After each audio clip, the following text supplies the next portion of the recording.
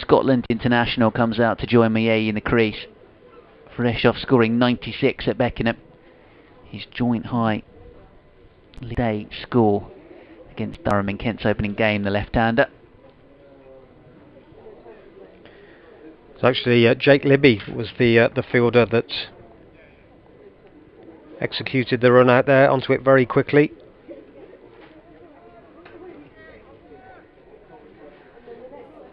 The colour of these stumps is actually difficult to see when the bails come off at a distance. But the celebration set told you all we need to know. And there's a big appeal from Finch for LBW against Mie. But the umpire, Paul Pollard, says not out. He was scampering away from his position on the crease, wasn't he? Very quickly there, Mie, as if to say, no, we're trying to get out of line so the umpire couldn't have a better view at it.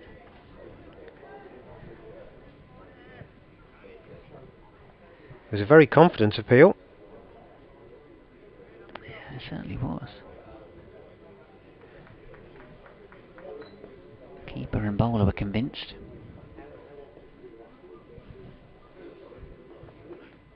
Finch in again. And Mie lets this one go. Outside the off stump. Tall, wiry bowler, Finch. But pushing it through at a good rate so far. Do seem to have plenty of good seamers in the Worcestershire ranks over recent seasons. Yeah, of course, Pennington's away, and with 100, Pat Brown as well. Though not seen hardly anything of Pat Brown this season. Finch bowls and cut down towards third man by Mie, straight to Morris, who slings it in. That'll be an easy single. Field will change. No, it won't, because it's at the end of the over. Mie, you'll keep the strike. Well counted. He moves to 11 from 16. Hasn't had loads of the strike in this power play, in truth. One more over of it to go with the fielding restrictions. Kent 43 for 2. He's looking at that second wicket partnership, 19 between Kuhn and Mie, and all 19 of them scored by Haino Kuhn. Yeah, it certainly felt like he had the majority of the strike during that partnership. So it's Morris to start the 10th over from the New Road end. Bowling to Mie, who pulls it, got onto that very quickly, didn't middle it, straight down to deep square leg where Jake Libby does the fielding. Very athletic Libby.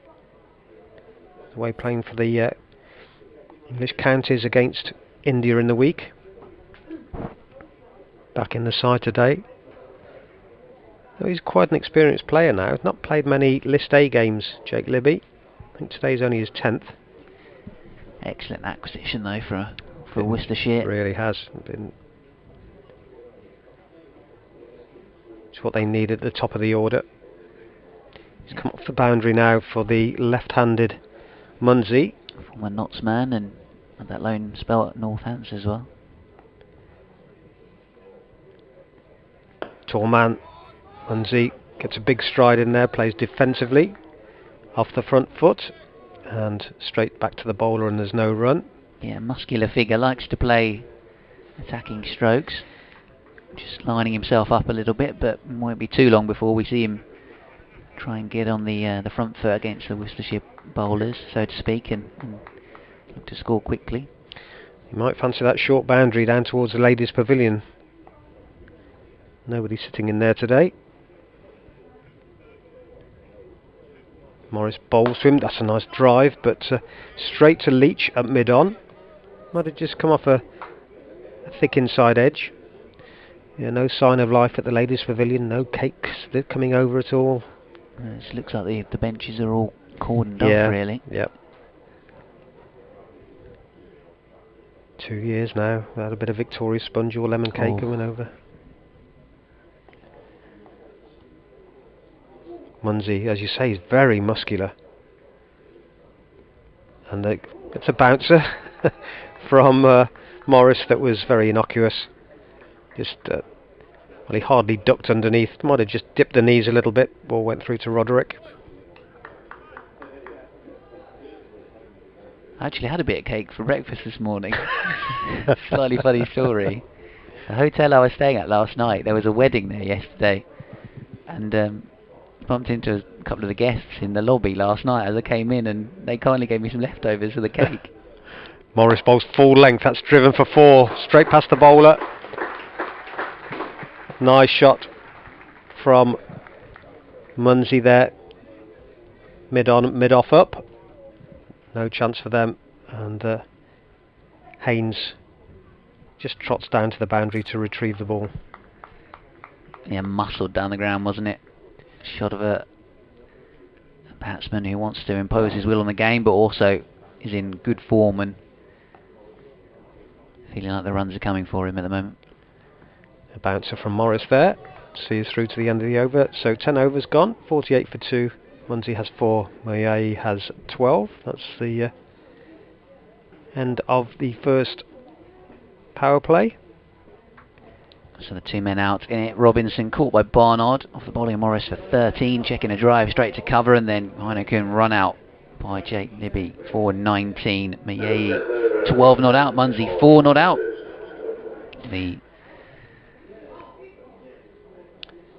I think the Rapids might be slightly the happier of the two after that first 10 overs. I think that was a real bonus wicket of Heno Kuhn in the 8th over. Yeah, 9th over, I should say. Kind of 50 for 1. Kent probably would have, you would say, felt more confident. As Finch was a short ball wide outside the off stump, which Moyai lets go.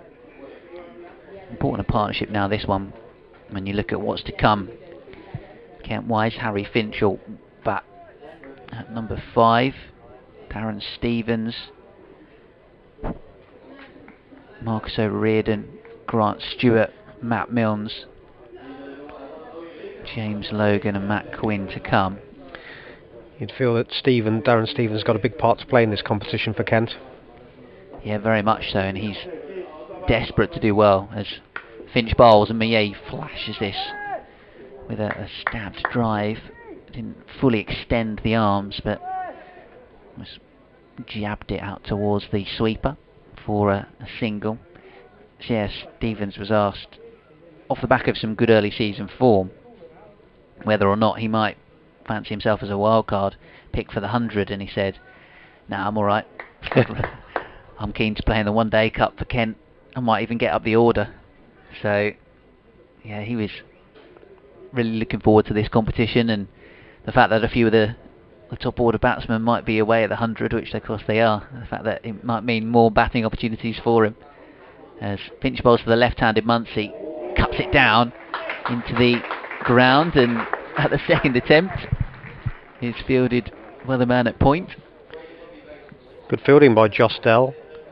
I was, before that delivery, looking over the huge gap at deep mid-wicket, so there's deep square leg, but given that's the shorter boundary, and he looks a real powerhouse, does Munsey. I wouldn't be at all surprised if he's just rocks back and tries to aim for that chestnut tree over there. Still a slip in place for the blonde-haired Finch, and it's flicked away out towards deep square by Munsey for a single. Very close to the playing surface, that chestnut tree. It's a little bit lime tree at Canterbury vibes about it. Yeah, that's the last one. Unfortunately, the others got diseased and been taken down. It's by the hospitality tent. Yeah, it's looking resplendent. The light green leaves overlooking the ground from that corner of New Road. Field swaps back over for the right-handed Tawanda Moyai. Finch bowls a short ball and he pulls this away aerially out towards mid-wicket. One bounce and away for 4 runs. A flamboyant and aggressive stroke, and he gets 4 for it. Moyai to move to 17, and the Kent score up to 54 for 2 here on BBC Hereford and Worcester, BBC Radio Kent, with myself, Ben Watts, with Chris Williams alongside me. Yeah, you mentioned the tree at Canterbury, and today is the 25th, so on the 28th of this month it will be 50 years since my dad took me to Canterbury Wow. for a Gillette Cup game. I'll tell you about it after this ball. Finch bouncing in, following a full delivery, which Millet gets nice and forward to. A little flash of yellow on his boots. Plays defensively into the offside. No run. End of the 11th over of the Kent innings. They're 54 for 2. Yep, it'd be 50 years ago. 28th of July. I know the date because it was their 15th wedding anniversary. And he took me down there. He was a Warwickshire member. Yeah. He was born and brought up in Birmingham. And they had a plane for the members to go and watch the Gillette Cup. Oh, wow. And can't believe how exciting that was for a kid to do that. Yeah. And it rained all day. Oh, no. So I remember that tree, going round there and getting Alan Knott's autograph. Oh, wow. Round by that tree. Excellent stuff. Well, I think we might be about to see a little bit of spin for the first time. Josh Baker. Now, he played in the championship game, came out of nowhere really from the seconds, and played in the championship game against Warwickshire a couple of weeks ago now, and made a very good impression.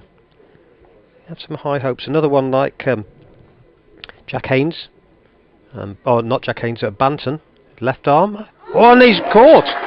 Is he caught? No, says the umpire. Now that was a huge appeal by wicketkeeper and bowler. Roderick looked the most convinced, didn't he? He's ended up out at point. He was so happy with that, but the umpire very quickly said not out.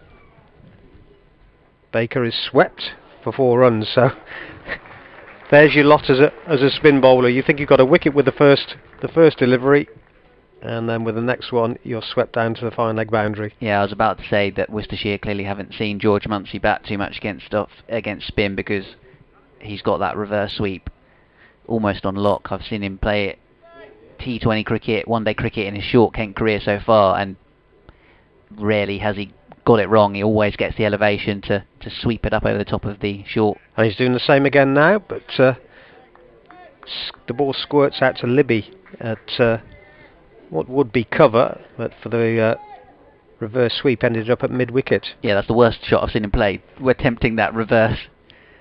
He goes into it very quickly. Next delivery, he plays an orthodox left-handed shot. I almost feel like he's better off just keep going for that shot, because he's so good at it. And like you say, the one he tried to play an orthodox shot first ball almost nicked it behind. And similar story in the T20 against Middlesex, Majid bowled him. And gets an edge to a ball that he was perfectly in control of. It got third man up, Joe Leach, inside the circle, and found him. Good pace, good variation here from Baker. Yeah, his tall man just dragged that one down. An appeal for LBW, not out, says the umpire. Fancy going for that reverse again, wasn't he? Yep. I think he gloved it. Bit of an all-action over there. Yeah. And it's a good round of applause from the crowd, which is built up quite nicely here, actually, since play began. 58 for 2. Munsey has 9 from 13 deliveries, and Moyai has 17 from 21. Really enjoyed that from Josh Baker, though. Action looks really strong. Nice little skip into his action and pushes it through at a good pace, and then decent variation as well when he saw what Munsey was trying to do with the reverses, and just making him think a little bit. Nice stuff from the youngster. There's Finch. Nice classical upright seamers action in and bowling, and Maye smacks him over the top of extra cover. Again playing the cut stroke, or another stroke deliberately in the air and over the top of the infield. Moves to 21 with that boundary, 62 for 2. The fielder on the offside boundary quite square, and like you were referring to earlier on, Chris, the boundary on that side pretty short. He middled that, didn't he? Really did ping away.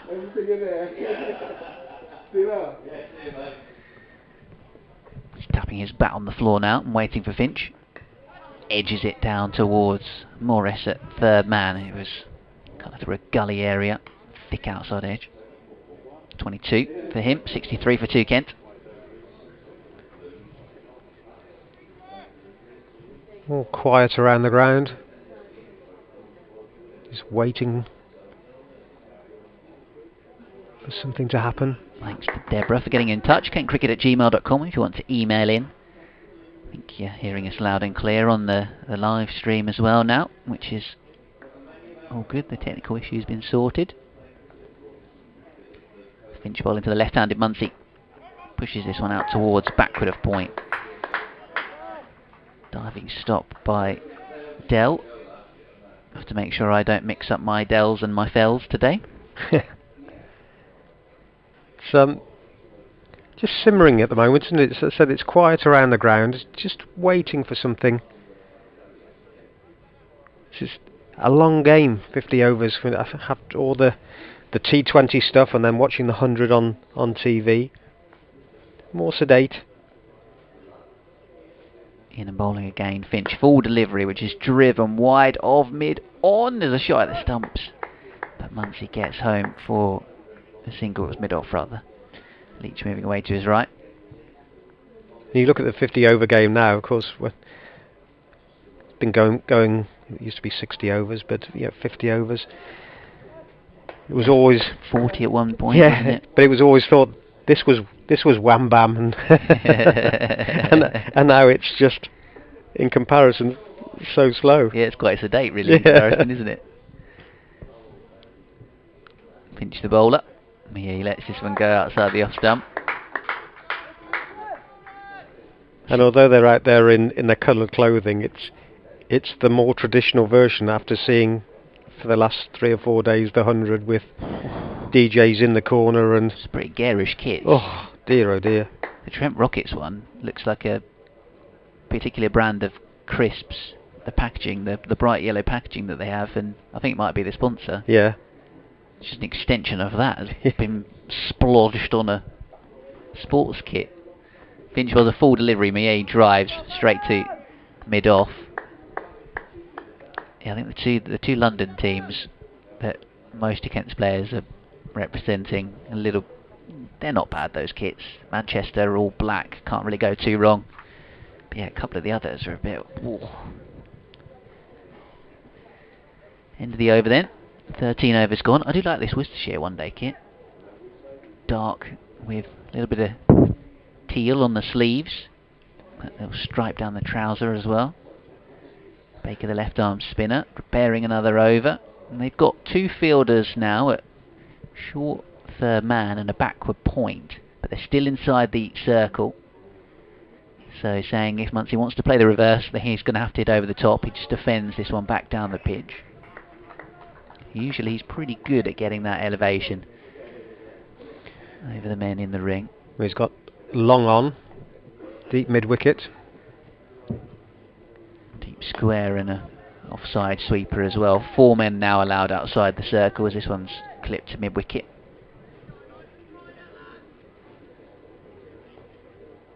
Yeah, it was tough going for Kent at Beckenham in their first gamers. Once he tries that reverse and really gloves it out towards point, doesn't make the clean contact on it.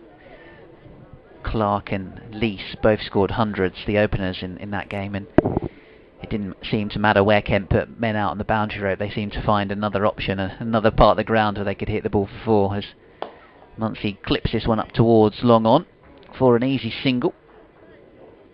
Moves to 11, Kent 65 for 2, but good control from Baker so far. Feels like a good contest between bat and ball, which was something that you couldn't necessarily say the whole time during the game at Beckenham, because it was batsmen largely on top, other than say when Chris Rushworth was bowling. And Travaskis the spinner for Durham. Oh, and he's bowled, and Baker, his impressive start, brings about a wicket, and he's removed to under Millet. He was trying to play a late cut close to his body, and the ball clipping the top of the stumps, and Baker from around the wicket firing it in, the slow left arm bowler. A little celebration from him as well at taking the scalp. Kent reduced to 65 for 3, and Baker has looked good for me so far, and a deserved wicket for him. Shame to see Millet on his way for 22. Saw some nice flashes of exuberant batting from him. But that'll be it for now. 22 and gone, and expecting to see Harry Finch striding out to join George Munsey, and it looks like Kent are going to be relying on those two once again if they're going to be able to set some sort of a score. A pair of them putting on 138 at Beckenham against Durham in the run chase in Kent's first game, and the onus is on this pair again with those 3 early-ish Worcester wickets inside 14 overs. He's looked threatening, hasn't he? Since from the moment he came on, Baker, and much too close to cut that one, or to the attempted cut. And yeah, he's showing up well. That's a big blow there, and just looking at his bowling figures, he's taken 1 for 5 in 1.5 overs.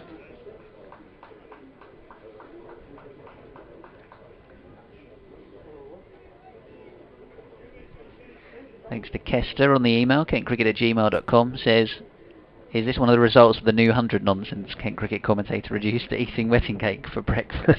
It was because I was running late and had to leave my hotel. Didn't go to breakfast instead. Good delivery and on the stumps. Threatening straight away, Baker. Inside edge from Harry Finch. Gets off the mark out towards square leg. 66 for 3 Kent after 14, but deserved applause for Baker.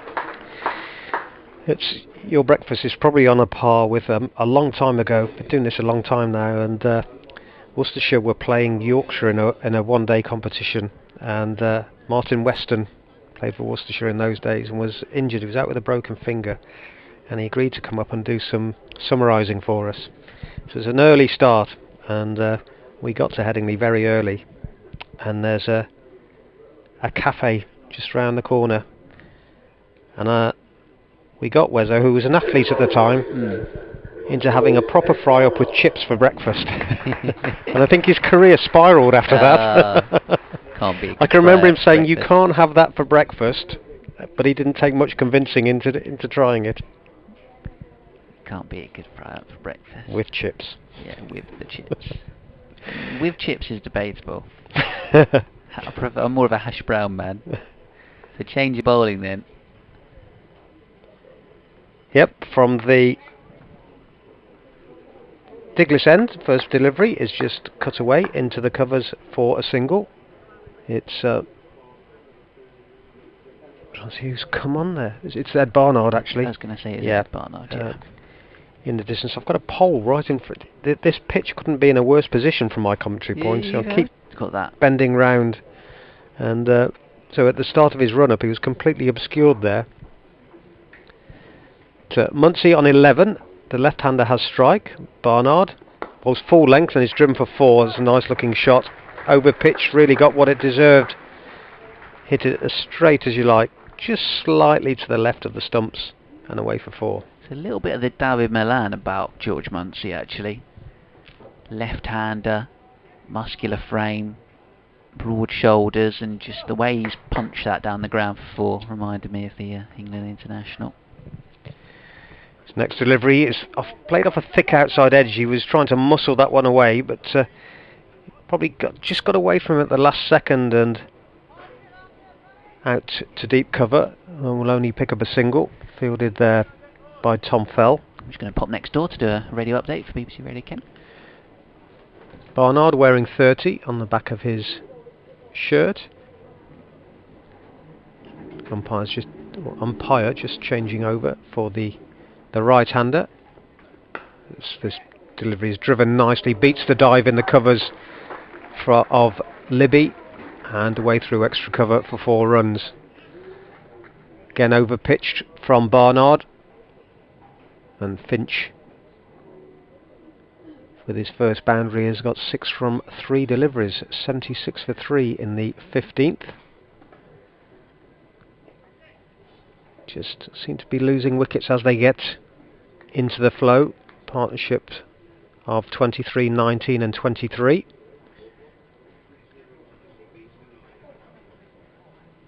Barnard running towards us. Just played defensively by Finch. Off the front foot into the covers, and there's no run. Grey skies at the moment, but not threatening. Did look as though we were going to have the sun break through at the start of play, but that didn't last too long.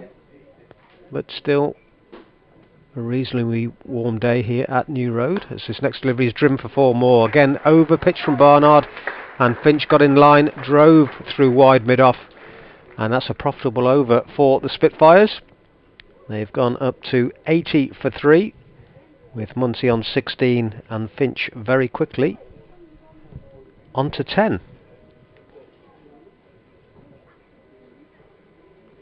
The men out, Robinson for 13, Muyai for 22, Kuhn for 19, Muncie is 16, Finch is 10, Leach 4 overs, 0 for 19, Morris 1 for 28 in 5, Finch 3 overs for 13, Baker, who will continue from the New Road end, he's taken 1 for 6 in 2, and Barnard, that first over was costly, 14 runs.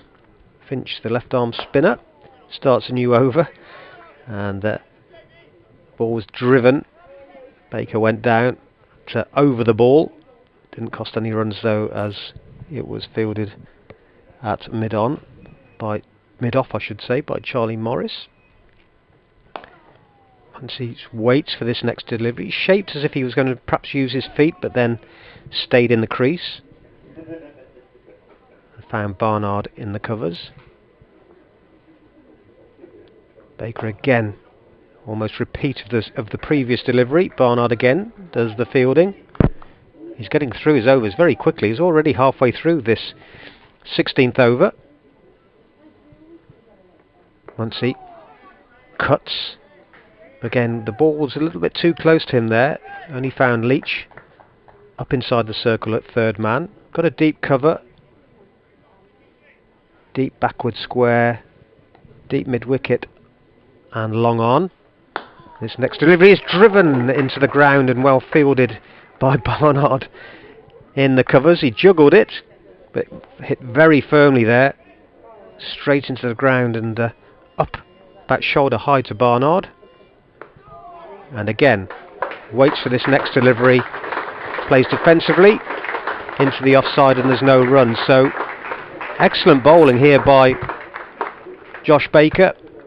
It's 80 for 3 after 16, 34 overs remaining. Muncie has 16 and Finch has 10. Very impressive stuff from Josh Baker. In fact, that was a maiden, 1 for 6 in 3. So Barnard's had hardly any break, as the previous over was so quick, and I think he fielded 3 of the 6 deliveries. He's running towards us now from the Diglis end. It's a better line and length. Finch plays defensively to backward point, where it's fielded by the tall figure of Josh Dell, wearing 52. Mid-on and mid-offer up inside the circle. Got extra cover, backward point, third man. Deep backward square. Deep mid-wicket. As this next delivery is run down to Morris. Just trots in from third man to field. And the other fielder I didn't give you was deep cover down in front of the ladies' pavilion, who now becomes deep square leg.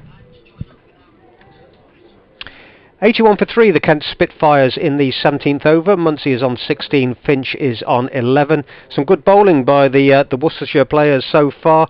The men out, Ollie Robinson for 13, Haino Kuhn was run out for 19, and Tuanda Muyai was bowled by the very impressive Baker for 22. The wickets falling at 23, 42 and 65. So they've just taken wickets at important times to stop the partnerships building. But these two, Munsey and Finch, could be the threat to the Worcestershire Rapids if they stay together. They're looking quite attacking so far, especially Finch, who's got 11 from 7.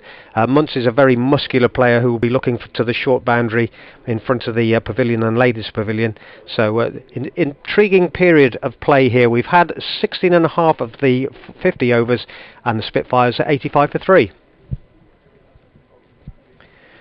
Update there for listeners to BBC Hereford and Worcester. Programming as Barnard continues. Just on about off stump. Played defensively by Munsey. Up to mid-off, and there's no run.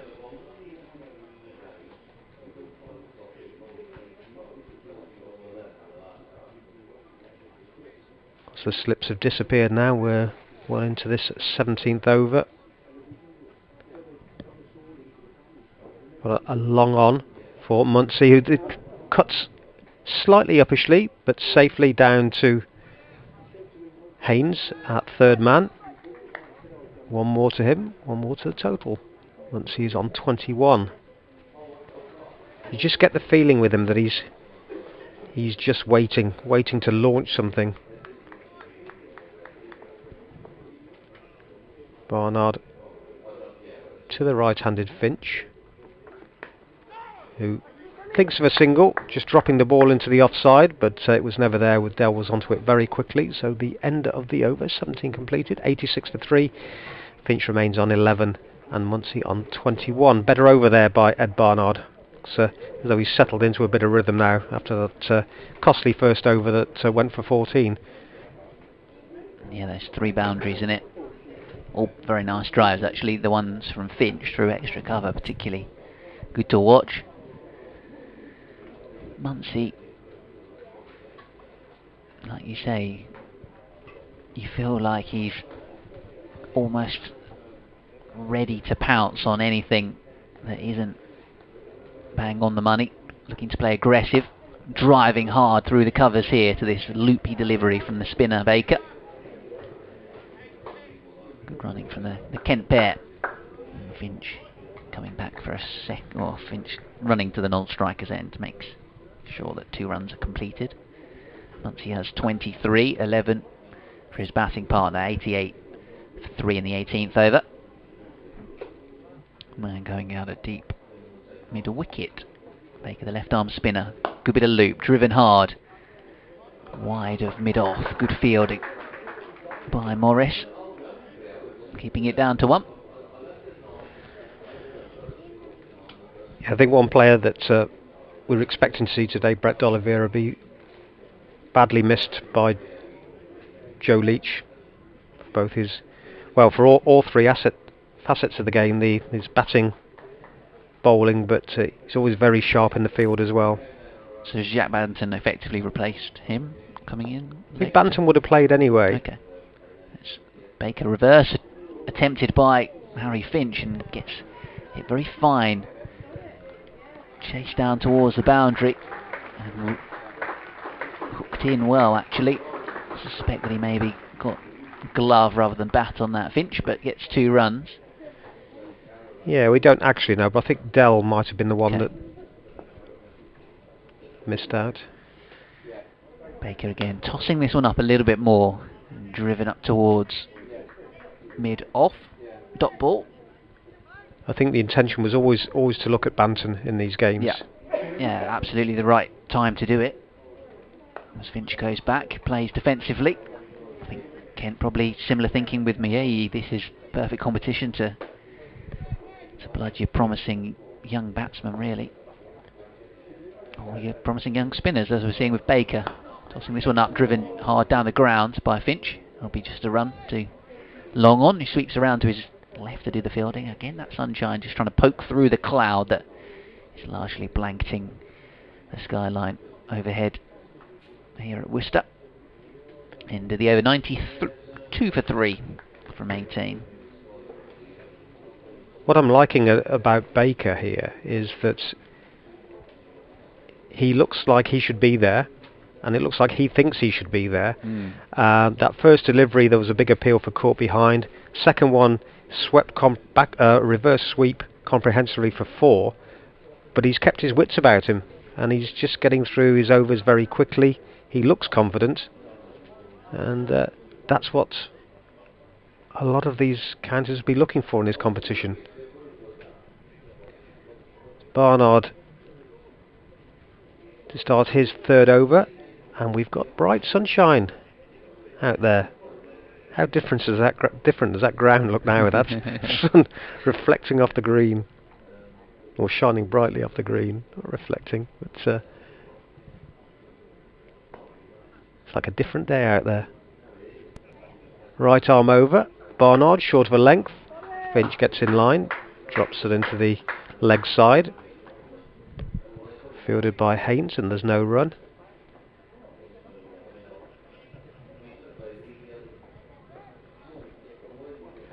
Nice to see so good to see the crowd back in again.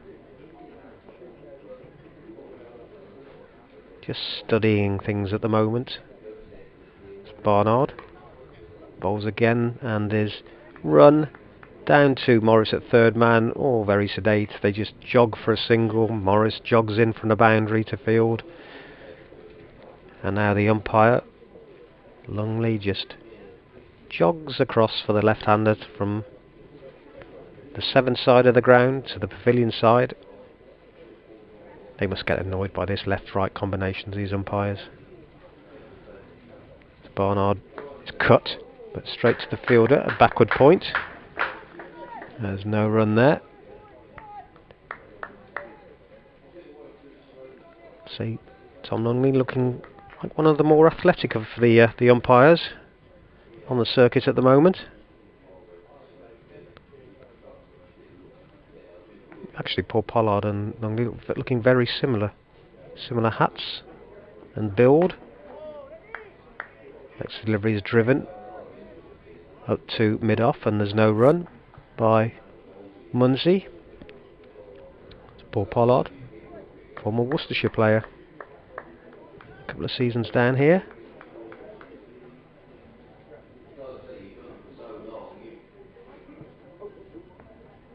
Munsey, you just feel he's waiting for something to get hold of. Drives his next delivery, but not off the middle, straight back to the bowler. Has a little walk around the crease. Plays with his pads. If that's what he normally does, just looking a little bit edgy now. Frustrated.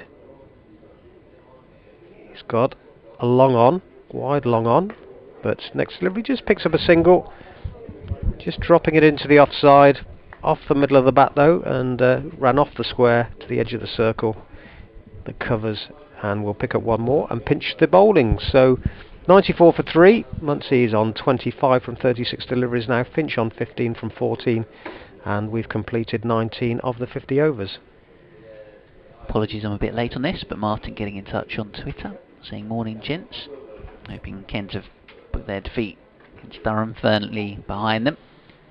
That's the good thing about this competition, that games come thick and fast, and you get the opportunity to right the wrongs or continue your momentum of the previous game quite quickly as well. KentCricket@gmail.com or at BBC Kent Sport, at Ben Watt Sport on Twitter if you want to get in touch. Any ways the listeners can get in touch with you, Chris? Not on Twitter. I've left myself open to abuse on that too many times. Feel free to direct anything towards me then. As Baker in, slower delivery, just on the hip of the left-handed Munsey, just flicks this around the corner for a single. Yeah, I gave that one up some time ago. Yeah, fair enough. Wise decision, perhaps. Walking around with a target on my back.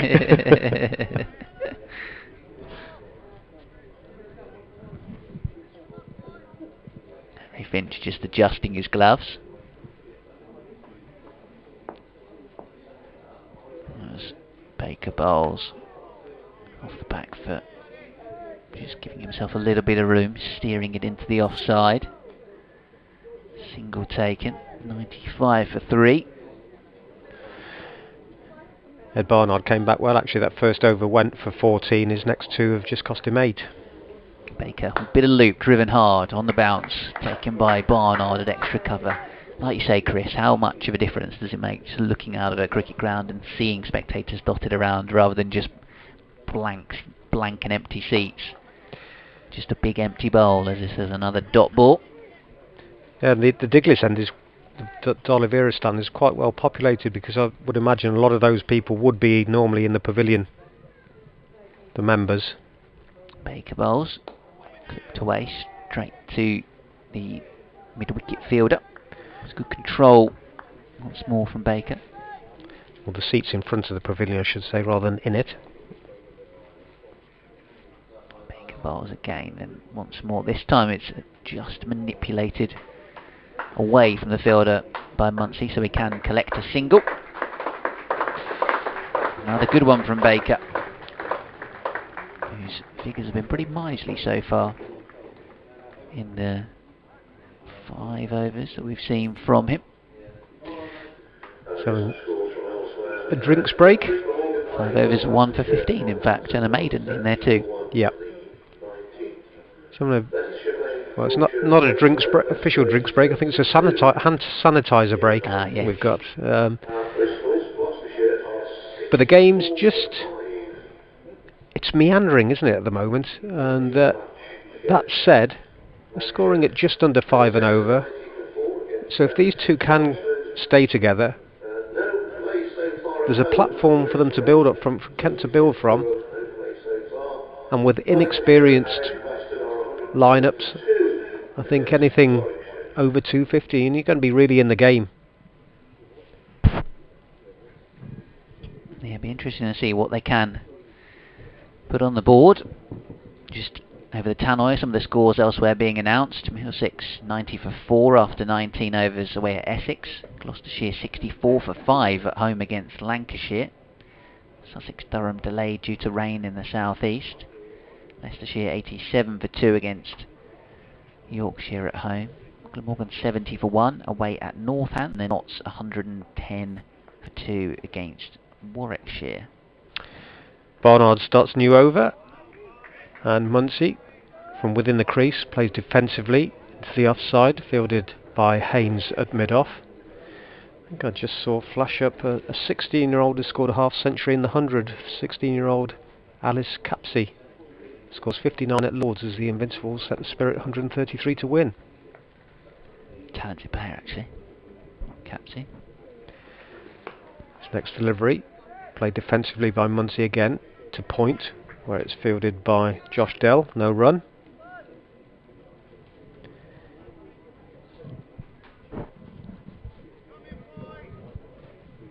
Baker, 5 overs, 1 for 15, has just conceded 1 boundary, and that was the second delivery he bowled. So good control from him as Barnard is driven out too long on by Muncie for a single. So we approach the 100 now, 98 for 3.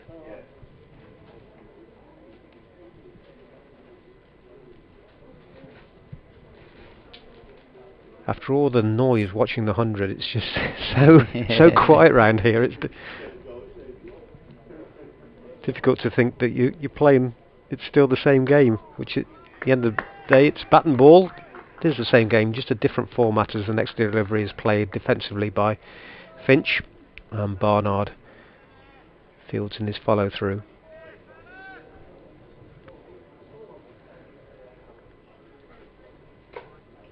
Field well spread, with the men on the boundary being third man, deep cover, deep backward square, deep mid wicket.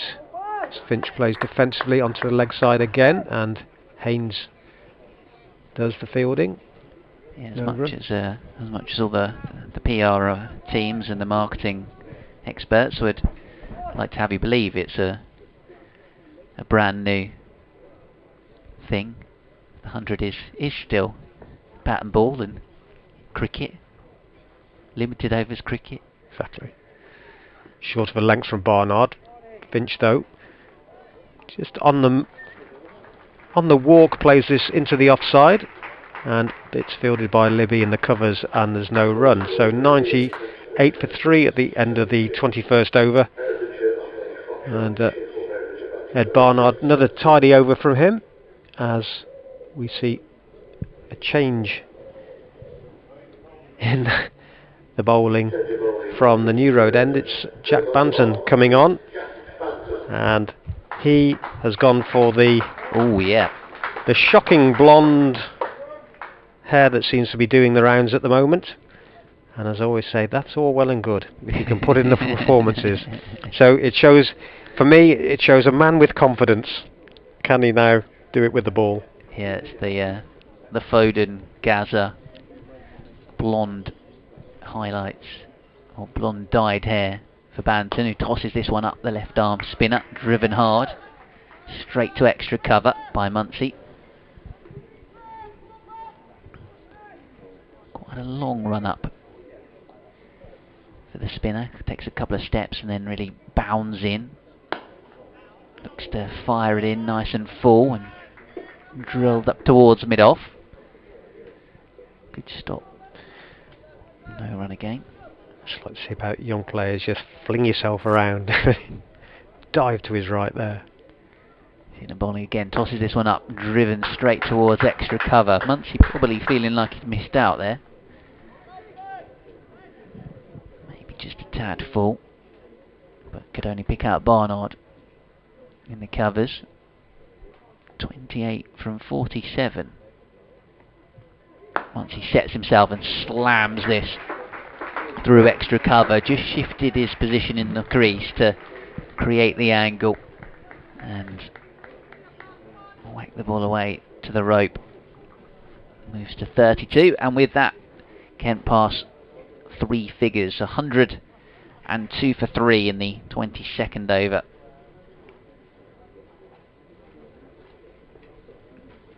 Good shot that was.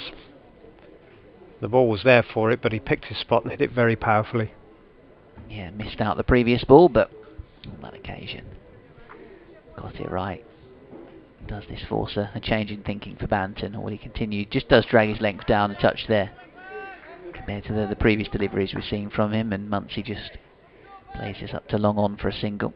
Yeah, that was a result of the previous ball, wasn't it? Just a little bit of nerves there, dragged it down, and he got away with it, just going for one. It's going to come around the wicket for the right-handed Harry Finch. Final ball of the 22nd over. The sun's shining off that head. It's making that highlights as he fires it into the pad of Finch, looking to get on the front foot. It was going down the leg side. No bother. It's a bit of a change of sunglasses for Charlie Morris down in front of our position. Yeah, the glint of the sunshine.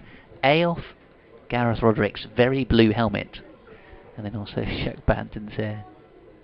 End of the over, 103 for 3 Kent Spitfires here on BBC Hereford and Worcester. BBC Radio Kent, Chris Williams and Ben Watts, your commentary team. Barnard to continue, 4 overs for 23. Banton just conceded 5, so he did well in that over. He went for the boundary. It's just the one more. And it's Barnard, the experienced Ed Barnard from the Diglis end.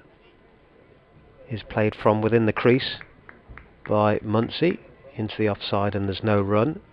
He's on 33 from 49 from 50 deliveries now, Muncie. And since he's been out there, he's looked threatening, but he's played very much within himself, wearing 93 on the back of his shirt, and lets the ball come onto the bat here and run off it to backward point. Dell does the fielding and there's no run.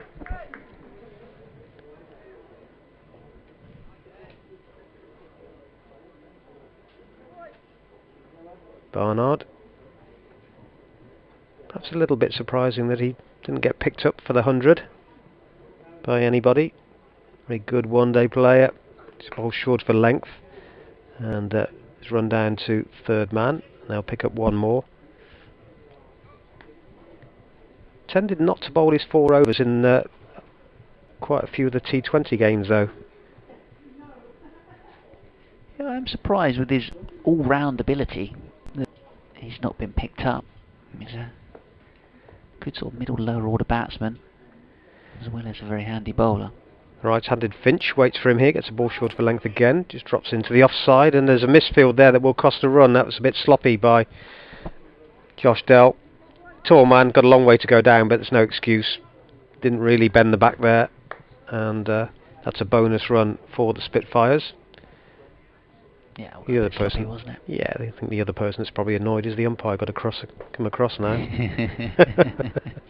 from the 7 side to the pavilion side. Don't do that again. That's your card, Mark, mate. Yeah, come on, son. LBW appeal later on. Yeah. You're triggered. Full length from Barnard, driven by Muncie out to long off. Clever bowling. I think he might have taken a bit of pace off that. Muncie seemed to check the drive, didn't they? Yeah. Adjusted. And this competition, it will mean, I think Barnard will be pushed up the batting order, which is probably something he's been wanting to do for some time. Good chance, as I said, for Roderick, who's really struggled for runs since he arrived here.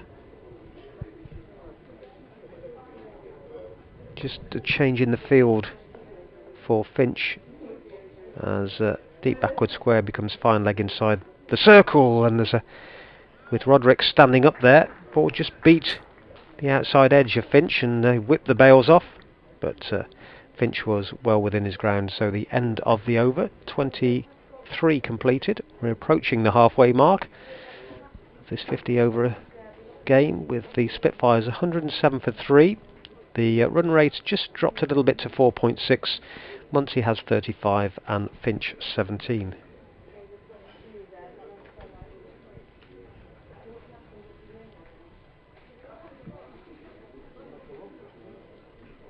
Panton to continue then from the New Road end. Muncie just having a re-scratch away at his guard. Panton in and bowling a full delivery, and it's whacked over the top of extra cover. There's a fielder coming round who is going to cut this off.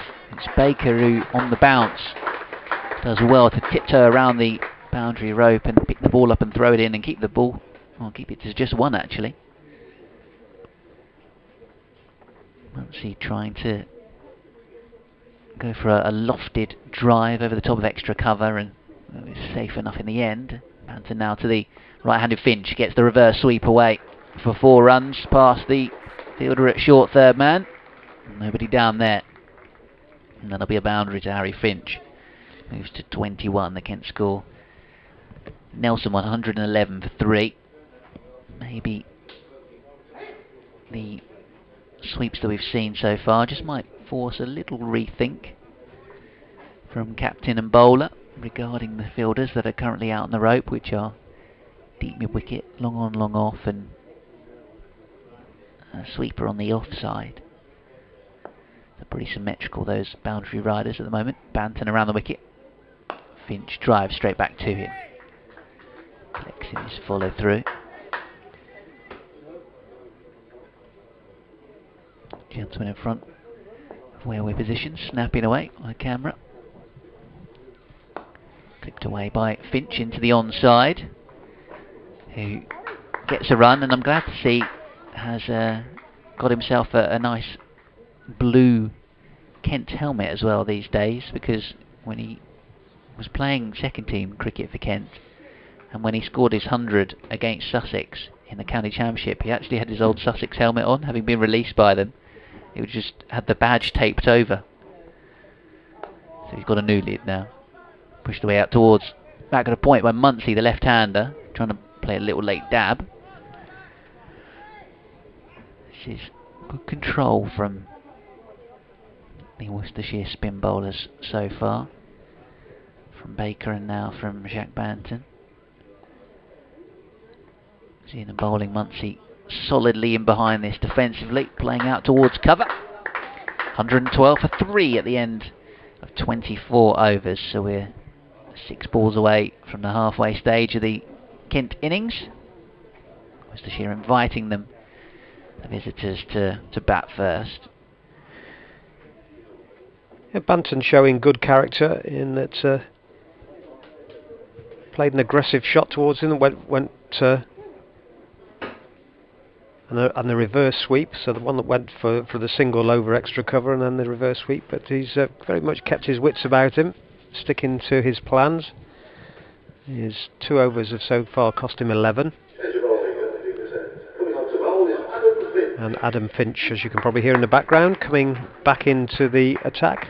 So Ed Barnard has bowled 5 overs for 26, replaced by the tall blonde Finch, right arm fast medium.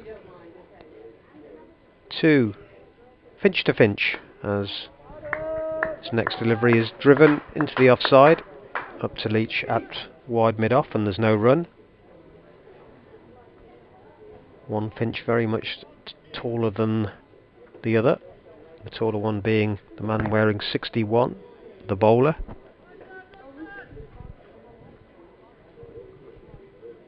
Approaching the halfway mark of the innings in terms of overs. Finch running towards us, bowls a full length and is driven for 4. That over pitched, and Finch just had to wait for it, steer it past Haynes at mid wicket and out to the boundary for 4 more. Updating listeners to BBC Hereford and Worcester now. Good recovery by the Kent Spitfires. They were 65 for 3, they're now 116 for 3 with Muncie on 35 and Finch on 26.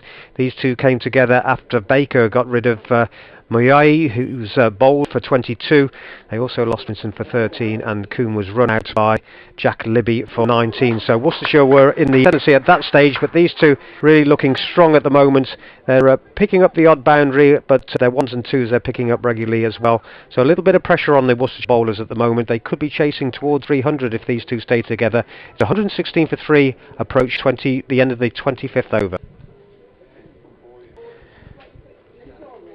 Update there for listeners to BBC Hereford and Worcester. As I say, they may have a target of 300 in mind, because if these two do stay together, they're scoring at just under 5 at the moment, and you would expect them to accelerate in this second half of the innings. And the pitch is not showing any signs of any demons. Bowling not really too threatening. It's tidy but not threatening, and these two looking very comfortable. Muncie is on strike.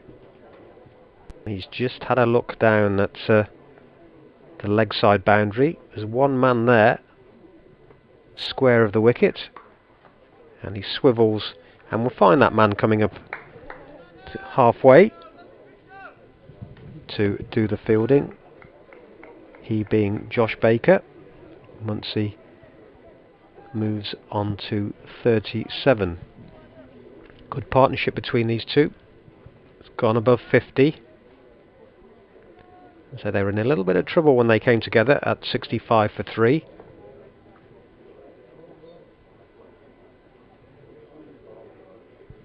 Harry Finch waiting for Aaron Finch. Goes onto his toes, plays defensively into the offside. Ed Barnard fielding in the covers, and we have reached the halfway mark of the innings. So it's 118 for 3. Good platform for the Spitfires from here. Muncie has 37, Finch has 27. They look well set. As I said, fielding, the bowling is tidy but not particularly threatening. One of the 3 wickets to fall so far, that was a run out. So I think they'll be looking to just keep this ticking over and set themselves a nice platform to launch an attack at the latter stages. We Banton to continue from the New Road end. Muncie, the man on strike, again surveying the leg side. He will see that he's got a long on, a deep square leg. Long on is quite wide. That's a drive all along the ground though to long off. Charlie Morris wearing 31. There's the fielding right in front of our commentary point.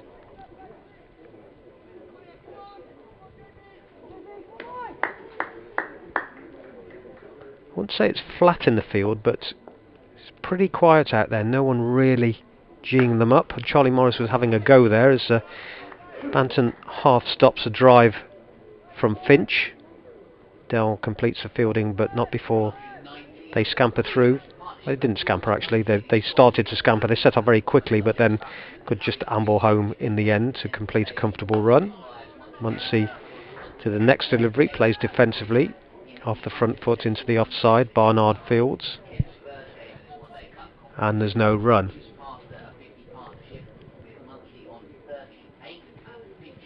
Banton over the wicket.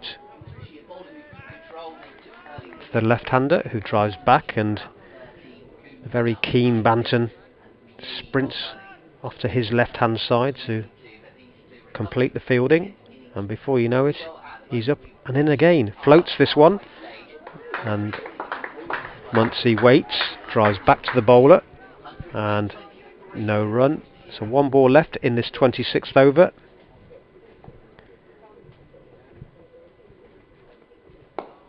And it's played defensively again by Muncie, and good tidy stuff by Banton there. For the 3rd ball in a row, fields off his own bowling. It's 120 for 3 after 26, with Muncie on 38 from 62 and Finch on 28 from 30.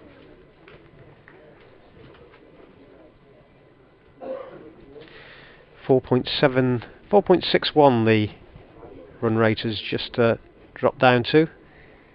Banton 3 overs for 13, so he'll be pretty happy with that, as will his captain. It's Adam Finch to continue from the Diglis end. His 4 overs have cost him 19. I think both teams will be pretty content with the situation as things stand. As Finch bowls to Finch, flicked away out towards mid-wicket. Top ball. Kent would have probably wanted a bit more on that run rate, 4.6 at this stage, but with these two well set and these two batting well together again, you feel like they have the capacity and the potential to up it. Worcestershire would love another breakthrough right now. That would put them on top in the game, you feel, as Adam Finch bowls to Harry Finch, and it's pushed away out towards extra cover. Yeah, you'd feel if these two stay together, as I was just saying in an up, then 300 is very much a possibility. They lose 1 or 2 now, and then you suddenly probably revise that by 50, don't you? Yeah, absolutely. Then you're scrabbling around and trying to find new partnerships, and batsmen taking their time to get accustomed to the conditions out there, pace the wicket, etc. Makes it that much more difficult. Driven away off the back foot, sliding effort from the man at point. Good stop. Keeps it to just 1. I think that I referred to, that perhaps the little bit of a concern from a Rapids point of view is it's tidy but not threatening the bowling. Yeah, the spin has certainly become the run rate. Probably not since the opening pair of Leach and Morris, probably the more threatening looking of the seamers.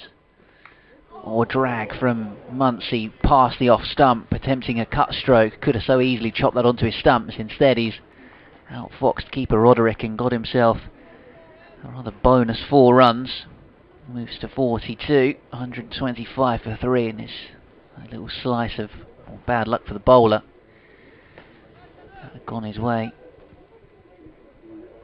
Could have been the vital breakthrough that the Rapids are looking for. Yep, you don't stop those. Never have a fielder right behind the wicketkeeper unless you're at school. Yeah, backstop position. Morris is quite fine at fine leg, but not able to cut that off. As Muncie drives to mid-on. No run taken. He's got the yellow back grip. Fullmaker's name. Quite a traditional English batmaker brand that he's using. The Scotland international, but born in Oxford. He's played a bit of county cricket like Hampshire T20 competition recently. For this stint with Kent, he ducks underneath this bouncer from the blonde-haired Finch, and that ends the 27th over. 23 to come. 125 for 3 the score. More hand sanitizer being brought out for the fielders. Well, Joe Leach and Jack Haynes have taken the opportunity. They've sprinted off and up the steps, so they're having a comfort break. We'll try and bring you the other scores in the competition while we have this break. Who have we got playing? We've got Middlesex against Essex at Chelmsford. Middlesex batting in the 27th over there, 123 for 4. At Bristol, Gloucestershire are 70 for 6 against Lancashire after 23 overs. Good one to win from there for Gloucestershire. At Leicester, the home side are 128 for 2 at the midway point of their innings against Yorkshire. Glamorgan also at the halfway mark are 114 for 2 against Northamptonshire. Rain at Sussex, start delayed there. And just looking in the 100. The game at Lords, the Oval Invincibles, the women are 132 for 7, or made 132 for 7 from their 100.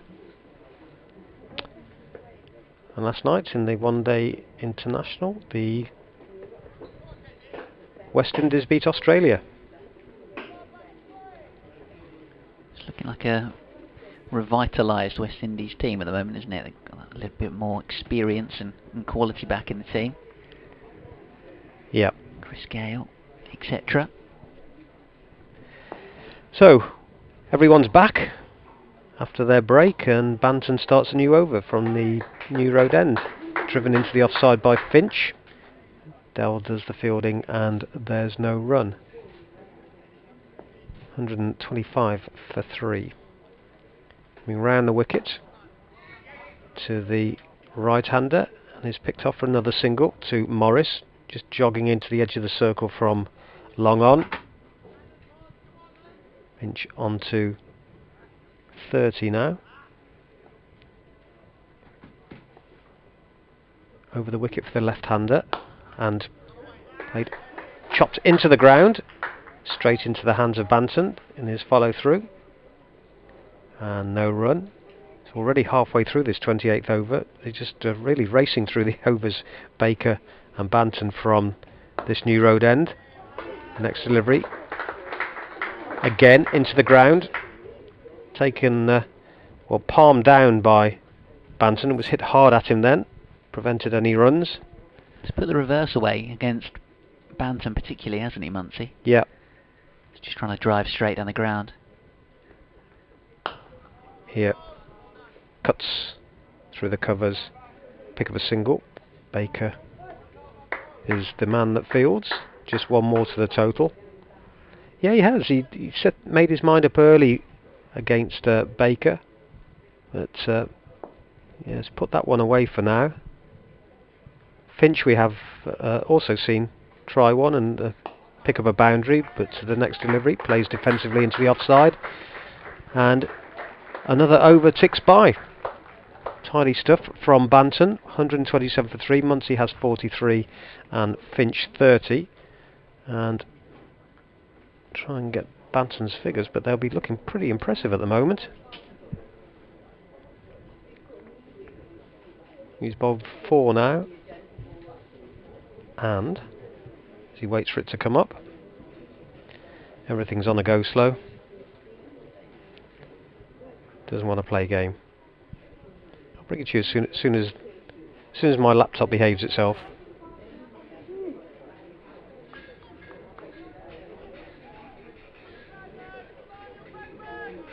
Four overs of 15. Yeah, commendable stuff, type bowling. Doing a good job for his team as Finch bowls to Muncie. He's up on his toes trying to steer this into the offside, but doesn't get any purchase on the stroke.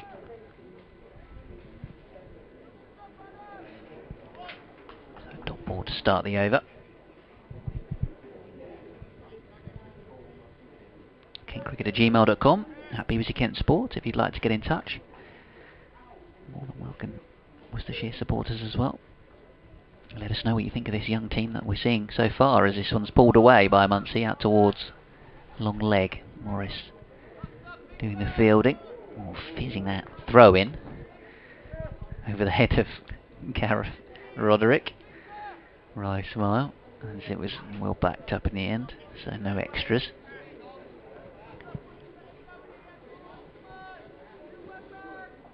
This partnership progressing nicely now between these two. The score 128 for 3. Came together at 65 for 3. Finch, the right-hander, on strike. His namesake bowls to him and he cuts it away. Aerially past backward point, who was unmoved. Wide of third man and away for 4 runs. Boundary moves Harry Finch to 34 from 37 balls. 132 for 3, Kent in the 29th. Still that run rate, 4.6 and over. Pretty unmoved in recent overs. Will feel like they just want to up the tempo slightly, potentially these two. But the important thing is that they remain together and continue to build this partnership as Finch bowls a short ball. Harry Finch balls it away for 4 runs. He's slightly more diminutive in stature than his batting partner is Harry Finch, and means that often short deliveries, cuts and pulls come quite naturally to him. Anything that's been bowled short, the batsmen seem to have a lot of time to play it. Yeah, suggests that it's maybe sticking in the pitch and sitting up. This one's pushed away, so maybe a little bit too paced. Saw it zip through a bit early on with a newer ball.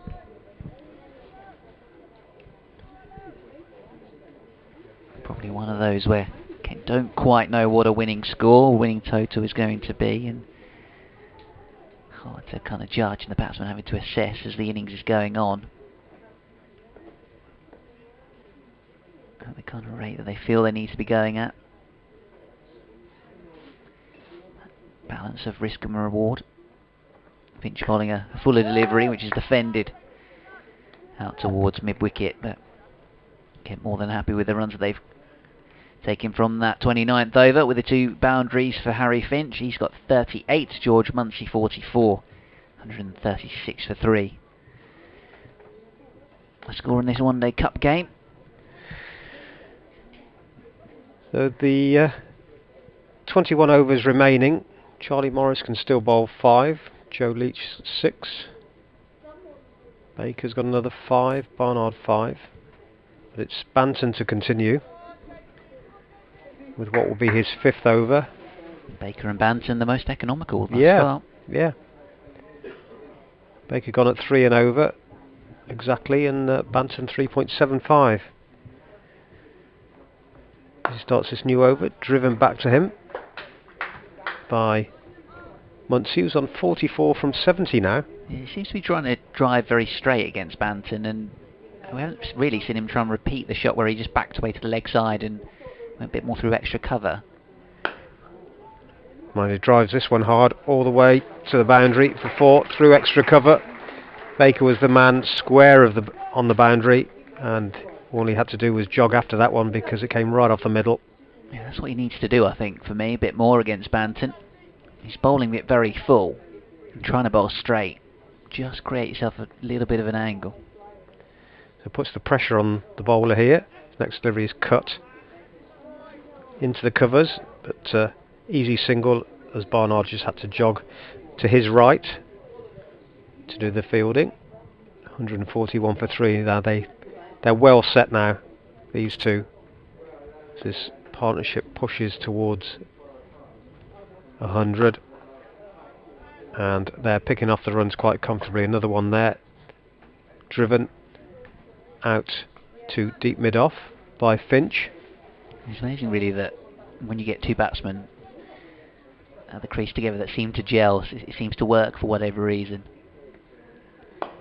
Yep. Next delivery played defensively by Muncie, and Banton fields off his own bowling. One ball left in the 30th over, and they'll pick up a comfortable single through square leg, and that's 50 for George Muncie. Very comfortable 50 for him, made from 75 balls. 7 fours. And as I say, comfortable. He hasn't set the world on fire. He's just picked up his ones and twos with the odd boundary thrown in for good measure, and it's been a very good 50 from him. 143 for 3, and he's set his side up nicely for something of a push in these last 20 overs. Yeah, just a ticket really from these two, from Kent's point of view.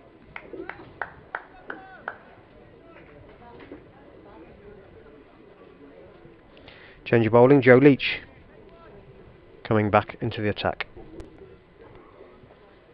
So seam up, and a change in that bowling from the Diglis end of the ground, and a dot ball to start with as Muncie drives straight back towards Leach. Roderick up to the stumps.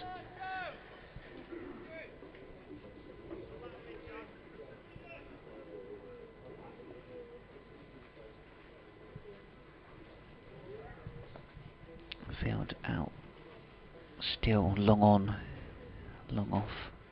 In fact, this one is an appeal for LBW, not given. Long off actually is mid off inside the circle. It's third man and deep cover, as well as long on and a deep square, the boundary riders. Once he's just taking his helmet off there, looks hot work, doesn't it? Pretty flushed in the face. He looked increasingly sweaty and sweltering in the heat at Beckenham in Kent's first game as he gets this off an inside edge out towards deep square leg. In comparison, this is quite a cool day compared to the scorcher we had in Kent's first game. He'll be pleased with the slight light relief on that front regarding the temperature, but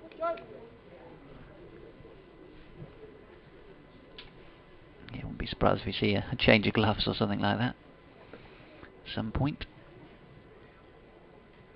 Harry Finch now on strike, looking to try and run this down towards third man, but can only angle the ball straight to backward of point.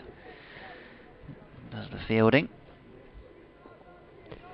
Yes, much more comfortable out there in terms of temperatures compared to a couple of days ago.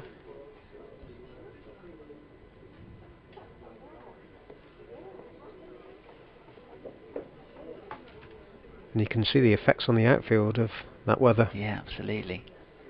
Those beige patches of grass as Finch on the back foot, driving up towards the sweeper on the offside for a single. Yeah, you can see where all the drainage pipes are. Those lines are showing through.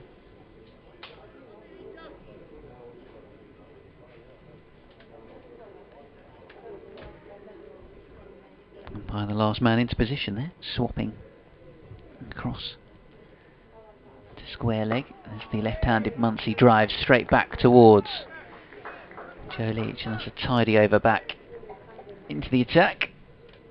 Just 2 runs from it. 145 for 3. Yes, unusual to see a lot of bare patches and parched outfield these days. And I was watching the Lions game last night, and in South Africa, and if you look at the games from the 70s that they show, you know, they were playing on dust bowls there. Yeah. And it was lush green grass they were playing on yesterday. So it seemed quite soft in places, yeah, didn't it, where it was kind of cutting up. That was a really good watch, by the way, and an excellent win for the Lions. Really good contest. Josh Baker coming back. I don't know if you saw it all, but the first big tackle that went in after about 5 minutes. Wow. It knocked me back in my chair. That was amazing. I was in a pub in London, and there was a gasp, an audible gasp as that hit went in. Baker left arm round, and it's driven for an easy single out to Banton, coming in from long off. I was thinking particularly at New Road here with the off-season water that tends to accommodate and take up residence on the outfield. It is strange to see those beige patches. Next lead is driven by Muncie to long off, and Morris, I don't think, has ventured from anywhere else other than in front of our commentary point for the whole of the game so far. Does the fielding? He's either been at fine leg third man or long on, hasn't he? Yeah, that's it. Another single here. This is just picking off the runs easily and setting themselves up for an onslaught, you feel. One more to Finch there. He's into the 40s. He's on 42 from 45. Not getting away from Worcestershire though with the run rate, so at this stage they're probably feeling okay, the home team. Oh, the ball just whistled past.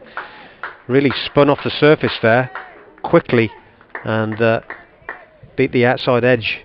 That's the thing, of Muncie. They can get a delivery like that just to get a breakthrough.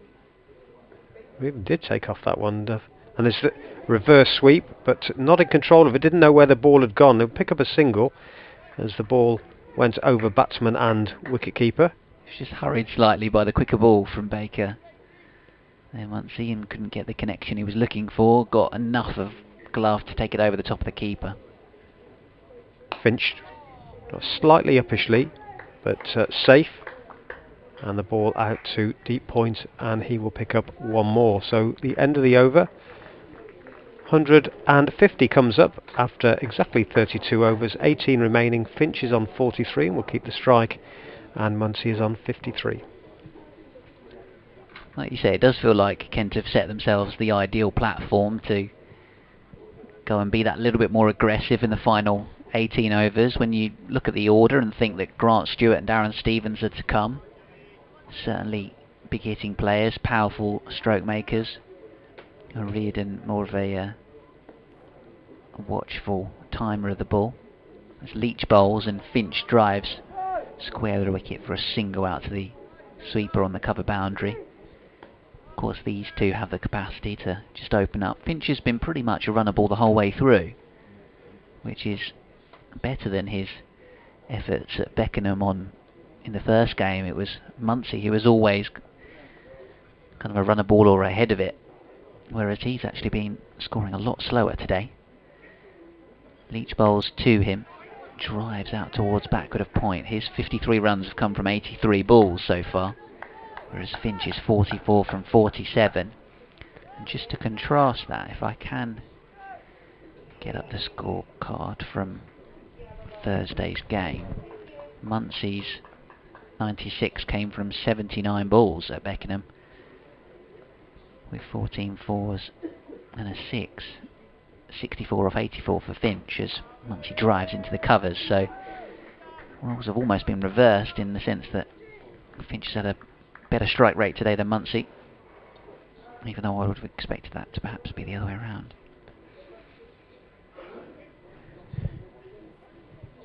Well, they're well set for an assault, aren't they? Still a lot of overs remaining. 17 after this one. I wonder what point it will be that they feel they really start to go and start to kick on. Oh, there's another inside edge. We've seen a few of those today. Amazing, really, that nobody's dragged one onto their stumps. Muncie's going to get 2 runs for it. Again, he was just that touch late on the stroke. I think it might... as we were saying, it's difficult to know how teams will fare in this competition with so much inexperience. They may just think, let's just keep it ticking over. We know we're going to get to a minimum of 250, and probably more from that, and that's going to be really competitive against an inexperienced side. Leach bowls, driven smartly down the ground by Muncie. Jog it through for a single. It's a massive contrast, this wicket, to the road. Very flat pitch we had at Beckenham on Thursday. Certainly more in it for the bowlers. We're not quite behind the bowler's arm, so we can't tell fully what kind of mischief it's playing. I think generally it seems to have played pretty well for me, but I think there might be a little bit of something in it for the bowlers, as Leach is driven off the back foot by Finch, out towards extra cover. That will be the end of the 33rd over of the Kent innings. They're 154 for 3. I'm just going to nip next door to do a BBC Radio Kent FM and DAB update. The two batsmen in mid-pitch having quite a conversation there. They'll be looking up at that scoreboard, seeing that they're in a strong position, 154 for 3. A lot of overs to go, 17. And yeah, I think they'll all just keep ticking over as they are. They're at 4.7 at the moment. It's Baker to start the new over from the New Road end, and he's driven, but all along the ground, back to the bowler by Finch, who's more or less a runner ball, 44 from 48. In fact, it's Muncie on strike at the moment. He's on 56 from 87 in the air, and he'll pick up another boundary here through extra cover. 2 men out, one at long off and one at steep cover, but dropped perfectly between the two, and 4 more to him. He's into the 60s, 60 from 88.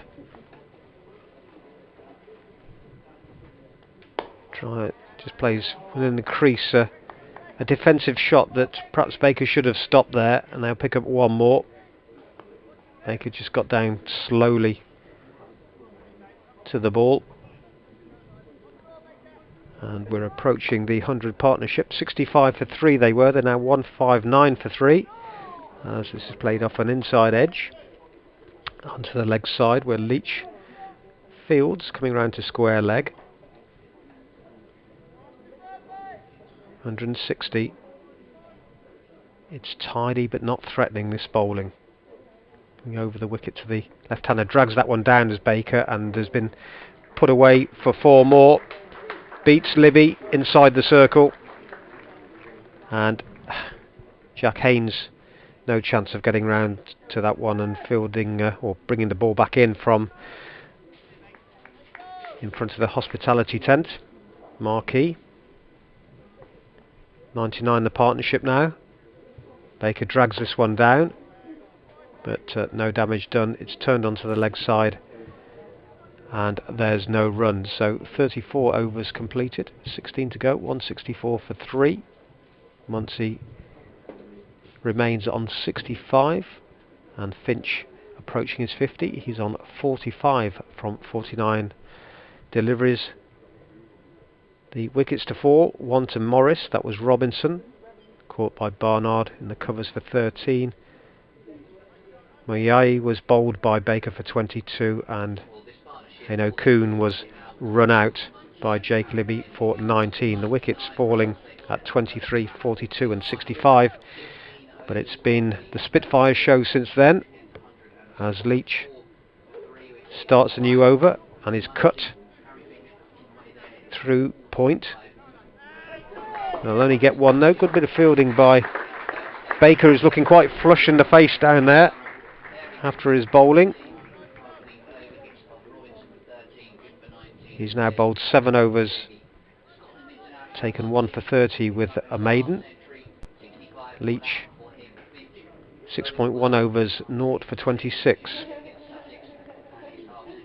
Bowling here to the left-handed Muncie, who cuts aggressively.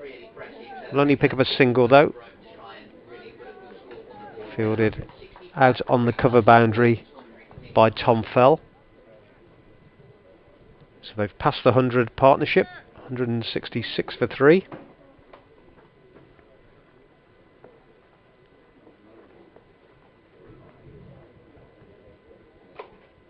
Leach, Worcestershire captain, bowled short for length, and driven again with time out through the covers by Finch for another single. Baker coming off the boundary to do the fielding, just to the left as we look at it of the ladies' pavilion.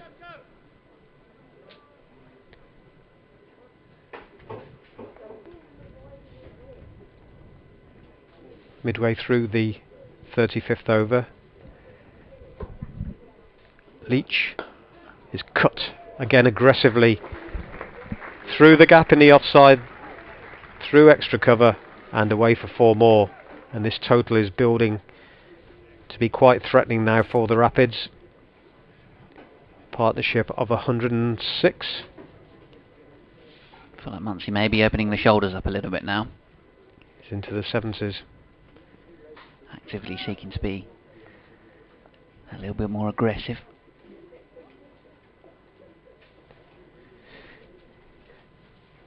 Played some nice shots through the offside, and this is just wide. I think probably the first wide we've had of the innings, and some untidy cricket all round there. That is a poor delivery, not taken by the wicket-keeper.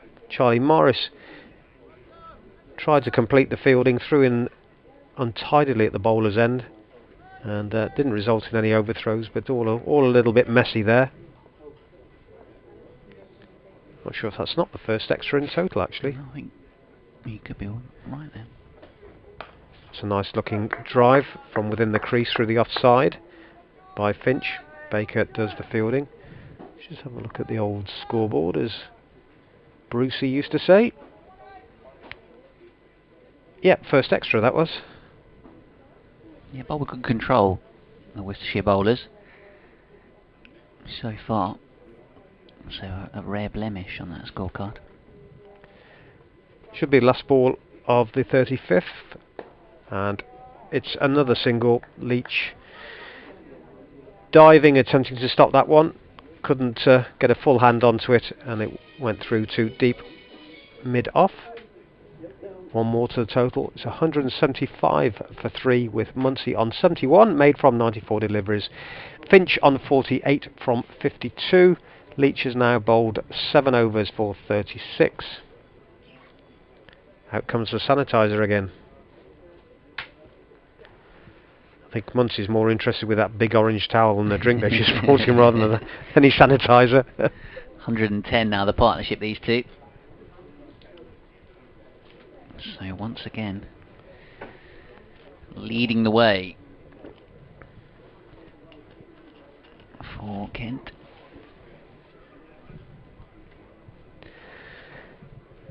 .138 was their partnership in the first game against Durham.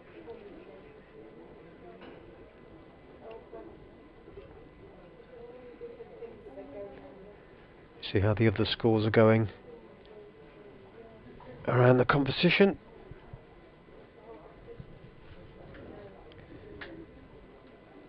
Middlesex 151 for 5 in the 33rd over against Essex. And Gloucestershire, it's not getting much better for them. 93 for 7 against Lancashire. Baker starts new over from the New Road end. This is down the leg side, just flicked off a pad, and they'll pick up a leg by. Leicestershire 184 for 2 against Yorkshire in the 32nd over. They're going well. Glamorgan 154 for 3 against Northamptonshire.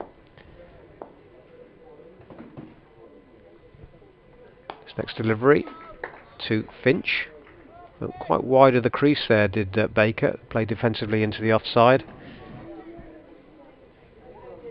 It's for Leicestershire, who are going well. They've got Hill on 62 and Harris on 82 there. Here, more runs for the Spitfires here. Might well be 4 of them. No, just 2 in the end. It's chased down to the fine leg boundary by 2 fielders. I think it might have been Joe Leach. Just kept it in, and that's 50 for Finch. Very good 50 made from 54 balls. So these two really are starting to put Kent in a really strong position. Finch cuts hard through point. We'll pick up one more. 179 for 3. Just try and get you his full figures there for Harry Finch.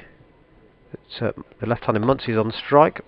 Just drops this into the leg side, and it's Josh Dell diving down to prevent any runs.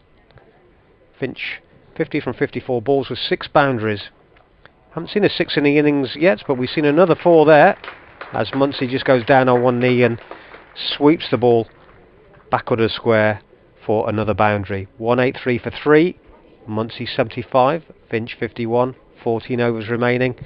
It's looking good for the Spitfires, but looking ominous for the Rapids. Yeah, they'll be very pleased with the position that they managed to get themselves into here, Kent. 183 for 3 from their 36 overs so far. Barnard coming into the attack. Just seen Charlie Morris warming up. Worcestershire thinking about mixing it up now with the ball. This partnership is worth 118 now. I've seen these two. Yeah, Baker's gone for 37 now in his 8 overs. It's just his economy rate's gone up to 4.6, and the run rate of the innings over 5 now. Finch driving off the back foot, straight back to the bowler. Ed Barnard.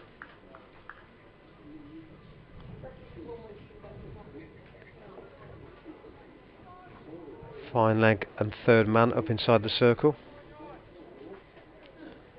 Should be okay for Ed Barnard in theory. Wouldn't expect a sweep or too many late dabs past those fielders. He's trying to drive in front of square on the offside and playing and missing at this one. Harry Finch, a rare play and miss from him, really. Yeah, they've been very rare, haven't they, throughout the innings. Particularly his innings, I would say. He's been fluent.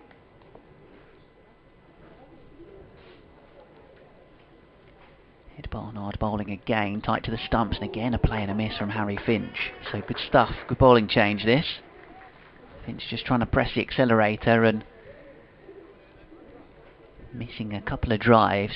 If he can get it if we can make contact with the ball and get it past extra cover, then there's a fielder on the deep, but you time it well enough towards the chestnut tree on the boundary's edge.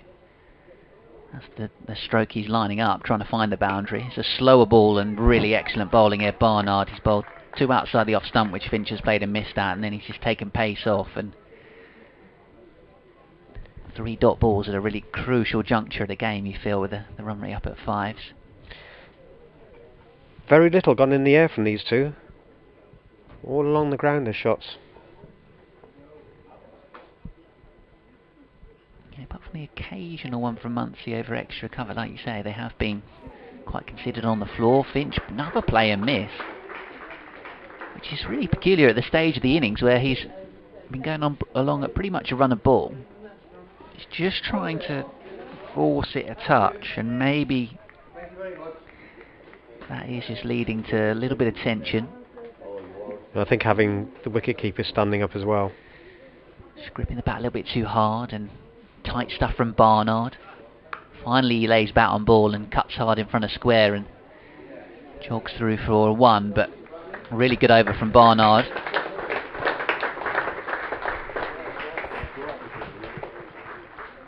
.184 for 3 at the end of it, so just that 1 run coming off the over in the end. Didn't really know what to expect coming here today with so many inexperienced players, and we'll see how the end of the game how it all pans out. But I think it's a decent crowd in here. They've seen some good cricket. It's authentic. It's a good quality, some good quality batting. The bowling has been tidy and the fielding has been good as well. So I think it's been, and they are professional, so you've got to expect that. But seen very little errors, and good to see that the likes of Baker and Banton bowling tidily.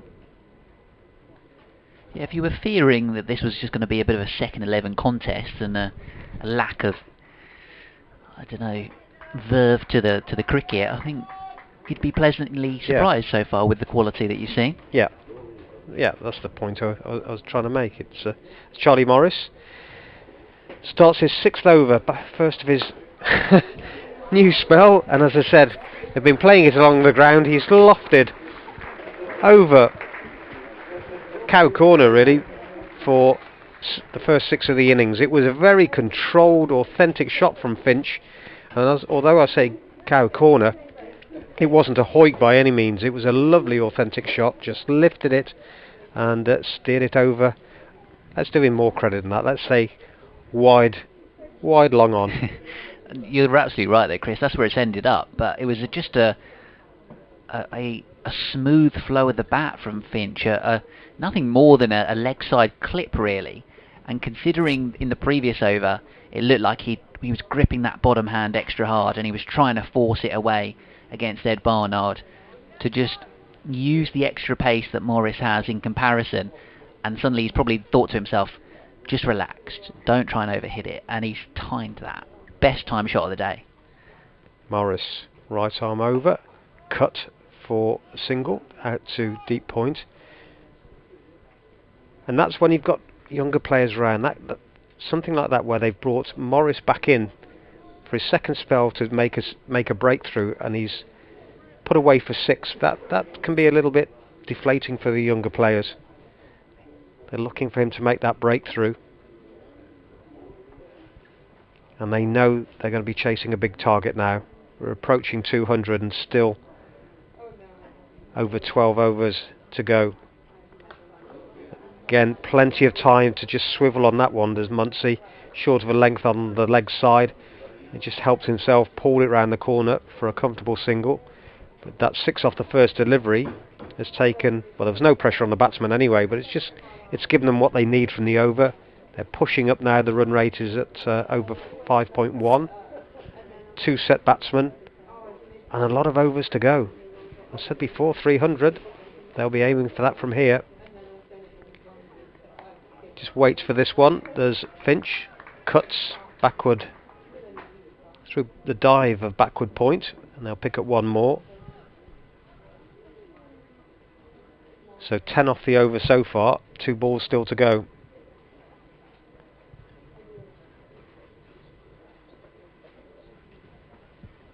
A hush around the ground. Fielders just for the first time looking a little bit flat. Not much movement, no clapping, no noise coming from out there, and this is in the air but safe. One bounce down to deep square leg, where it's fielded by Tom Fell, who's been out there in the distance pretty well throughout the whole of the innings on the 7 side of the ground. I think you're right, Chris, in the sense that that Barnard over felt like it had given the fielders a bit of a jolt back after how economical it was, and then as soon as Finch hit the 6 away off the first ball of the over, it was a bit of a it was a shrug. They were deflated again a bit in the field. Full length delivery, driven, not middled, down to Barnard at deep square leg, and they pick up one more. The end of an expensive over, 195 for 3. Muncie on 77, and Finch on 61. Hesitation as the scoreboard went to blank for a second there. Back on. Cut off time 2:33. Be well within that. But it's the one thing they're lacking out there at the moment is somebody really trying to G them up. Roderick is certainly a lot quieter than Ben Cox would be behind the stumps as Barnard starts a new over. Swept away hard by Harry Finch. Behind square on the onside, and that's clever batting from him to go to that option, goes to that stroke against Ed Barnard, who's largely keeping it pretty tight and on the stumps, and a stroke that we haven't necessarily seen from Finch before, certainly not against medium pace. He's almost back up to a run a ball now thanks to the 6 in the previous over, and that stroke 65 from 66. He goes for a little ramp shot, gets it off the toe end of the bat, and will get one run into the onside. Not necessarily the stroke with Barnard, because he isn't bowling with a great amount of pace. He's trying to slow it down, cutters a little bit. 200 up for Kent, 200 for 3. Although fine leg is up in the circle, up in the ring, so see why Finch was thinking about that stroke. Here comes Barnard to Muncie. Looking to step into the offside and free up room to go leg side and clear that front pad, but it was a Yorker length delivery. Jammed away for one. The last 50 coming 6 overs. So just starting to push along now. Yeah, finally managing to up the rate.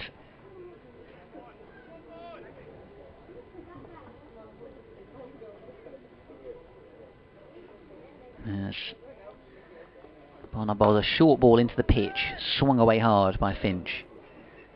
Out towards the onside.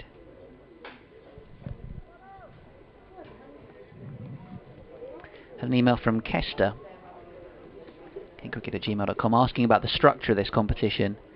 So yeah, we are playing 2 mini leagues at the moment. There's a Group A and a Group B. This is technically Group A. And then as this one's whipped away leg side by Muncie for 6 runs behind square on the onside. Again, really starting to hit go on this innings, and Muncie and Finch starting to open up the shoulders. Moves to 84 with that stroke for Scotland International. That hit the sweet spot, didn't it? Just pinged off the bat.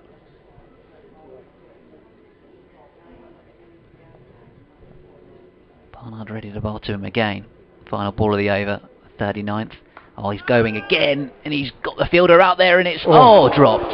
And 4. And spilt for 4 runs, and that is really frustrating for Baker out there in the deep, who's bowled so well today and made such a good impression.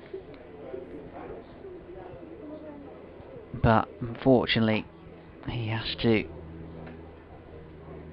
hold his hands up and say sorry to his teammates, because Muncie, having slog swept Barnard for 6, has tried the same stroke, just had to move to his left. Baker, chance to send him back to the pavilion.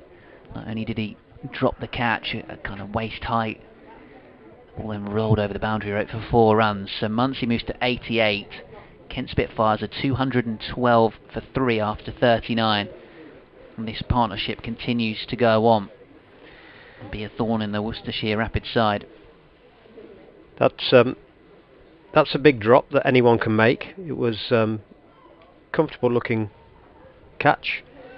Would have liked to see, well, to be fair now, Joe Leach has gone past him and slapped him, and Charlie Morris did the same. It's when that happens, you could really do with someone experienced, coming up to you quickly, I think. Yeah, good point. Rather than just having to stand there embarrassed. There's a crowd here.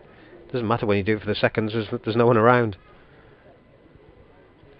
Morris starts a new over. Slower delivery, and that's in the air, and another 4 down to cow corner. That one was a bit more of an agricultural shot from Finch, but very effective. 150 partnership comes up with that shot. 151 now between these two for the 4th wicket. And very damaging at 216 for 3 with the best part of 11 overs to go. So this could well be 320, 330. So they are starting to open up. Morris, good ball up in the block hole that they'll pick up a single, just dug out by Finch there onto the leg side. How costly will that drop be by Baker? He's now moved to long on, so I wouldn't be at all surprised if the ball follows him here. The drop previously was out on the square leg boundary, mid wicket boundary. Now finds himself for Muncie at long on. And when they go there, they normally hit pretty hard. Just standing with his hands on his hips outside the boundary rope at the moment. Morris into the Scotsman, and it's in the air, and it's pulled away for 6, is it? Just looking at the umpire. Maybe just short. Just looking to the fielder, it is No, 6. it is 6. Over mid-wicket, just about got there. Could see what he was trying to do as a slower ball into the pitch, and he knew that it was going to be sent in that direction, but hoped that maybe Muncie would just scoop it in the air and might be able to be pouched in the deep. Well, he's one blow away from a century here, Muncie now. He's won't pick up anything up from this next delivery. It was a good one from Morris up in the block hole. So he fell just short against Durham, was out for 96, which equalled his previous List A career best. He's never got a century. He got 96 for Scotland against Oman, and looking to go better than that and get that elusive 3 figures in this knock today. He looks well set now. 94 from 104 balls. Waits for Morris, gets a full pitch delivery that drives out to Baker, who makes a clean stop, restricts them to 1 at long on. 224 for 3. Muncie on to 75. Finch is on 72 at more or less a runner ball. In fact, better than a runner ball. 72 from 70.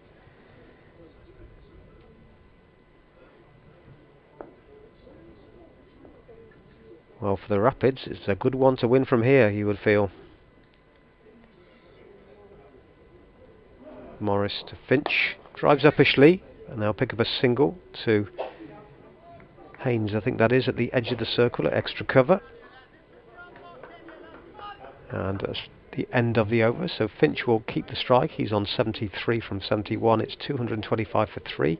Once he has 95, and we've got 10 overs remaining. Of course, you can have 5 out now. Worcestershire Rapids.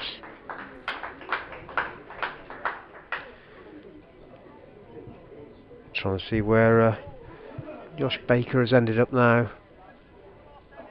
It's a horrible habit of when you drop a catch, the ball follows you.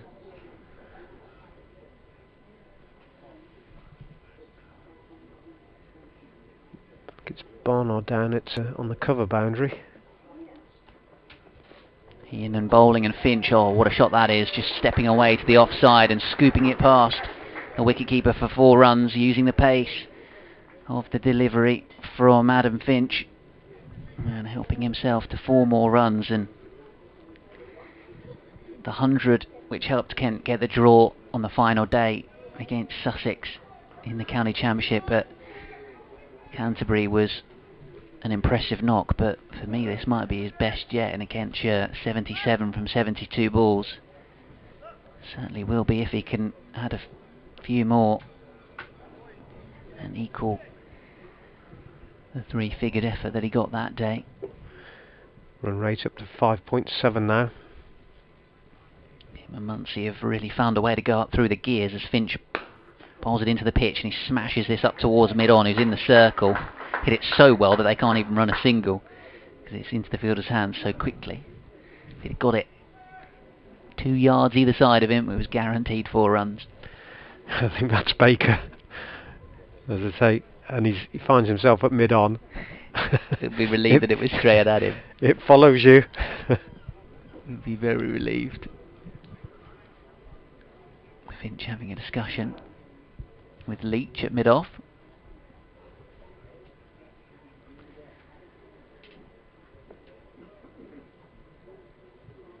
Bounds in again, Finch stepping away, creating a little bit of room, follows him down the leg side, good bowling, just able to nudge it away into the onside.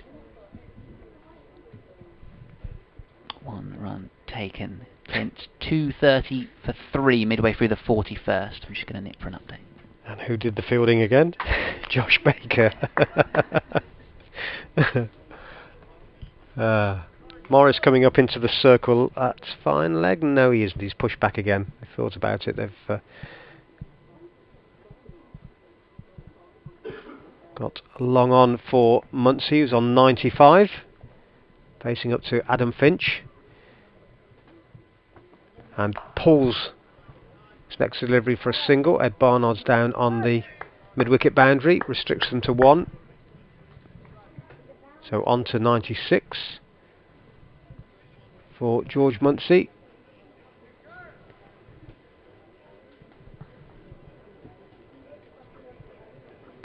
4s and 2 6s so far in his innings of 106 balls. Finch, on the other hand, 78 from 74, 9 4s and a 6. And he's facing up to his namesake. This is in the air but safe, will drop just short of Ed Barnard on the cover boundary, and we'll pick up one more.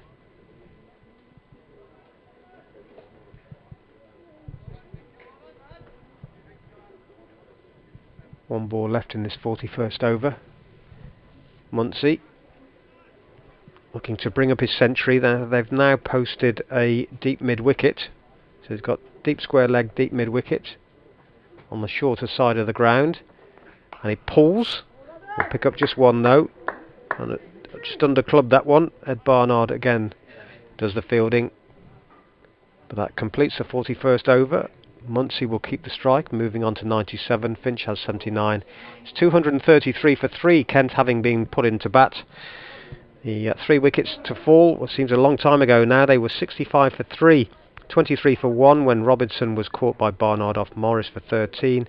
Haino Kuhn was run out by Jake Libby for 19 with a score on 42, and then Tuanda Mayai was bowled by Baker for 22 with a score at 65 in the 14th over. We're now about to start the 42nd over.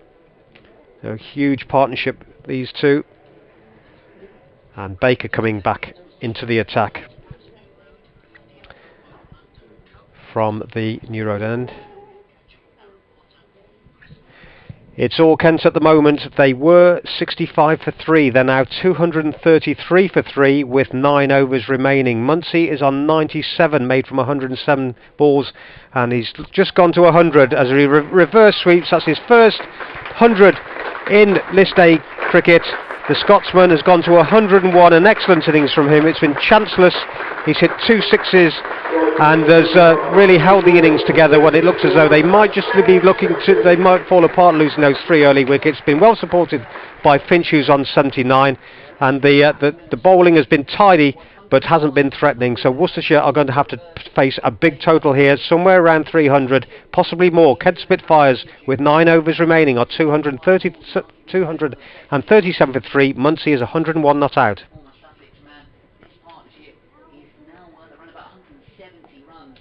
Excellent innings by Muncie. From 108 balls, he'll pick up 4 more here, sweeping, reverse sweeping, very fine. So the start of the over, he's picked up 2 boundaries, put the pressure on the bowler. He's now 105 from 109 balls with 14 4s and 2 6s. A lot of pressure here on Josh Baker now. 8.2 overs, 1 maiden, 1 for 45. First 2 balls of the over going for boundaries. They've got third man up, who becomes fine legged for the reverse sweep. He shapes to do the same, but in the end just holds his orthodox stance and cuts to point for a single, and moves on to 106. He celebrated that century as he should do, and it's been a quite superb innings from George Muncie. Finch now takes centre stage. We'll just pick up a single comfortably, lane 2, deep mid on. Morris off the boundary does the fielding. Not great fielding. He apologises to Roderick, the wicket keeper.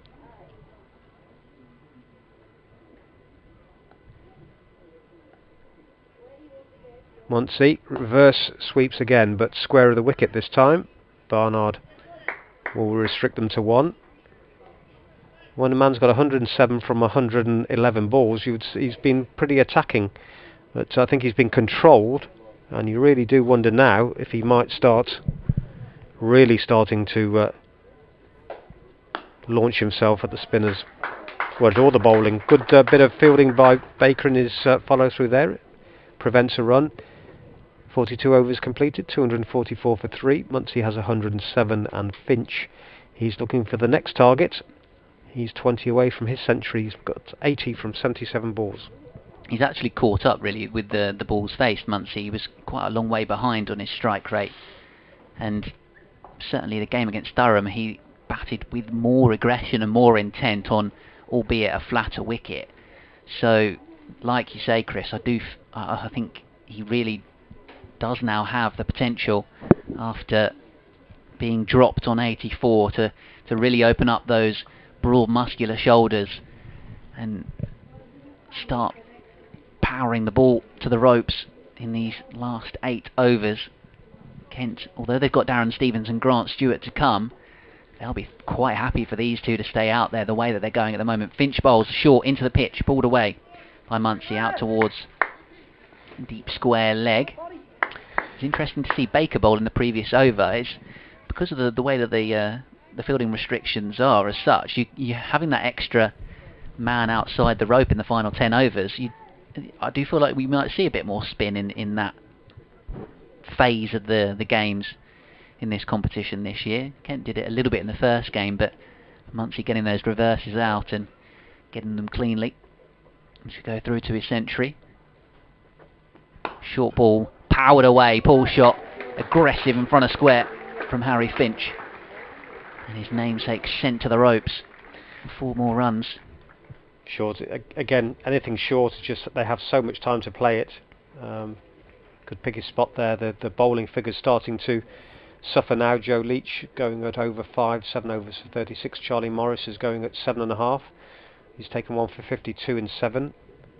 Finch 42 with 46 now from 7.2. Baker 1 for 48 from 9.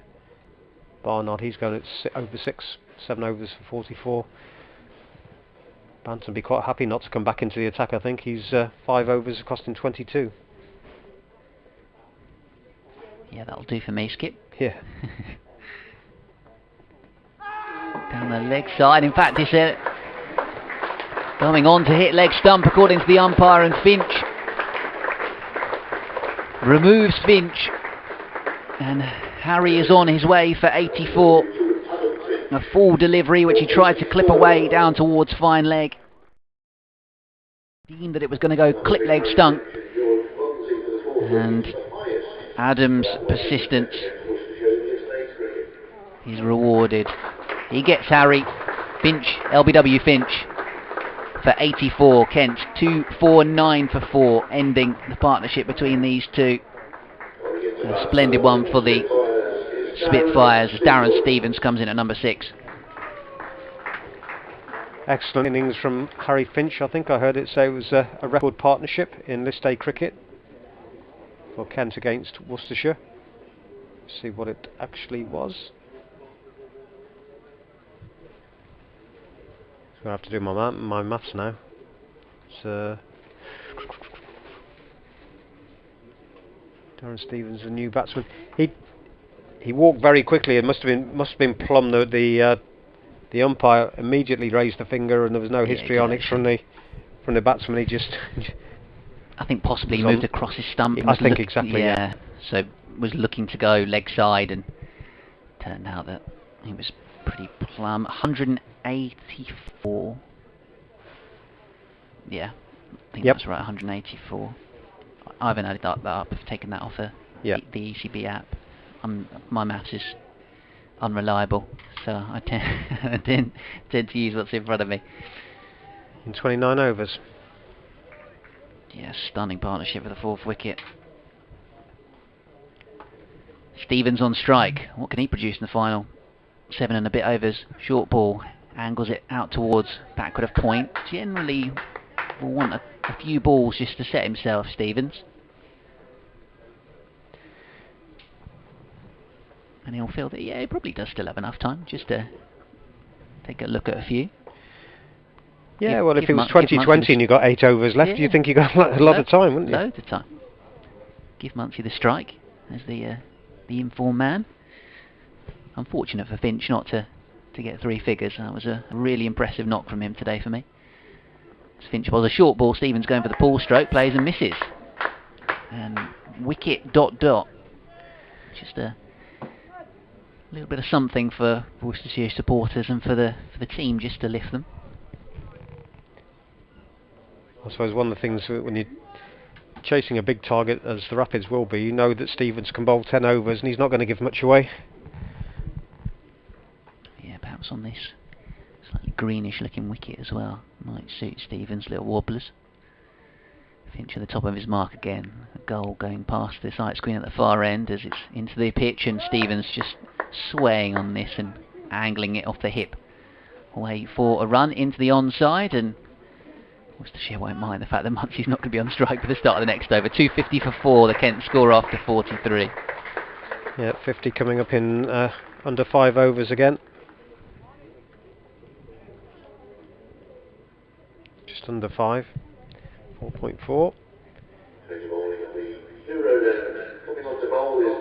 And Barnard coming on for the first time from the new road end. Darren Stevens is what now? 43? 45. 45.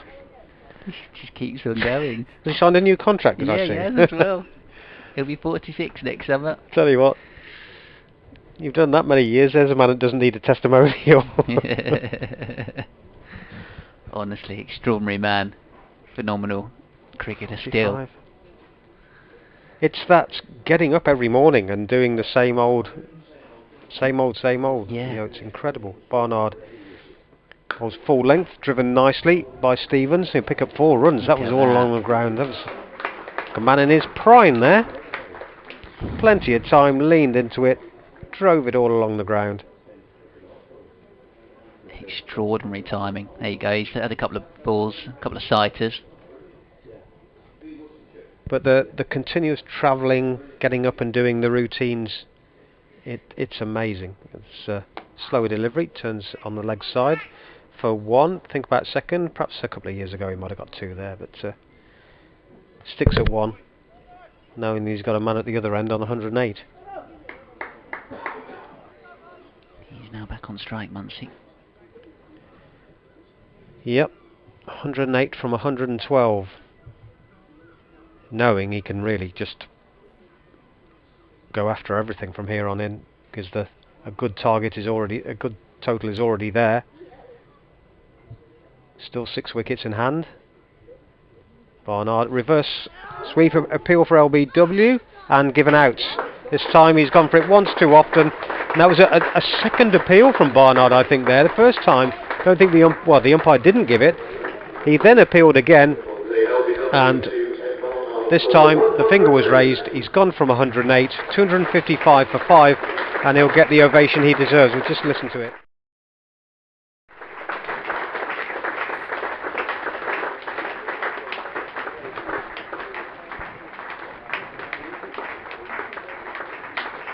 ...108 from 113 balls with 14 fours and 2 sixes. He looks a little bit weary as he makes his way out there. Excellent innings. And has put his side well and truly in control. Certainly has.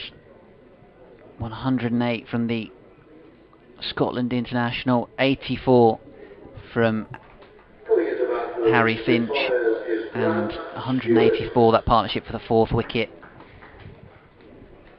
Could well be the match-winning critical partnership in the game. Kent 255 for 5 after 43.3 overs.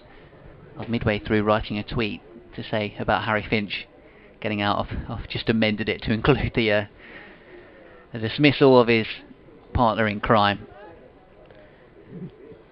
Big collapse there. 2 wickets for the addition of 6 runs. One brings 2, boys. Bang bang, and all of those suggestions. So Grant Stewart, the new batsman, and is driven, gets off the mark immediately. Charlie Morris coming off the boundary. Could have a sleeping bag down here, couldn't he? He's just take root in this position. Everyone else seems to be moving all over the place, and Charlie Morris, he must have a nameplate on the boundary boards. Maybe a stool or something. Deck chair.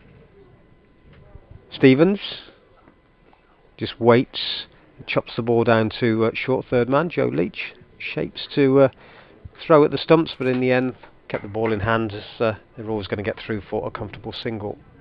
Stevens on to 7. If you'd offer Kent 255 at this stage of the innings with these two at the crease, pre-game they'd have absolutely taken it. Worcestershire will be buoyed by the 2 wickets, but these two are the right men at the time. Thick outside edge will pick up 4 here through between 2 fielders. It's been chased down to the boundary, but Joe Leach couldn't get to it. Effective, if not orthodox shot there from Stewart, but he's on 5 from 2 and just keeps that momentum going. Yeah, 261 for 5 from 44, 6 overs remaining. Like you were saying a moment ago, Chris, if this was a T20 game and you've got 6 overs to go, these two coming in, you'd say it was kind of the perfect time to have Darren Stevens from a Kent point of view and Grant Stewart at the crease together, both good ball strikers. Grant Stewart, muscular frame, will look to whack the ball. Stevens, a little bit more timing and hand-eye coordination. But Simon Cook, the coach, will hope these two can carry things through to the end. Perhaps as this is a short ball, Stevens was looking to walk towards it. One over the shoulder for the over, it seems to have been allowed and not too high according to the umpires. He got away with that one. Yeah, potentially. Yeah, how aggressive do they look to go from the off, these two? With the likes of O'Riordan and Milnes to come, but these are the last 2 really high quality batsmen, you would say. Certainly big hitting batsmen at least.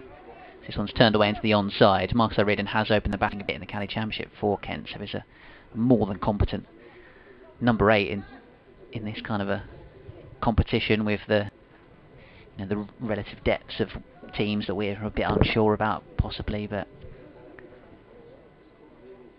the more balls these two face between now and the 50th over gives Kent a greater chance of scoring 300. Finch was a short ball. All lines up. Stewart there, who wasn't quite expecting it and clocks it in the ribs. Scratches at his guard to try not to show any pain. I don't know if you saw in the 100 yesterday, it was Mills bowling to Milan. David Milan got one ball that wrapped him on the fingers. Very next one took him on the other hand high up with some rapid bowling. Certainly had him hopping around for an over or 2. Here's Finch again. Oh, again to the hip. Good bowling. Stevens has to poke his bat in at the last minute to avoid getting run out as Finch booting the ball towards the stumps. He was in some good fast bowling actually in the 100 so far. Adam Milne, who plays his T20 cricket at Kent, and then Marchand de Lange taking wickets for the Trent Rockets. Yesterday's game, he bowls a real heavy ball. Big brute of a man. Slings it down at the batsman. That's what you want to see in these. If you're going to have a franchise cricket competition, you want to see fast bowling and big hitting and all of that sort of thing, and get people that wouldn't necessarily normally watch cricket talking about it and going and buying tickets to see it. Those of us that support our county cricket are going to be here watching regardless. Stevens flicking away into the onside, out towards deep mid-wicket for a run. Counts on to 264 for 5. Yeah, you tend to forget how big some of these, especially bowlers, are. And Stuart Broad's been doing some commentary work. You see, now I know. I have to try and think of who it was at Ward that was doing the interview. He's not the tallest in the world, but it just shows you what a huge unit Stuart Broad is in terms of height. Backing away Stewart and pulling this next one, a short ball out towards deep square, another single. These two just starting about the work, and some decent bowling from Worcestershire in the last couple of overs to make sure they haven't been able to get off to a fast start. Stevens 9 from 9, Stewart 6 from 5. 265 for 5 with 5 overs to go here on BBC Hereford and Worcester, BBC Radio Kent. Chris Williams and Ben Watts, your commentary team here at New Road.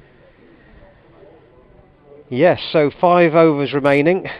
Conversation between the two batsmen now. 5 wickets in hand. They're scoring at just under 6, 5.9. So, a lot of experience with Darren Stevens out there. Might as well try and get after it from here. Barnard running away from us, starting the new over. And Stewart just waits within the crease, cuts nicely. Right off the middle, down to deep point. And we'll pick up one more. 2 right-handers now at the wicket. Barnard, 8 overs, 1 for 55 prior to this over. So been quite expensive. And you can add 4 more to that now, because Stevens just waited for the ball and picked his spot perfectly down to third man. Got third man up, he also got backward point, just waited and cut the ball between the two of them, and away it ran to the boundary in front of what would have been the old scoreboard many years ago now. On the far side, as we look at it, the Diglis end of the ground. And Stevens on to 13 and the score 270 for 5. Barnard pulled away for another boundary between 2 fielders on the leg side this time. Just to the slightly to the right of the ladies' pavilion, and that was help yourself time, half tracker down the leg side, and don't think he actually middled it, but he got enough on it that did Stevens, and he got the placement perfectly, and he's quickly on to 17. Slower delivery in the air, that'll go for 6. That's gone over us, possibly into New Road. That's gone a long way. That's stunning from Darren Stevens. The 4 backward of square on the offside to flick one away, the slog sweep for 4 in between 2 fielders on the leg side, and then to hit an absolute bomb of a 6 over our commentary position. He moves to 23 from 12 in a flash, and this is why the man's got a contract for next year. He's 45 years of age and he's still got that ability and that eye, and it's he honestly amazes me with every single knock he plays, that he's just still got it and still can do these extraordinary things. Well, what we've seen in those 3 shots was he steered the first, picked the spot perfectly. The second one, again, picked the spot not off the middle. The first one was about timing and placement. The second one was about placement, and the third one was probably put everything together, because it was right off the middle. It wasn't one of those strength shots, was it? It was a cricket shot. Yeah, no. It wasn't just a hack. Yeah. And they talk about power shots. That wasn't. That was a proper shot. Off the middle. So well. What are you doing now? Gets a wide ball, so he's put the pressure on the bowler now. Doesn't want to give him anything to work with. Too wide. And the 5th extra of the innings. 281 for 5. 23 Stevens off 12. And this is what this competition's about, the experience and the youth. Full length delivery, straight into the hands. He walks away, he can't believe he's just middled that straight into the hands of Jack Haynes at square leg. That was going at a rate of knots. And Darren Stevens, well, the pavilion, as we look at it, is on our right. He walked off the opposite. Can't believe he steered that straight to the fielder. That's what you call a cameo innings. 23 from 14, had a bit of everything in it. 281 for 6, and fair play to Jack Haynes. That was a very good catch. Did well to cling on to it, didn't he? Stevens can't believe that he's picked out the man there. Reardon comes in at 8 for Kent. That was a quite extraordinary little innings from Darren Stevens. Shame that well, from a spectacle point of view, Worcestershire won't think it's a shame, but a shame that he can bat for a couple more overs the way he was going there and timing the ball. Goodness me. Well, 45 or not, that just showed you what he's still got. That's why he's got another contract. 23 from 13 with 3 fours and a 6. And still this over's going on. We've got 1 ball left in it. O'Riordan is the new batsman. Barnard's picked himself up 2 wickets and concedes another run at the end of the over. Morris does the fielding. It's 282 for 6. O'Riordan off the mark with 1. Stewart has 7, and we've got 4 overs remaining. That's the thing, he's 45 years of age, and yet there are a bunch of professional cricketers on this field of play right now who are 20 years his senior and will never ever be able to do what he just did, because you can't really coach that. There's a mixture of natural ability and hand-eye coordination and knack for timing a cricket ball. You compare his ability to, say, a Marcus O'Riordan, who is a very competent batsman, but and capable of hitting boundaries, but not just a flick over the stand for 6 like the other one. He's going to have to get his runs by hitting gaps and running hard, and looking to hit a gap to get 4 runs as well, as it's a short ball and he ducks underneath it. It's slung in by Morris and awarded as a wide. Yeah, it's got to be a wide, but I'm just amazed it took him so long to give that one.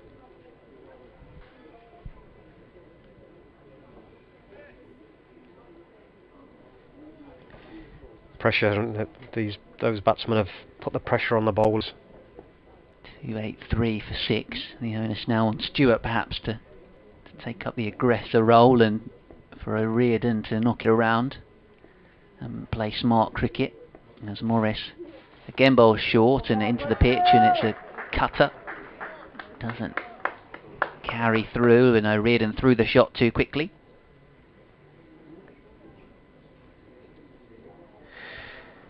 Well, if the Rapids get anywhere close, we'll have had a good game of cricket. He will.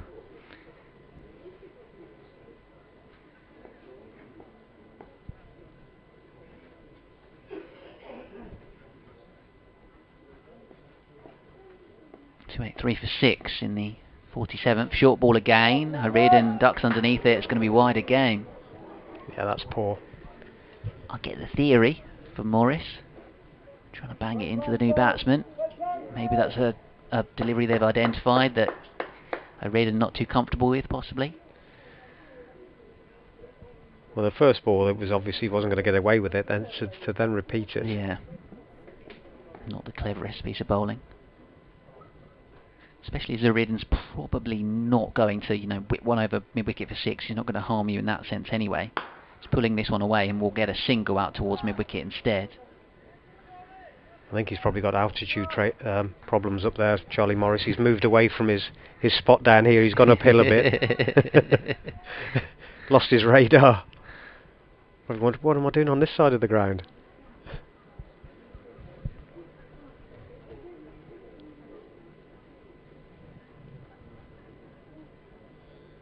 He comes in again. Stewart on strike. 7 from 6. Pulls it away out towards deep backward of square. The Italian, soon to be Italian international, Grant Stewart. How's he work that then? I'm just double checking because I always get this around the wrong way. I think mum is he's born in Australia, but mum's Italian.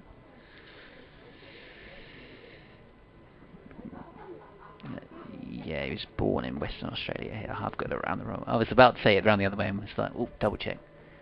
Dug into the pitch again from Morris. Pulled away by O'Riordan. Might think about 2, maybe not. Just the 1 in the end. Up towards the on-rushing fielders that converge on the ball from the boundary rope. After this ball, now update BBC Radio Kent listeners of the fireworks that we've seen. Plenty of action in the last half an hour since the last update I gave them. Again, looking to get to 300 and beyond here in the late stages. here on BBC Sport Online in this one-day cup fixture at New Road. Worcestershire's Charlie Morris bowls, and it's hooked away by Grant Stewart out towards deep mid-wicket. One ball remaining in the over. I'm sure why he suddenly decided to drop it in short every delivery. Pretty much from Morris in ball. this over.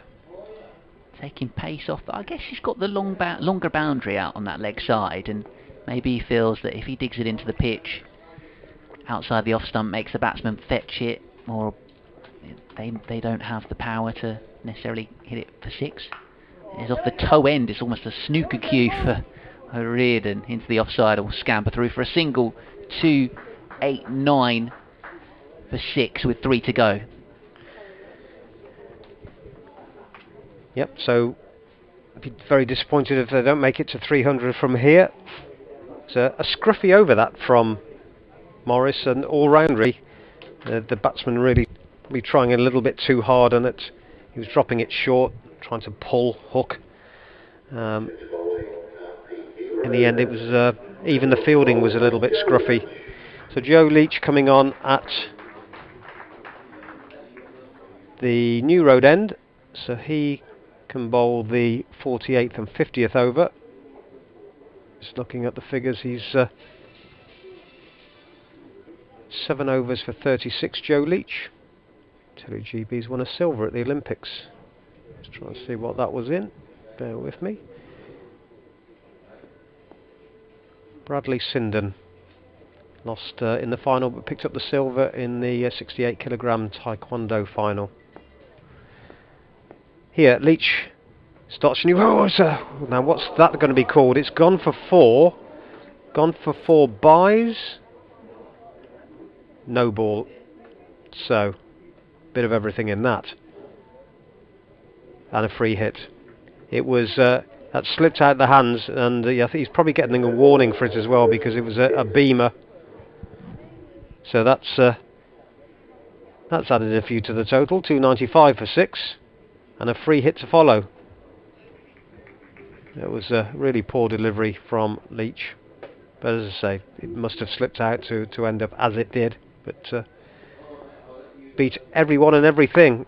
The free hit will cost him just a single, pulled down to Barnard at deep mid wicket. So Morris 1 for 59 from his 8 overs. Finch 1 for 50 from 9, Baker 1 for 48 from 9, Barnard 2 for 72 from 9, Banton 5 overs for 22, but Barnard's gone at 8 and over, has taken 2 wickets. So of Munsey and Stevens. Leach bowls full length and driven into the ground, back to the bowler, and there's no run by Stewart. He remains on 9. 296 for 6. Should be updating listeners to BBC Hereford and Worcester at any moment.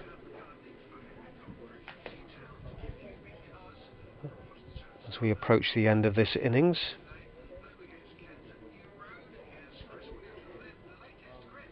Well, it's very much going the way of the visitors. We're approaching the end of their innings. In fact, they've just picked up a wicket for a run out there with in the 48th over, 296 for 7 now. And that's been built on a record partnership between Harry Finch and George Munsey of 184 in 29 overs. Finch was the first man to go for 84. He was LBW to Adam Finch, as I say, for century in list A cricket. He went for 108 LBW to Barnard, but 184 they put on. They came together with the score at 65 for 3, and they were parted at the score on 249. So they will get over 300 in this innings, so it'll be a huge chase for the Rapids to make. At the moment though, in the 48th over, 2.5 to go, the Spitfires are 296 for 7.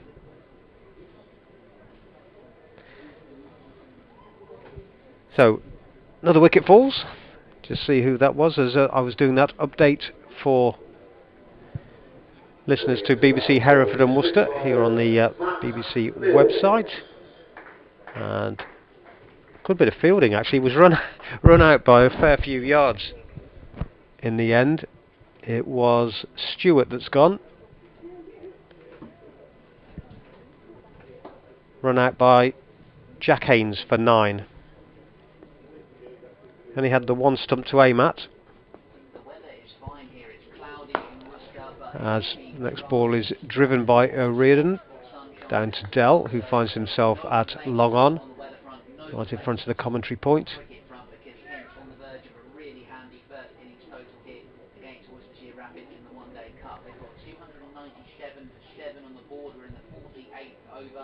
So yeah, run out by Haynes for 9.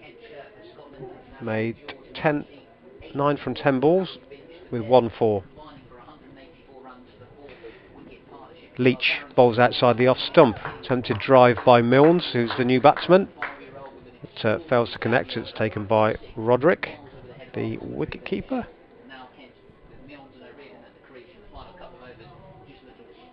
The 296 for 7 when that wicket fell in the 48th over. So up to date with everything there now, as Leach gets thick outside edge down to third man up inside the circle, and they'll pick up one more. Takes us to the end of the 48th over with Milnes off the mark with 1. O'Riordan has 6. It's 298 for 7.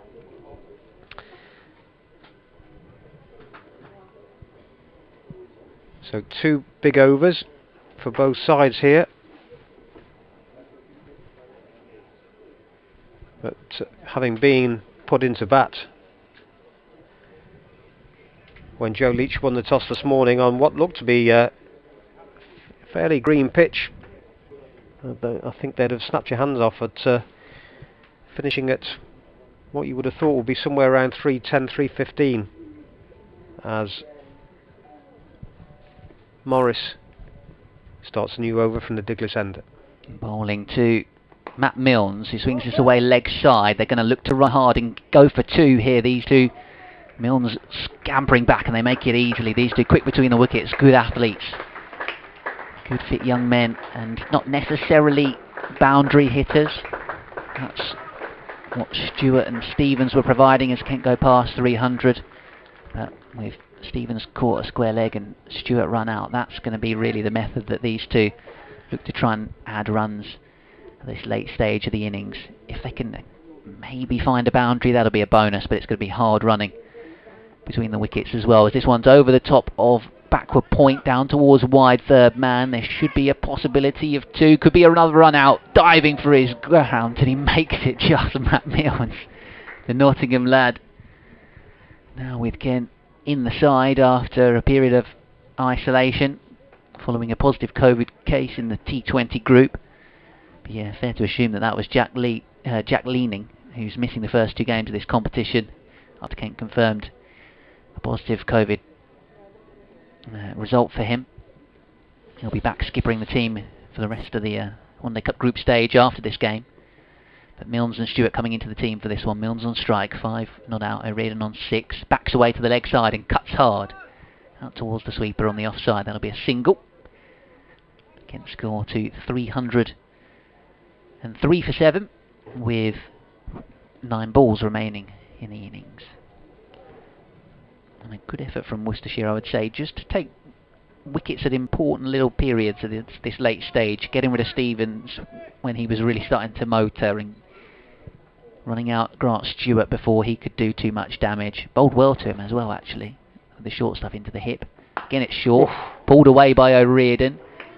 A little bit lower end of the bat, but still might get 4, and he beats the sliding effort of the fielder in the deep. Didn't think he quite got it out the sweet spot of his willow in his hands, but does find the boundary rope. How many times though when it's been bowled short from that Diglis end, if they pick the same spot, it had so much time to play it.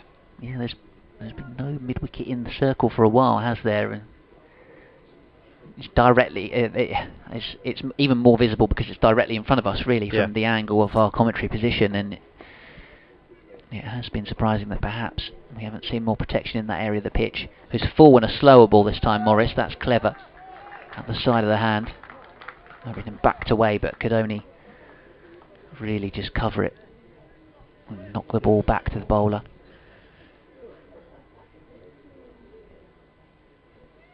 One ball remaining in this final Morris over.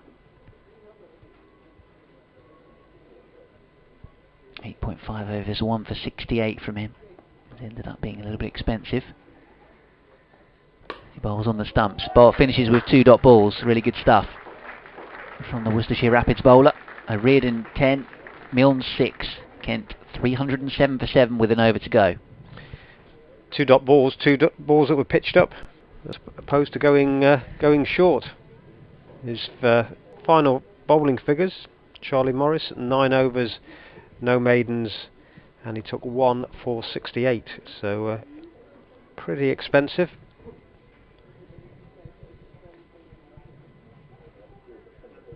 And it'll be Joe Leach to bowl out at, or to complete the innings from the New Road end. This will be his 9th over. And he's bowling to Milnes, right-handed batsman, who tries the ramp and picks up 4 runs. Just waited for it, went very early, and then just guided the ball fine down to the fine leg boundary for 4 more, 311 for 7. He's actually really good at that shot, Matt Milnes. He did it in a T20 game where he came in for 1 ball, final ball of the innings. What can you do as a batsman? And he went, right, what's my best boundary option here, and played the ramp and got 4. Well, he's on to 10 now, and stretches for the next delivery, which was wide, and just punched it through the offside. They come through for 2. Good bit of fielding, good running between the 2 batsmen, through to the wicket-keeper's end. Got home very quickly. Yeah, the only slight criticism was the throw wasn't over the top of the stumps, and the action of coming to get the ball and then stretching to the stumps from Roderick meant that Milnes was able to get in. Otherwise, I thought he could have been struggling there. He put the pressure on, didn't he? That's the thing, is turning quickly, sprinting. You put the pressure on the fielder. He stretched for the to actually get bat on ball. The ball's quite wide. That's it. The same again, but he'll only pick up 1 this time. It's couldn't steer it to the boundary, just outside the circle. Extra cover. And I guess it's a similar theory to when Morris was bowling short and into the pitch. He's thinking, right, what's my longer boundary? How can I sort of use the extra protection I have on that side? He's bowling into the pitch and bowling cutters Leach, but wide of the off stump, and so Milnes having to really stretch for it. Can't get the power on it. 3 balls left in the innings. This will be 6 more. Right to our commentary point. It's gone above us and back off the hospitality suite. And Josh Dell just looking for the ball. That's not coming back. Oh, it might do, yeah. In fact, it has come back. So it's probably just disrupted somebody's lunch or champagne. Well, that was me saying Marcus O'Riordan isn't the same kind of batsman as Darren Stevens. I mean, it didn't go as far, but fairly similar outcome with the 6 over the top of our heads. Well, I think Stevens' 6 ended up in the road. Yeah, that ended up on the roof. There's 3 lanes behind us, so that might have been a nasty moment. It's along the ground, good fielding at the edge of the circle. Prevents 3 more because they take a single, but that's wrung Jack Haynes' hands for the second time, because he took the catch from Stevens. And that was timed as well, wasn't it? Well, that was a stinger. O'Riordan has just caught 2 perfectly out of the middle, those last ones, the 6, and then drilling that one. Milnes to face the final ball. Yep, he's on 13. And Leach bowls full length, and they'll pick up just the 1 to square leg, and that brings the innings to a conclusion. And having been put into bat, the Spitfires finish on 322 for 7, with O'Riordan on 17 and Milnes on 14. Now, let's run you through the Kent card. Ollie Robinson caught Barnard bowled Morris, checked a drive to extra cover out for 13. Maye bowled by the spin of Baker as he tried a late cut and was bowled for 22. Libby running out Heineken for 19 after 4 crisp boundaries. George Munsey 108 from 113 balls with 14 4s and 2 6s before he was LBW to Barnard. Finch pair combining for 184 runs. He was LBW to Finch, 84 from 79, 10 fours and a 6. Stevens, 23 from 13 balls, 3 fours and a 6 before he was caught by Haynes off the bowling of Barnard. Stewart run out Haynes for 9. O'Riordan 17 in the end with a boundary and a 6 from 13 balls, 14 from 9. Matt Milnes, those two at the end not out with Logan and Quinn. Not required. Do you want to run through the bowling figures quickly, Chris? Yep, just Joe Leach, 9 overs, no maidens, 0 for 56, so an economy rate of 6.2. Charlie Morris, he went at 7.5, 9 overs, 1 for 68. Adam Finch, 9 overs, 1 for 50. Josh Baker, well done, 1 for 48 from 9 overs with the only maiden of the innings. Ed Barnard was expensive, took 2 wickets, 2 for 72 from 9. And some tidy figures for Jack Banton, 5 overs for 22. So, yep, if as I said before, if the Rapids get anywhere near that total of 322, we'll have had a thoroughly entertaining day's play. Certainly so. Well, Chris Williams and myself, Ben Watts, are going to take a little break during the innings interval. We'll be back for the second half of this game in around about half an hour, 20-30 minutes time, when things get back up and running. Worcestershire will be chasing 323 to win the match here at New Road after Kent Spitfires 2 for 7 from their 50 overs.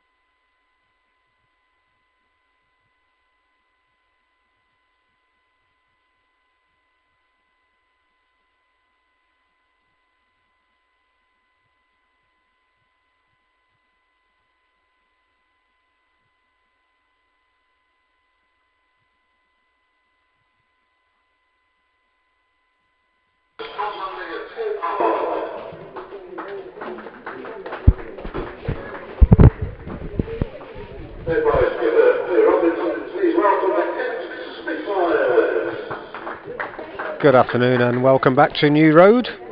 We're just about to start the Rapids innings as they go in search of 323 to beat the Kent Spitfires.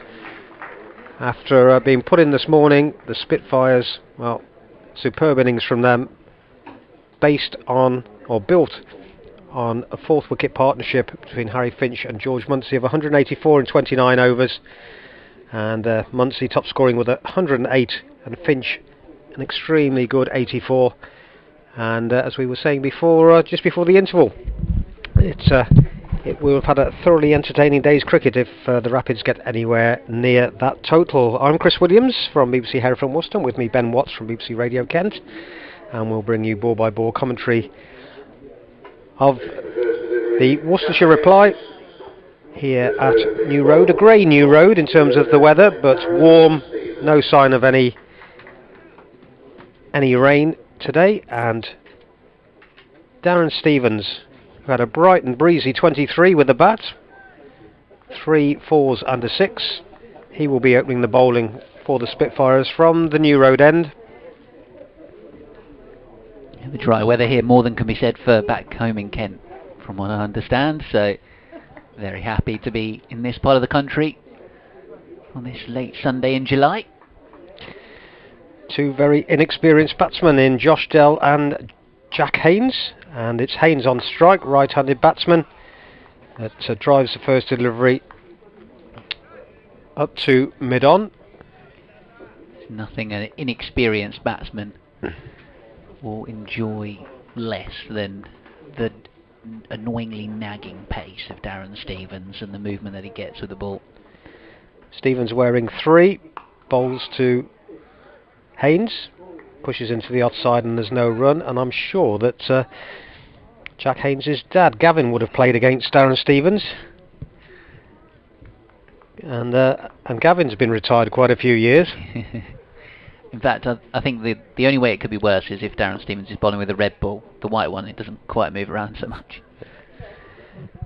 And again, full length, driven nicely by Haynes, who gets off the mark, just pushing to extra cover.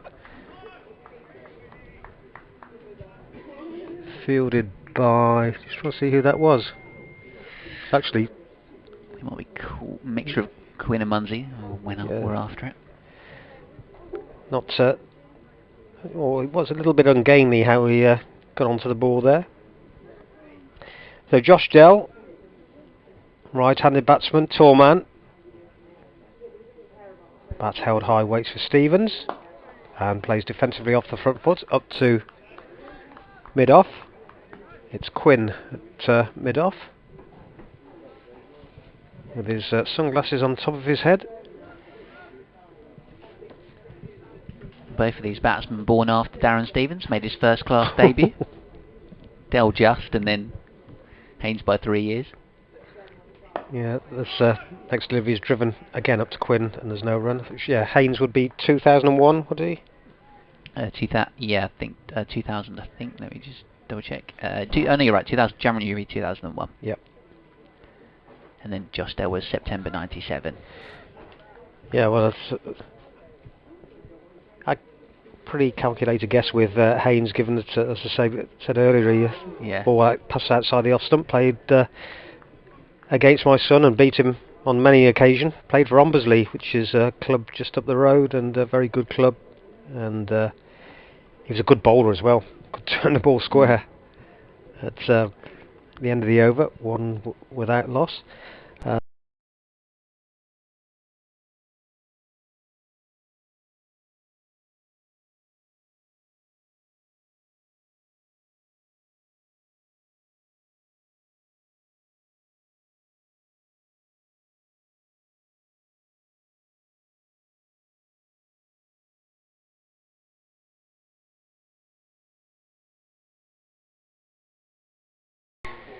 On Thursday against Durham, and for me, Kent were just lacking at that little bit of zip up at the top of the start of the innings and wicket taking ability that Matt Milnes possesses in white ball cricket. Grant Stewart a good addition as well to the side, who's down at third man. The way that he swings a non-red ball, and the batting as well that he offers. But yeah, Milne's, in the absence of the likes of Clarkson and Milne overseas, main man probably really with the ball, the leader of the attack for Kent. He's been cut away down towards third man for a single. So 2 without loss. Haynes with both the runs so far. Dale want to strike. They've got Stevens at slip along with Finch next to Ollie Robinson, the stand-in skipper. Quinn's on the 45. Farnacan at point. I think it's Munsey in the covers. Logan, Muyei at mid on and mid off. Pushed up towards Muyei. Who's throws at the stumps to try and run Dell out. He gets underway straight away. Redden's out sweeping on the leg side boundary. 3 without loss. Worcester and a run chase here at New Road on BBC Sport Online.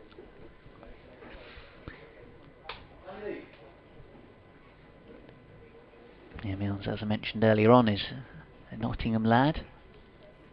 Not too far away from here. Hour and a bit or so. But moving to Kent to further his opportunities, as this one's nudged away into the onside for a single, and certainly it's proved to be a good career move so far. Has become a regular in all formats for Kent. With that wicket-taking ability that he has, bowls with good control, decent areas, the good pace, nice repeatable action.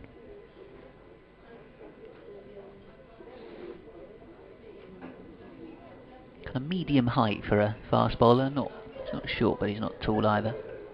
Skiddy in and driven away, but down towards third man off the slightly open blade of Josh Dell. So singles everywhere you look so far in this over. Yeah, I think they'll just try and build and get off to a steady start. We play it in blocks. No need to go charging after it, especially at this stage. 2 slips in. Bright blue helmets of the 2 batsmen. He's tapping his bat and waiting. Milnes, there's the best ball he's bowled so far, beating the outside edge. As Haynes just pressed forward at it. That's more like the sort of ability that Milnes has, and the little spark that Kent were missing on a pretty flat Beckenham wicket on Thursday in their first game, defeat to Durham. Quite a slight build, isn't he, for a quick bowler? Yeah. Yeah, it's often about this momentum that he gets to the crease and the speed he comes in and the smoothness of his action that really creates that pace. Driven away up towards mid-off. End of the over, 5 without loss after 2. Worcestershire Rapids in reply. Yeah, you compare him to, say, Grant Stewart, who's more biceps and chest and shoulders and, lobbing the ball down there as hard as he can almost. And Darren Stevens is quite well built as well in the sort of upper body area, but Milne's quite slight. I guess Matt Quinn is as well. He's probably the tallest of the Kent bowlers. Stevens starts a new over, and it's driven off a thick inside edge to mid-wicket, fielded by George Munsey, the century maker.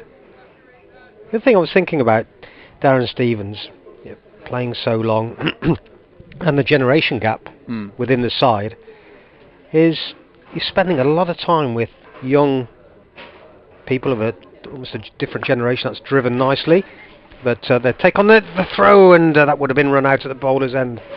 It was Stewart there through. It was a very tight single to be kind to Josh Dell there, but the ball didn't hit the stumps. So 1 more to the total, 6 without loss. It's a good observation you make, and I'll expand on that in a minute. Yeah, I mean, he's playing with people of my kid's age. So down the leg side and wide signalled by the umpire. And I struggled to be in a room for them for for half an hour because I feel like a dinosaur, and with the music and everything. Gosh, I sound like my dad. I can't believe it. But to spend so much time with people so significantly younger. That Yeah. says so much for him, as next ball is played defensively. Well, that when you ask people about Darren Stevens' longevity, and you ask guys in the Kent dressing room, they'll tell you that that's actually why he's still playing, because he still has the maturity. He's still kind of on a similar level maturity-wise, and is still laughing around and still just loves playing cricket and doesn't take things too seriously. Lovely drive from Jack Haynes, straight as you like, past the bowler, and picks up his first boundary. He's on to 7, the score 11 without loss. Glorious shot that, on drive, shot of the day so far from the Worcestershire point of view in this fledgling innings. Just over pitching there, Stevens trying to maybe extract a bit of swing that wasn't there and punched back past him by Jack Haynes. But yeah, just go back to that point, because short bursts I can understand, but yeah, see, as you get older and for a full season, that's so much about him, and the other way around, that they take to him. They absolutely love him. They idolise him. That's the wicket now, short of a length, and that's driven through the covers by Haynes. 4 more.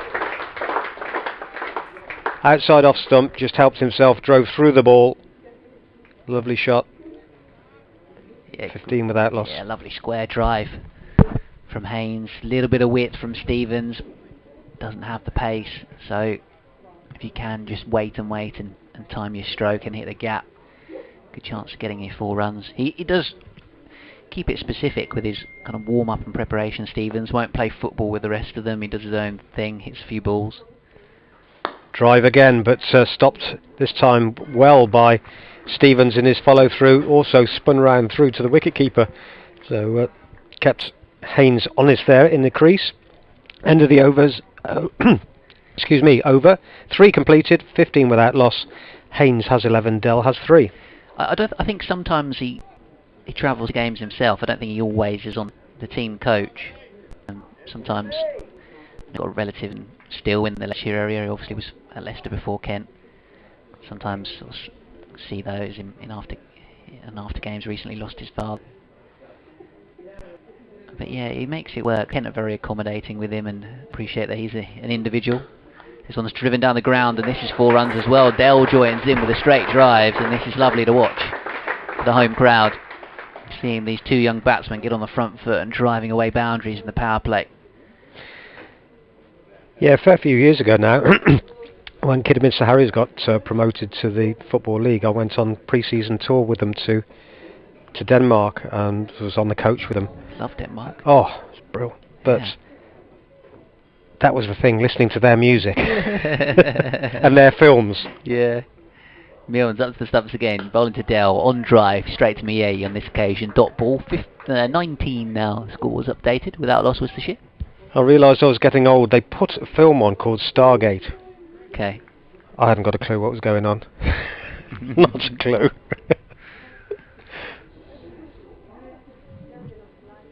I mean, in fairness, it doesn't take you to get long out your early 20s before teenagers are on a different planet. Here comes Milnes, 2 slips, short ball, that was miles over his head, surely a no ball yet. Dug in too short by Matt Milnes, and a no ball awarded. Josh Dell is on strike, goes very low at the when the bowler starts the end of his run-up. Crouches very low, then tends to straighten up a bit. Very low crouch there. That's good. It's almost crab-like, isn't it? The way he's gently tapping his background and then stands to his full height. Milnes bowls, drag. Inside edge, down to fine leg for 4 runs. Well, Kent can't bemoan that because they had plenty in their innings. Muncie had a few that went away for 4 in similar fashion. Just amazing, really, that nobody's dragged one onto the stumps in the game so far. Dell benefits, 4 runs. That's how it looks in the book. 11 from 11 for both of these batsmen. 25 without loss Worcestershire. Midway through the 4th over. Getting a little bit expensive in these early stages. They are above the run rate as things stand, and above where the DLS par score currently says they need to be, the home team. Even on a fine day, it's always a good indicator that DLS to know where you are. Milne's ball was driven. Oh, 4 more runs. This is exquisite batting. 23-year-old Josh Dell, 20-year-old Jack Haynes playing some lovely cricket shots. That's a glorious cover drive for 4 runs. Worcestershire at 29 without loss. Just going to go and update BBC Radio Kent. Just the start that Rapids would have been looking for, but when they need a mammoth total, it is only that. It's just a start. Still the best part of 300 needed. Milne's into Dell, who will pick up another run. Just a thick inside edge, driving out to deep mid wicket. He's on to 16. 30 without loss in the 4th over. 1 ball left in that 4th over. It's the one slip in now. Darren Stevens. Ollie Robinson behind the stumps.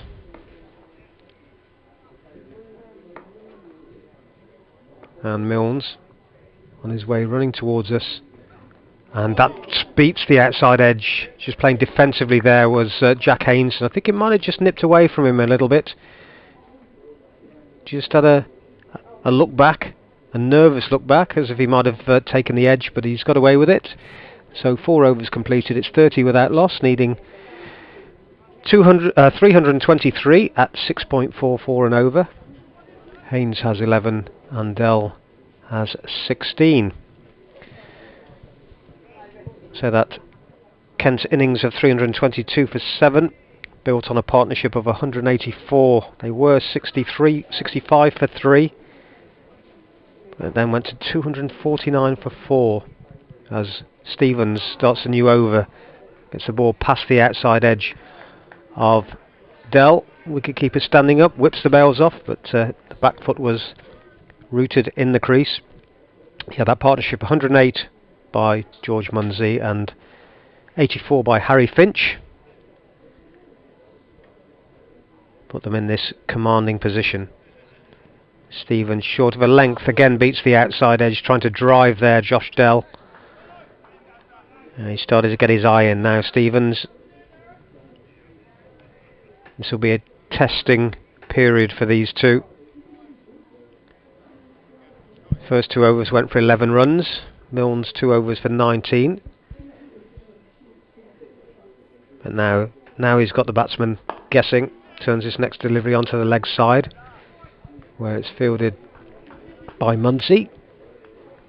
And it's a shortish mid-wicket. Probably 10 yards or so inside the circle. 2 men out are at deep square leg and 3rd man. Fine leg is up. Dell drives his next delivery, steers it wide mid-wicket. They'll pick up 1, so they will get. So he moves on to 17. Update listeners to BBC Hereford and Worcester now. Good start for the Rapids. They're in the 5th over. They're 31 without loss, with Jack Haynes on 11 and Josh Dell on 17. But it's a mammoth target. They have 323 as the target, built on a 4th wicket partnership of 184 between Finch and Munsey. Munsey scored a century. It's his first in List A cricket. An excellent innings from him. So it's going to be a huge achievement if this inexperienced Worcestershire batting lineup has get anywhere near that 3-2-3, but they made a good start. We're in the 5th over. They're 31 without loss. Still in that 5th over, 1 ball left. The run rate at the moment is 6.4, which is exactly what they need. But the wily Stevens just making a change to the field here, bringing away the slip. He's going to backward point, just putting the extra bit of protection in that offside circle. We'll pick up another single here, down to Murai at deep square leg. Good bit of fielding from him, looking very athletic. That's 1 more to the total. 5 overs gone, 32 without loss. Haynes has 12 and Dell has 17.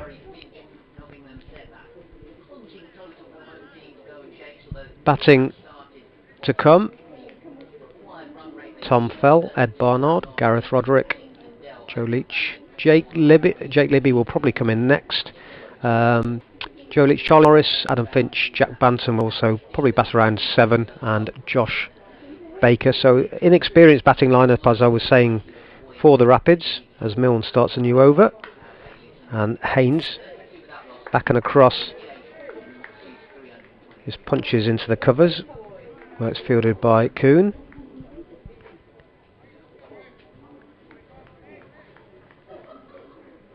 Brett D'Oliveira was due to play today, but dropped out just before the game started with a shoulder injury. And like all sides in this competition,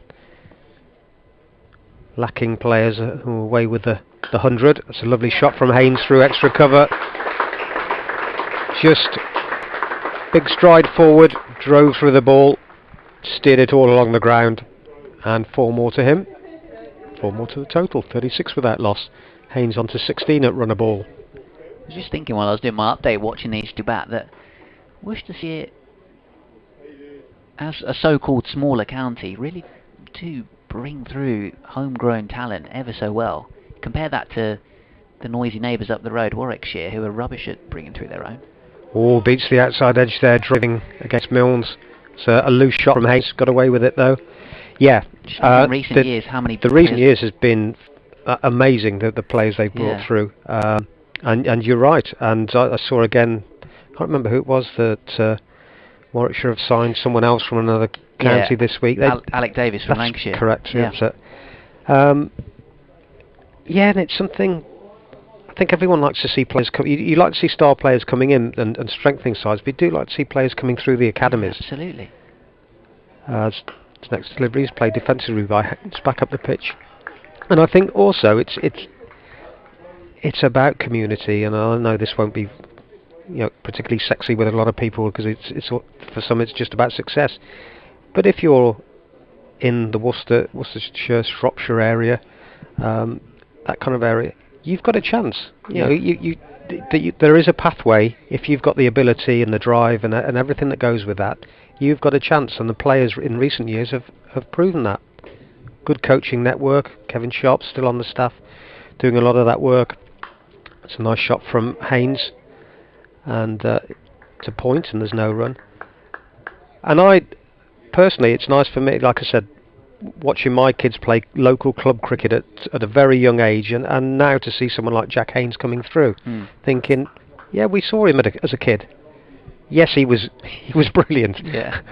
But he was still playing for Ombersley. He was playing in those the pairs cricket and all that type of thing. And kids have got a chance.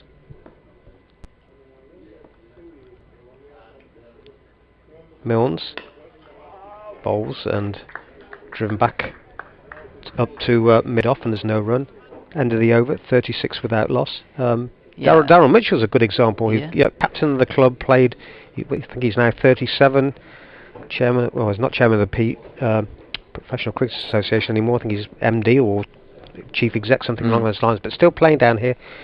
Yeah, brought up in Brepferton, other side of Evesham. Played junior cricket, club cricket around there. And yes, you have got to bring. You've always got to kind of top it up and be competitive, because members don't want to just see kids playing, of local kids. They can watch that anywhere. Yeah. They still want to be challenging. But that side that won the T20 the other year, was very much a nucleus. Pat Brown and Barnard. Yeah. You got Pennington away at the 100. Yeah. Whiteley and Cox. I guess Vessels is a signing, but Moeen Ali. Yes, it's about topping up. Yeah. That local talent. Libby coming in, but you got Fell and Haynes and Dell and D'Oliveira. Whereas you contrast that to Warwickshire, who for the last few years have only been able to recruit talent. The Stevens bowls, it's cut away nicely. Another chase for the fielders in the ring. O'Riordan might just cut this off.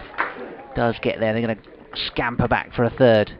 Good running between the wickets. You think of Rhodes and Sibley and Burgess, and they've gone and just got Davis again because they wanted another keeper. I know they've sniffed around at Bell Drummond and Robinson from Kent before, and Bresnan as well coming in, Miles and Liam Norwell from Gloucestershire.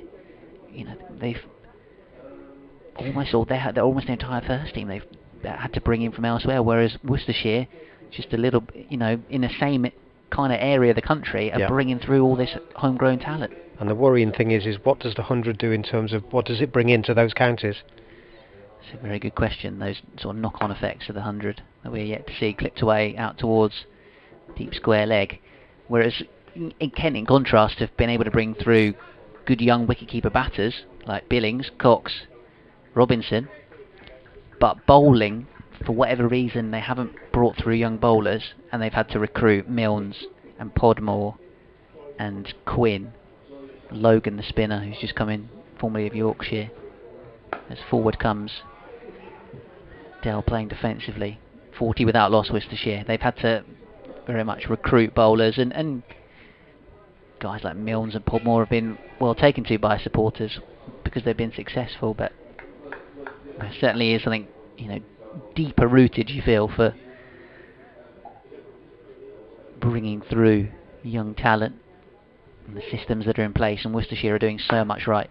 Clipped away out towards mid-wicket, Mumsy with the fielding. Yeah, I mean, I don't know how the finances work in the 100, but you can't tell me that Edgbaston won't be making money from staging those events, and that can go back. Yes, they need it. It's a huge stadium to finance, etc. But it can't be doing them any harm, I wouldn't have thought. Stevens again. Oh, pushing it aerially out towards cover, and there's the breakthrough for Kent. And disappointment for Dell, punches at his back, and he departs in almost exactly the same way that Kent opener Ollie Robinson did, just playing a fraction early on a drive and chipping an attempted cover drive, 2 extra cover, and I think there's a diving catch from Harry Finch in there. And Dell the Rapids 40 for 1. The late stages of the 7th over. Stevens with a breakthrough. Yeah, I think he'd be disappointed with that because it was a nothing shot, wasn't it? It was just a push. They didn't get over the top. It was, if anything, just a lazy shot. It produced some nice shots, 3-4s. Run a ball 20, but yeah, just a little bit loose there and not getting over the top of it, and he'll go in frustrated. I think I've done that twice for my club team this season. It's a really frustrating way to get out, just pushing one that balloons to extra cover, or it's not going to get, you know, you hit it straight at the fielder, it's not going to get you any runs. And it's the method that you find your way losing your wicket. Tom Fell coming in at number 3 then. Yep, he's got 90 odd not out against Herefordshire in the warm-up game on, I think it was Thursday. Tom Fell. Fell replacing Dell. And they will, pretty sure, they'll be targeting outside off stump. Fell's the one that has the amazing story with his health, isn't it? Yes, yeah. Yeah, it's been a few years now. Probably 4 years. So what was that exactly? That he had cancer. Yeah. So 4 years since he's got the all clear and come back to playing cricket again. Yeah, 3-4 years. Tend to lose track because we lost a year with COVID. It's as if that year never happened. Yeah. Well, it's great to see him out there and playing defensively, or a push drive at least up towards mid-on. This next one from Stevens. End of the over. The old stager with a breakthrough. And Worcestershire 40 for 1 after 7 overs. Pretty much been bang on the required rate thus far. Yeah. Maybe just sliding under that. But certainly gone out quicker than Kent did. Start of their innings, Kent were 43 for 2 after 9. So yeah. Yeah. Started more positively, hit more early boundaries. It's that huge partnership, isn't it? That's the thing, is there's got to be big partnerships in this reply, and can't throw wickets away. Milnes starts a new over, and Haynes drives it to mid-off. I'm sure I just jarred the hand a little bit there. He looked a bit uncomfortable as he stepped away, having made the shot. He's got no markings on his bat, which is unusual for anyone, but especially a young cricketer. Oh no, he has. It's just very faint. Yeah, it's all quite minimal. Yeah. Right-handed, waits, just goes back a little bit, just bends the back, steers it to point, and there's no run. Good start from Mie. It was kind of an awkward one for him, the way it bounced just in front of him and on the sort of bare patch of grass. Had to just be willing to put his body on the line there a little bit. Yeah, both these batsmen were using the same maker, but one's logo is much brighter than the other. One's got colour and the other one hasn't. Pulls this lovely shot from Haynes. It was short of a length, but all the space he's got on that leg side, he hit the fielder. There was no one within. Oh, well, he's the only person on that leg side on a boundary. So you go from behind the wicket keeper all the way round to the other end of the ground. About 70 yards to play with, perhaps, with the different angle you can get on the ball stroke, and he's hit it. Couldn't have hit it more directly at him if he tried. Well, yeah, he's just got one of those. He's a new player to me. That's Haynes. Edges down, fine third man. Fell, I should say, and picks up a boundary. Stewart was the man at third man, but had no chance of getting round to that. Yeah, it's a new player like that, and a name that's new to you. Yeah. You'll think, don't go near to the ball. And I did a football match years ago at Oxford United, and I had a player who used to play for West Ham called Manny Ominyimni. Oh wow! And I got there and I thought, please don't. He was on the bench. I thought, happy days. And got through to about 80 minutes. He came off the bench and scored the winner. And of course, he had to do voice-out for the next morning. His next ball is punched nicely by Fell through the gap in the offside, through point, and picks up 4 more, so consecutive boundaries. So recording this piece for the next morning, 40-second piece, and I was getting through 37 seconds, no problem. Every time I had to use his name. Oh, 10 Takes Williams, I think I got the nickname after that. It was a nightmare. It was nearly getting to the point where it nearly finished with the diminutive former West Ham striker scoring the winner. Next ball. Oh, beats the outside edge of Fell, and fencing at a ball really just didn't need to. Again, a bit of a lazy shot that. 2 boundaries to his name, pressure off, and just fenced at a ball there. But he's got away with it. He remains on 8, and the Rapids are 49 for 1. Haynes has 18. I dislike doing voice pieces anyway, because you feel like you have to get it perfect, and if you get it wrong, you're almost like, oh, shall I do that again? Whereas if you do it live and you muck up, you just keep talking, you just carry on. Yeah. Yeah, Manny Ominyimni. I had one.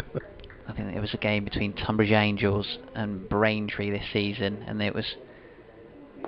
I'll try and find the name, but it was another difficult one. A lot of syllables, and this one's driven away. Square out towards deep mid wicket. 50 comes up. Ball the Rapids.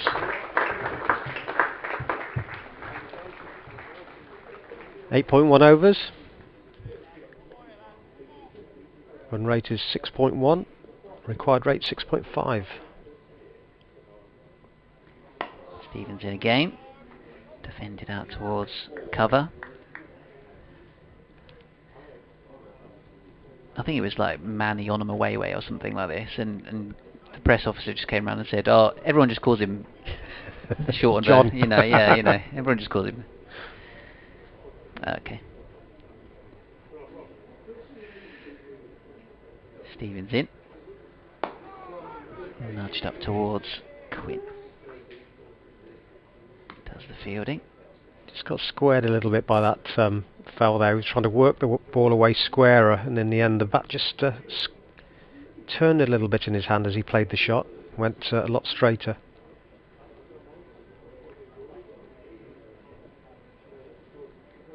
Stevens hurrying into the crease, tight to the stumps. Cut away, but Heineken at point is a good fielder. Fast across the ground and diving away to his right. Manages to grapple the ball. Stop it going past him and dot ball. 50 for 1 Rapids. Just going at a shade under 6 and over so far, but sound start other than the disappointment of losing. Dale to a little chip to cover. Stevens bowls again. Fell just waiting for this one, punching off the back foot. Reardon chasing it. This will be a couple of runs through the covers. They will have to keep the scoreboard ticking over, the Rapids batsmen, because what they haven't got in the side is the really prolific big hitters. They're all out. Ed Barnard can give the ball a whack. Stevens bowls, driven by Fell once again. Good stop at extra cover by Harry Finch, end of the over. 52 for 1 from 9. With an over remaining in the power play. Yeah, with that in mind, you feel like they've done well to hit the boundaries in the power play and to hit the gaps, and a lot of drives straight and square of the wicket have been fruitful for Worcestershire so far. Yeah, there isn't the Whiteley that can come and hit a lot of big sixes. The players obviously can hit sixes, but not the number that they're going to need if they start slipping behind the run rate. Milne's continuing, so 5 each from him and Stevens, like you say. I think in contrast to 2020 cricket, where 4 seamers and a spinner would have had a go by now. Yeah, they finished and grazing by now. Because he run out. There's a good bit of work there by Milne. The ball was driven back by Fell. By Haynes, I should say. Back to the bowler was moving away to his right, so away from his follow through. Picked the ball up, threw down the stumps, and Haynes just got back there, and it must have been very close, but really good work by the bowler. That was amazing cricket. I think Haynes has done extraordinarily well to get back in, because I thought that was out. How quick Milnes was to throw down the stumps. Good bit of work, athletic work. He's in again, and this is driven off a thick inside edge by Haynes. We'll pick up 1 to deep mid wicket. He's on to 20. Let's go on to 53 for 1. Just looking back at the replay on the live stream, I'm trying to slow it down. As Milnes picks the ball up, Haynes is absolutely nowhere, and you think he's got no chance of getting his ground back, but as it was, he did so well make his ground after really, like you say, athletic piece of fielding. So change in the field, as I said when he came out to bat, they will target outside off stump, and Finch has come into first slip for Tom Fell, and for that exact reason there, he just fenced to the ball outside off stump. It might have just actually passed over the top of off stump, but he does tend to perish outside off. So we've got third man, fine leg is up, deep square leg, mid wicket, inside the circle, mid on, mid off, backward point and cover. Milnes bowls again to Fell, gets in line, back and across, punches back up the pitch, and Milne onto the ball very quickly in his follow through. There's no run. So that run rate has dropped now below 6, 5.5. Fell is on 10 from 11 deliveries. 3 extras so far in this total of 53. Fell, tall, right-handed. Bat held high as he waits. Drives nicely past the bowler. That will go for 4. Over pitched. Just waited for it. Drove through and straight past the bowler and picks up another boundary. 14 to him. 57 for 1. 1 ball left in this 10th over. Another lovely stroke. All just timing and flow with the bat, punching drive shots that we've seen from these top three batters for Worcestershire Rapids. It feels like I've had more boundaries in this power play than perhaps the Spitfires had. I would agree with that. Milne in, and that is a poor shot by Fell. I don't know what he was trying to do actually, because he just leaned back and it wasn't a scoop he was trying, because it didn't actually fully go through with it, didn't commit to it, and in the end just wafted the bat, and lucky not to get an edge, and it went through to the wicket keeper. The end of the 10 over power play. It's 57-1, needing 323 to win, with Haynes on 20 and Fell on 14. The one man out so far, Josh Dell for 20, caught by Finch off the bowling of Stevens when the score was on 40 in the 7th over. Yeah, I just managed to slow down the replay from the live stream and reckon Haynes did just make his ground and the umpire made a good decision there. And they, of course, only had, well, the umpire only has a split second to make that call. So credit where it's due. A straight one from Stevens. A little bit of an inside edge. Robinson saying, did it hit pad first? Pad, two noises, not sure. He sent Logan down to the boundary at long leg. Now we're outside the power play, of course. Stevens has got deep cover and a deep square leg and a long leg and a third man as this one's defended once again. Extra protection. Stevens going into his 6th over, continuing. Yeah, it's amazing how good these umpires are. That's, yes, you see the odd mistake as with anyone and anything, but the high percentage they get right. Stevens bowls again, straight drive. Matt Quinn will come across and do the fielding. Single taken from Haynes. 21 for him, Fell 14. 58 for 1. The run chase, 5.5 and over. The rate for the home team.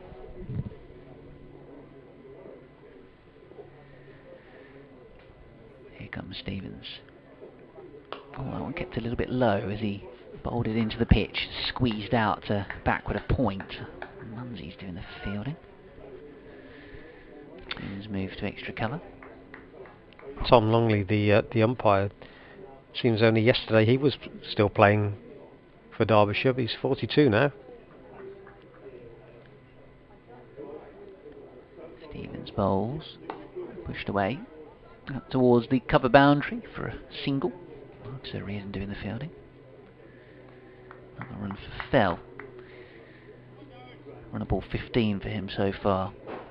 Still cloudy, but maybe just a whiter cloud overhead.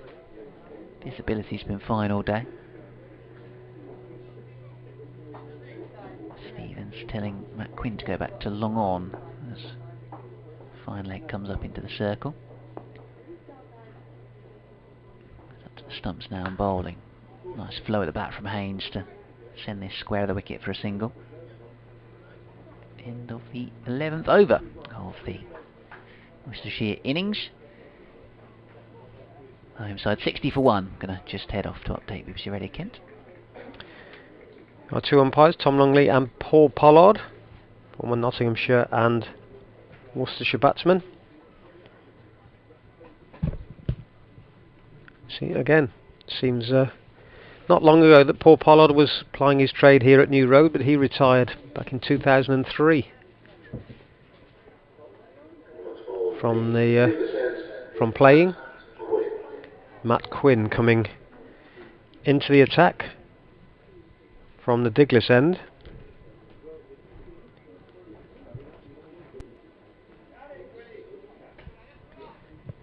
No slips for him. He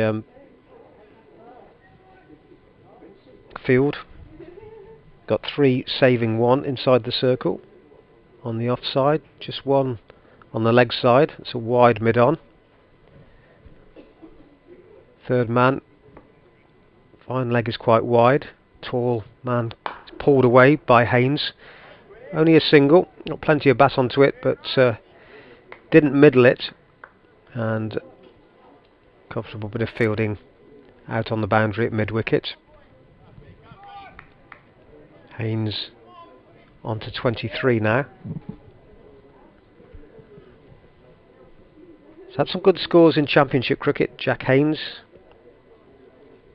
Been getting close towards his maiden century, but just fallen short on a couple of occasions. Here, fell, chops into the ground and fielded at point by George Munsey. Tall man Munsey. Took the ball cleanly and there's no run.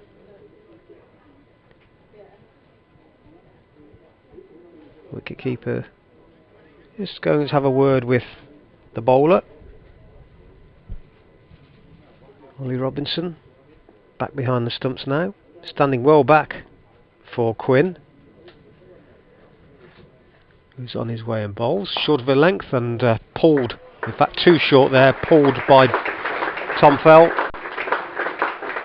And although there was a man on the boundary, he was pretty square and no chance of getting round to that one. To his left, more of a mid-wicket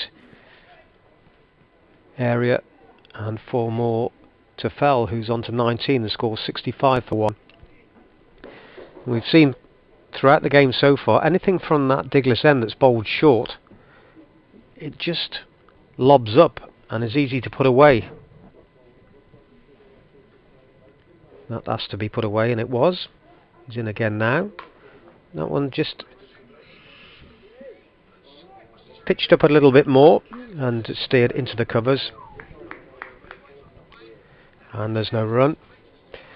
The Rapids going well here. We're in the 12th over. There's 65 for 1. Jack Haynes is on 23. Tom Fell is on 19. The one man out. Josh Dell was caught by Finch off Stevens for 20. He'd looked good for his 20, but then just played a lazy shot and steered the ball into the hands of Harry Finch. But Fell has come in looking good. A couple of boundaries to his name so far.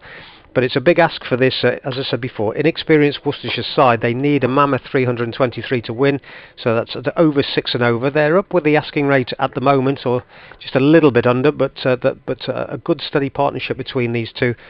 But someone's going to need to make a big score if they are to get anywhere near it. Haynes is on 23, Fell 20. They need 323 to win.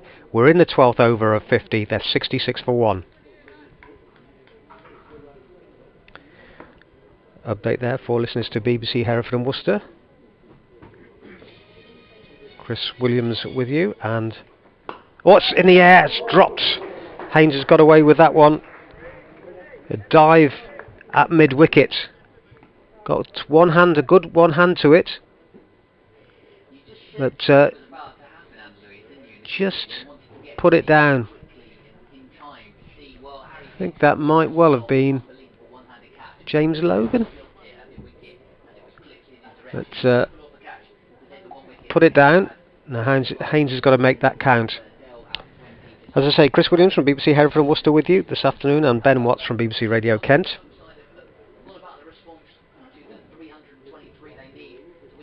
Haynes will keep the strike. They picked up a single, that last ball of the over. It's Stevens to continue. This will be his 7th over. He's taken the 1 wicket to fall so far, that of Josh Dell. 1 for 23 and 6. So Haynes put down at 23. Can he make that count? Waits, drives into the covers, where it's fielded smartly by Heno Kuhn. Shaped to throw in at the stumps, but just held on to the ball, putting pressure on Fell, making sure he was staying honest.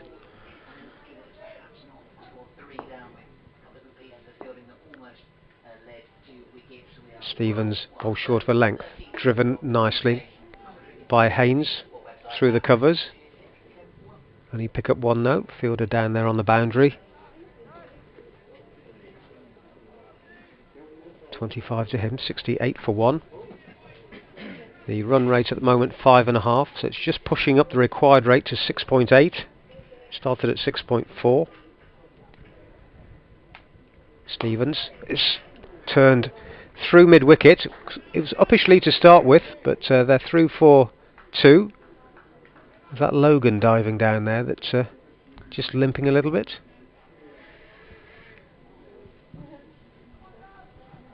That mid-wicket. Oh, sorry, Millet just was the man just fielded. Yeah, the one that Logan down at long leg. The one that was diving in the covers.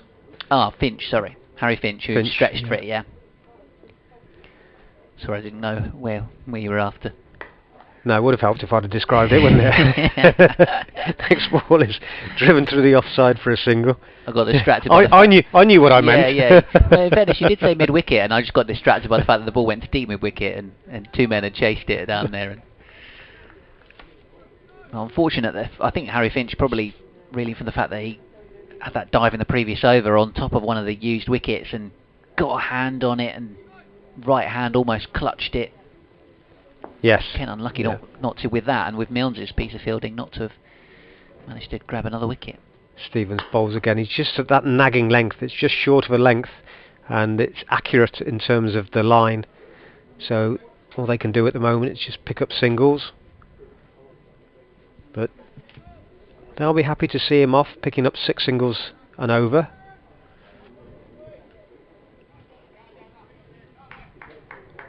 .72 for 1. So 32 these two have put on so far. Fell and Haynes.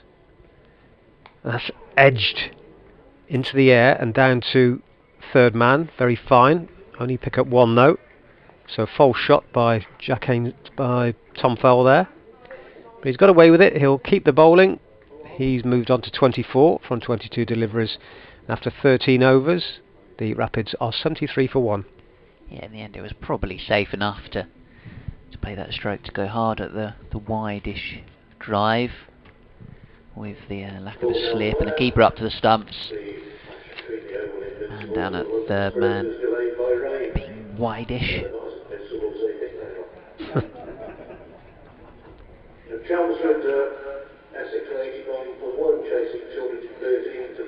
Of course, Dave Bradley on the announcing.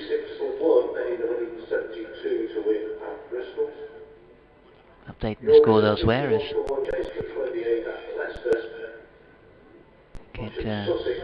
even a sanitizer break. Was just looking through those scores a minute ago. Hasib Hamid with 100 for Nottinghamshire. Again, Warwickshire 3-2-3 all out. Warwickshire 62 for none in reply. 295 for 6 Glamorgan. Northants 51 for 3 in their response. 3-2-7 for Leicestershire. Marcus Harris, the Aussie, and Lewis Hill, the keeper, both got tons. Yorkshire 61 for 1 in reply. There's Quinn bowls and he's pulled away out towards long leg. O'Riordan's not going to cut that off. Managed to squeeze in between those 2 fielders. That ball stroke. Excellent placement. Worcestershire 171 all out. Lancashire 66 for 1 in reply. Essex 90 for 1. Trying to chase 213 to win.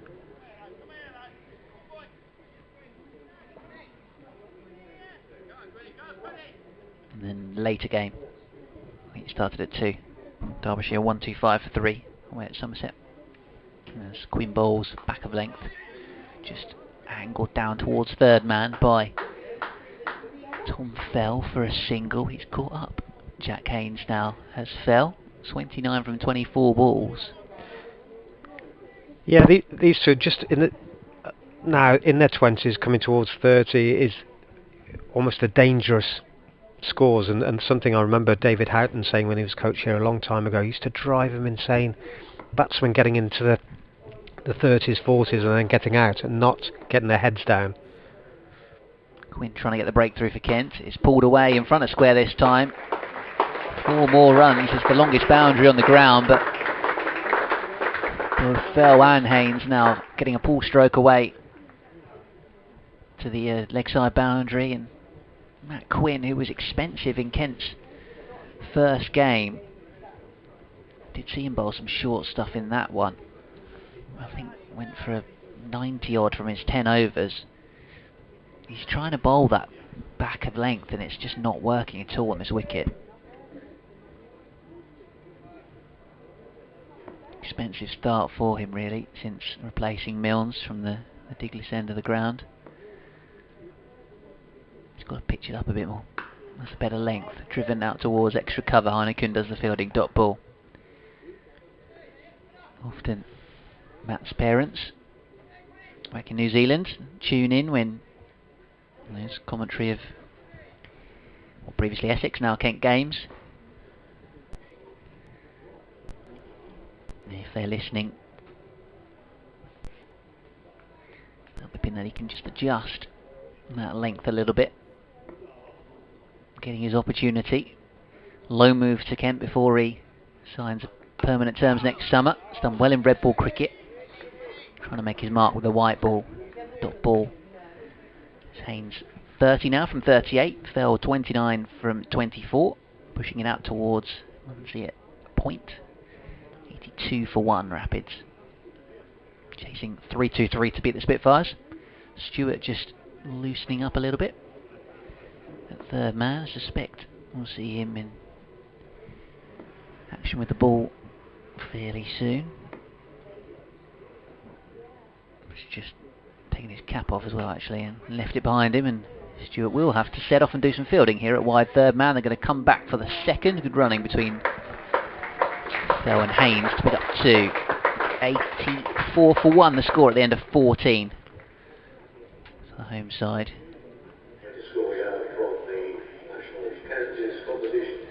Yeah, it's as I was saying, going back to David Houghton used to drive him insane and just say, you know, it's go on, and a number of times you used to see with, especially with younger players, hit a 6 and then try and repeat it next delivery instead of I've got my 6. Yeah.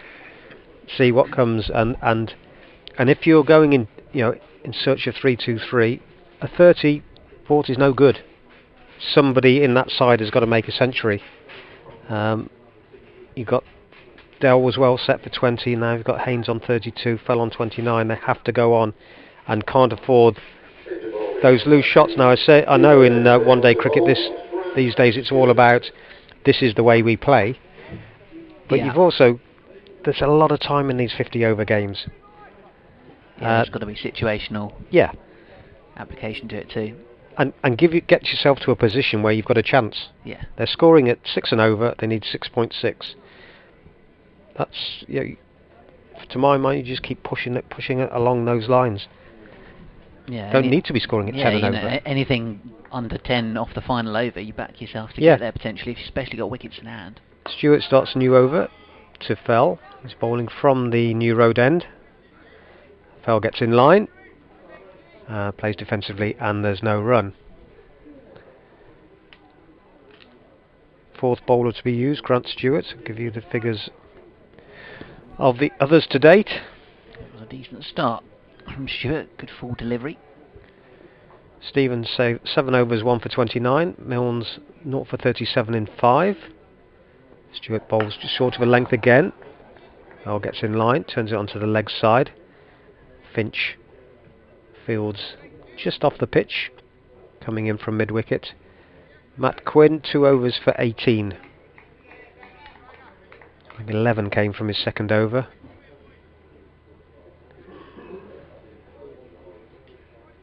Fell scoring at better than the runner ball. 29 from 26.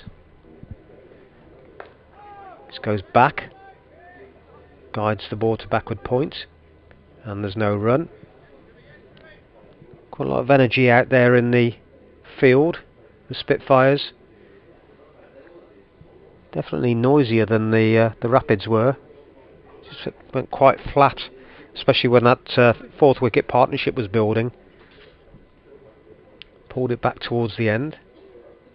That's when it gets hard though. Big partnerships. Fell, gets in line, plays defensively. I think the bottom of the bat there didn't sound particularly crisp as it made its way back to the bowler.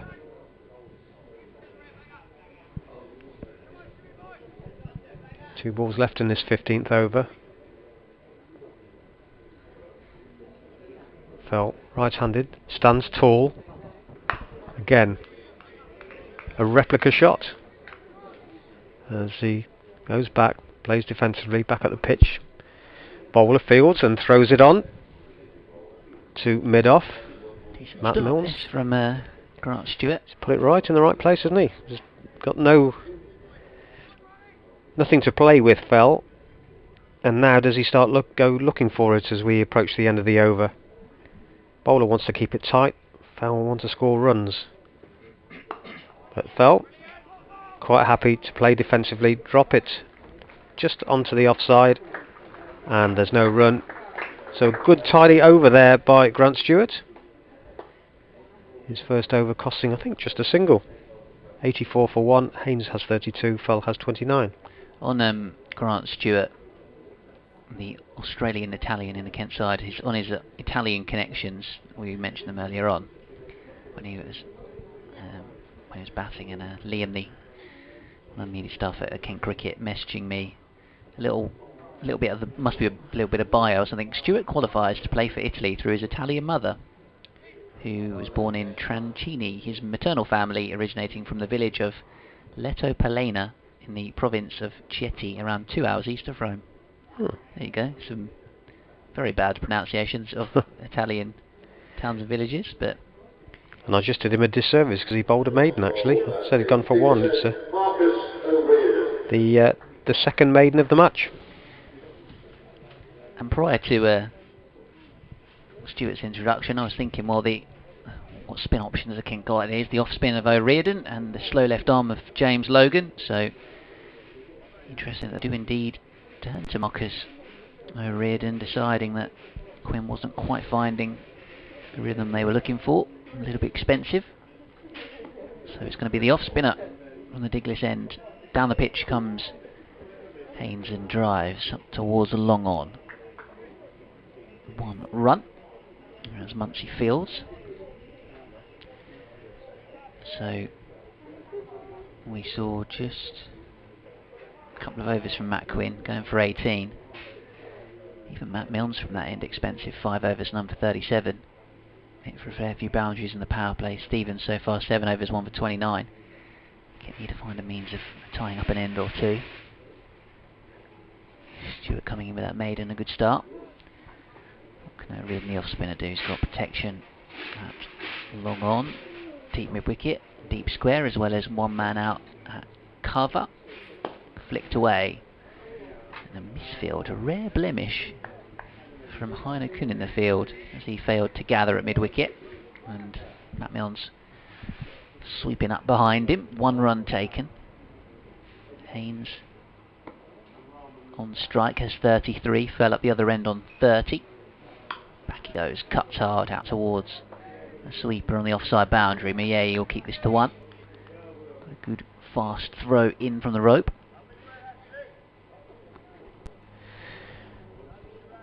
Yeah, Jack Haynes missed a few games with, I think it was an ankle injury earlier in the season.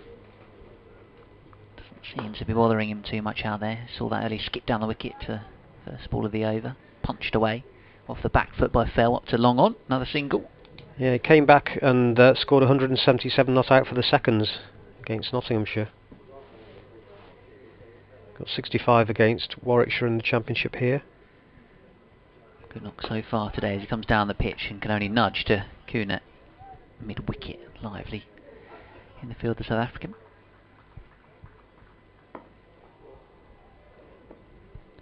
Reardon just having a little spin of the ball as he now twirls into his action. Driven back down the ground, he tried to dive and stop it. Almost collided with the pads of the non-striking batsman. 1 run added. And the end of the over. Worcestershire 89 for 1, so I think 5 singles off that over in the end from O'Riordan, who's proving to be a useful bits and pieces cricketer. With his lower order batting in one-day cricket, I've seen him open a little bit in Championship cricket. When someone does be needed to deputise. Off-spin bowler. Yeah, just been becalmed a little bit in recent overs. The run rate now down to 5.6, which pushes the required rate up to nigh on 7.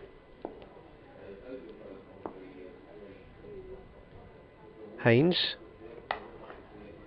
drives first ball of the new over through point. Down to deep cover. Picks up a single. 89 for 1.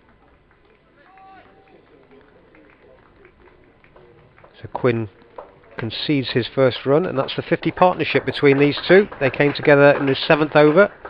They put on 50 in 7 overs. I love it when crowds do that. They start clapping and you're like, why are they clapping? and they're on it quicker than you are. Fell with his next delivery, turns the ball to short mid-wicket, where Finch does the fielding. Clearly Obviously been placed there for that upper shot that Fell plays. Clearly a knowledgeable crowd here at New Road, and I thought it was a really commendable reaction and applause for George Munsey when he got his 100. Good innings, that. Really good innings. This next delivery is run down to wide third man. They'll pick up 2. Bit of ground for the fielder down there to make up. Well, I think that everything has its place, and T20, 100 and all the razzmatazz, you know, that's fine. But you've got a crowd that's come in here today to watch cricket, and there's none of the sideshow going on, so therefore they are cricket people. Yeah, absolutely. Fell is on 33 now. We'll think of a single there. It's never there.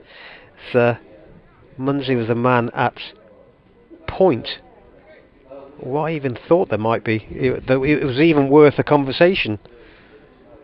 Munsey, all he needed to do was just walk in and take the bails off if they'd have gone through for a single there. But in the end, they didn't. It was Haynes let him know.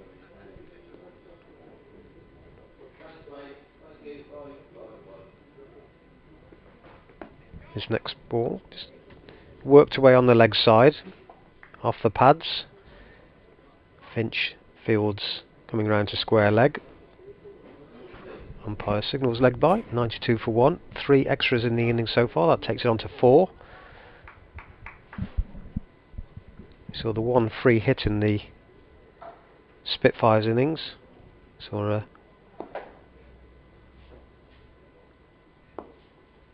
full bunger from Joe Leach that was punished. This next delivery has Haynes playing defensively back to the bowler, so it's a really good start this by Stewart. A couple of tight overs have really turned things round and put the brakes on the scoring.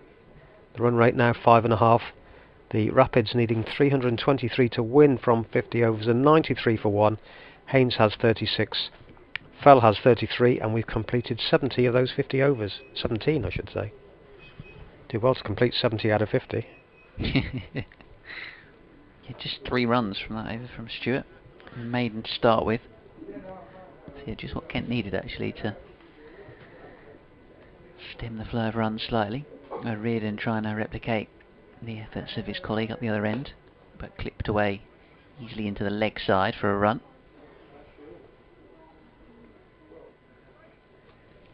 94 for 1, the Worcestershire score. 36 for Haynes. 34 for Fell. As Marcus O'Riordan bowls again, and the ball pushed back in direction. Dot ball as he collects in his follow through. Still cloudy overhead here at New Road, but dry. That's the main thing. As Haynes drives up towards long on. Easy single. You're listening to BBC Hereford and Worcester, BBC Radio Kent, Chris Williams and Ben Watts watching on. At BBC Kent Sport on Twitter if you want to get in touch with us, or at Ben Watts Sport, kentcricket@gmail.com for any email inquiries. This one is cut away out towards Miei in the deep on the cover boundary. Single taken. Actually, I think Kester emailed in earlier and was midway through asking about the structure of the competition, and then there's O'Riordan bowls, and this is driven again out towards extra cover. I think something on the field. Munchy maybe got to his 50, and then I soon forgot about the email, and it was a busy period, and so a very delayed response to your question. So I might be able to answer with that. Your inquiries. This one is driven, but not past a tumbling Heineken at mid-wicket. He manages to stop the single. So dot ball there. 4 from the over. 97 for 1. Rapids after 18 overs. So yeah, I think I've got as far as saying we're in the 2 teams are in 2 groups, Group A and Group B. Kent Worcestershire in Group A. So regarding the knockout stage, the winner of each group progresses straight to the semi-finals. The 2nd and 3rd place teams face a playoff match or a quarter-final. So 2nd place in one group plays 3rd place in the other group, vice versa, with the group winners automatically going straight through to a semi-final. So it's a little bit more IPL, kind of Eliminator 100 type vibes, rather than the T20 Blast where you see 4 teams go through from each group, quarterfinals, as you were normal knockout type scenario. As Stuart bowls a dot ball to start with, as he started his 3rd over. I think the makeup of those 6 teams will be interesting from the end of it, to see actually what strength of academies and. Stuart bowls. It's clipped up towards Darren Stevens. Oh, and there's a shot at the stumps. He hits the stumps. The umpire has a think about it, and Haynes has made his ground. Stevens did just pause slightly to take aim, and he fired and hit the target he was looking for. But Haynes, not sure the umpire was in the best place there. Yeah, running the risk, certainly. He certainly wasn't side on. Would have been one of those if there were TV cameras here. You'd take it upstairs to have a look. This one is stopped by Finch at mid-wicket. Oh, that means nothing, does it? Because they send it upstairs when he's 10 yards past the stumps. Yeah, would have been. They'd probably had a look at it from a couple of angles, a few different replays. No, you're right, absolutely. If the technology's there, they look at it for the most obvious not outs. It's almost like they're instructed to do so. Stewart, flipped over the keeper's head. That is a glorious shot. 1 bounce and away for 4. Tom Fell executing the perfect ramp. Grant Stewart been so miserly at the start of this spell from the new road into the ground, and Fell deciding he'd had enough, and what boundary option could he go to? That's an exquisite stroke. 39 each for these 2 batsmen, and the 100 comes up for Worcestershire in the 19th over. 9 coming 10 overs, that 11, nearly 11, that last 50, so quite a slow one. Stewart just pegging things back prior to that boundary. He's in again. Barrel chested bowler, whipped away for flat 6. Out towards deep square leg. Tried to dig the ball into the pitch with a bit of a cutter. And Bell said, "Thank you very much, I'm going to help this on towards the short boundary." And just to the left of the ladies' pavilion, to the right of the chestnut tree, on that side of the ground. He's got 10 in 2 balls. Stewart had barely conceded 10 prior to those couple of deliveries. Now just drying his hands on his trouser and the bottom of his shirt. Needs a response. Fell just with a little guide down towards 3rd man to end the over. 108 for 1 after 19. Good stuff from the number 3 batsman. Just to finish what you were saying about the makeup of the competition and the 2 groups. Group A, which is this that we're playing in at the moment with Worcestershire and Kent. The other sides in it are Essex, Durham, Sussex, Gloucestershire, Middlesex, Hampshire and Lancashire. And they're put together out of a hat. So no north, south, east, west, anything like that. It's just 9 out of the hat, and that's how it's come out. Yeah, I don't mind that, because I get fed up of playing Essex all the time. I admittedly they're in the same group, but get fed up of playing the same old teams every year. First ball of the new over is driven by Fell through extra cover. I'll come back for a second. Kent are actually away at Essex on my birthday, so I've swerved that one. 100 Nelson on the board, 111 for 1. So I want to get off that as soon as possible. And Fell drives back up to the pitch and strikes a combination of bowler and non-striker. It's no damage done to either and no run conceded. Fell 2 away from a half century. We'll go to 49, driving all along the ground to long on, where it's fielded by Harry Finch, and they're off Nelson. Haynes, 39 from 51. He's playing second fiddle at the moment. Goes back, cuts, and we'll pick up a couple here out to deep extra, fielded by Muai. Good bit of work from him. Gets onto the ball very quickly. And Haynes into the 40s.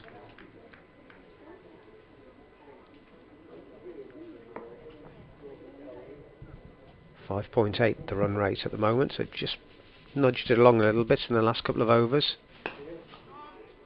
No run here as the ball is driven by Haynes to extra cover, where it's fielded by George Munsey. One ball left in this 20th over.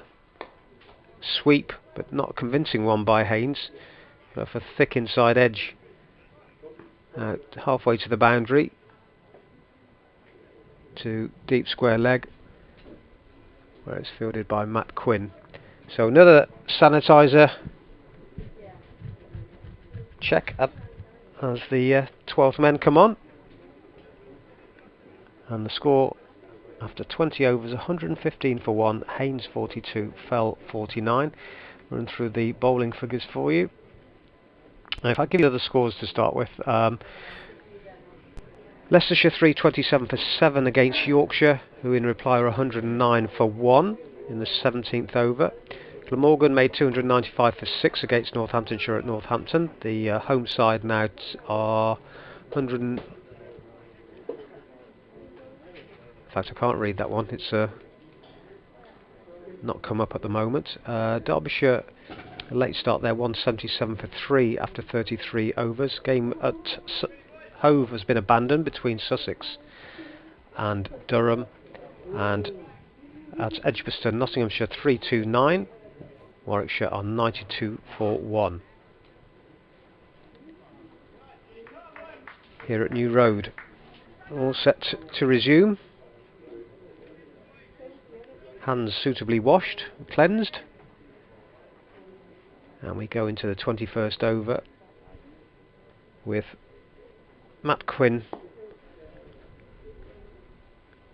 Grant Stewart bowling from the New Road end. Haynes to that delivery was on the walk, just walking down the wicket, played defensively in the end. Bowler saw him coming, just dropped it to backward point where it was fielded by Munsey. Seen a lot of the ball out there, similar to Charlie Morris in the Spitfires innings for Worcestershire. The ball seemed to follow him around. Well, it didn't follow him around, he was at third man all the time. As this next ball is driven at by Haynes outside off stump, but doesn't connect. 115 for 1 now, the Rapids needing 323 to win. We're in, just started the 21st over. Jack Haynes is on 42, Tom Fell is on 49 from 46 deliveries, so a good partnership between these two. They came together when the score was 40 in the 7th over, when Josh Dell was out for 20, but I need to take this partnership on. The big difference, the mainstay of the Spitfires' huge innings of 323 was that 4th wicket partnership of 184, which was a record for Kent against Worcestershire in List A competition, and you would feel that these two need to really put on another 100 or so if they're to get anywhere near that target of 323. They're going well at the moment though. Haynes has 43, Fell has 49, so 116 for 1. Update there for listeners to BBC Hereford and Worcester. So our regular programming. This next delivery has Fell. He's punching to backward point to Munsey, and there's no run. The required rate is up to 7.1 now. The run rate just dipping a little bit to 5.6.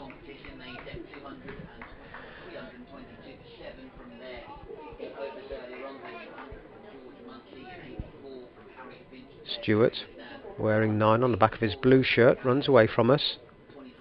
And that's fenced at by Fell outside the off stump.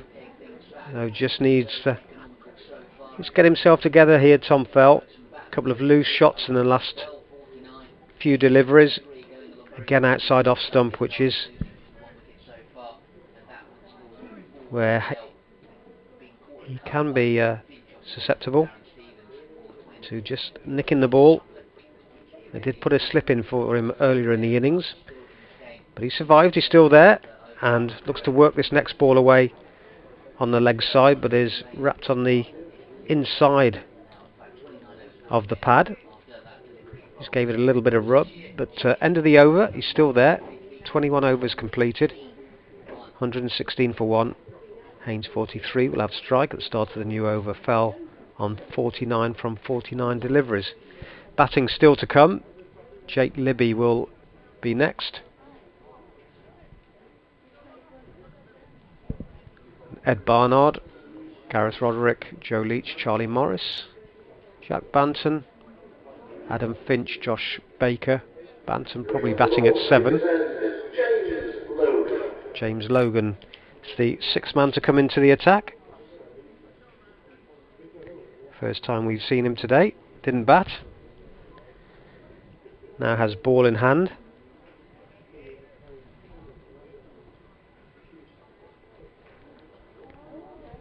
Stewart, 4 overs, 1 maiden, 0 for 16. So good stuff from him. But the boundaries have dried up in recent overs.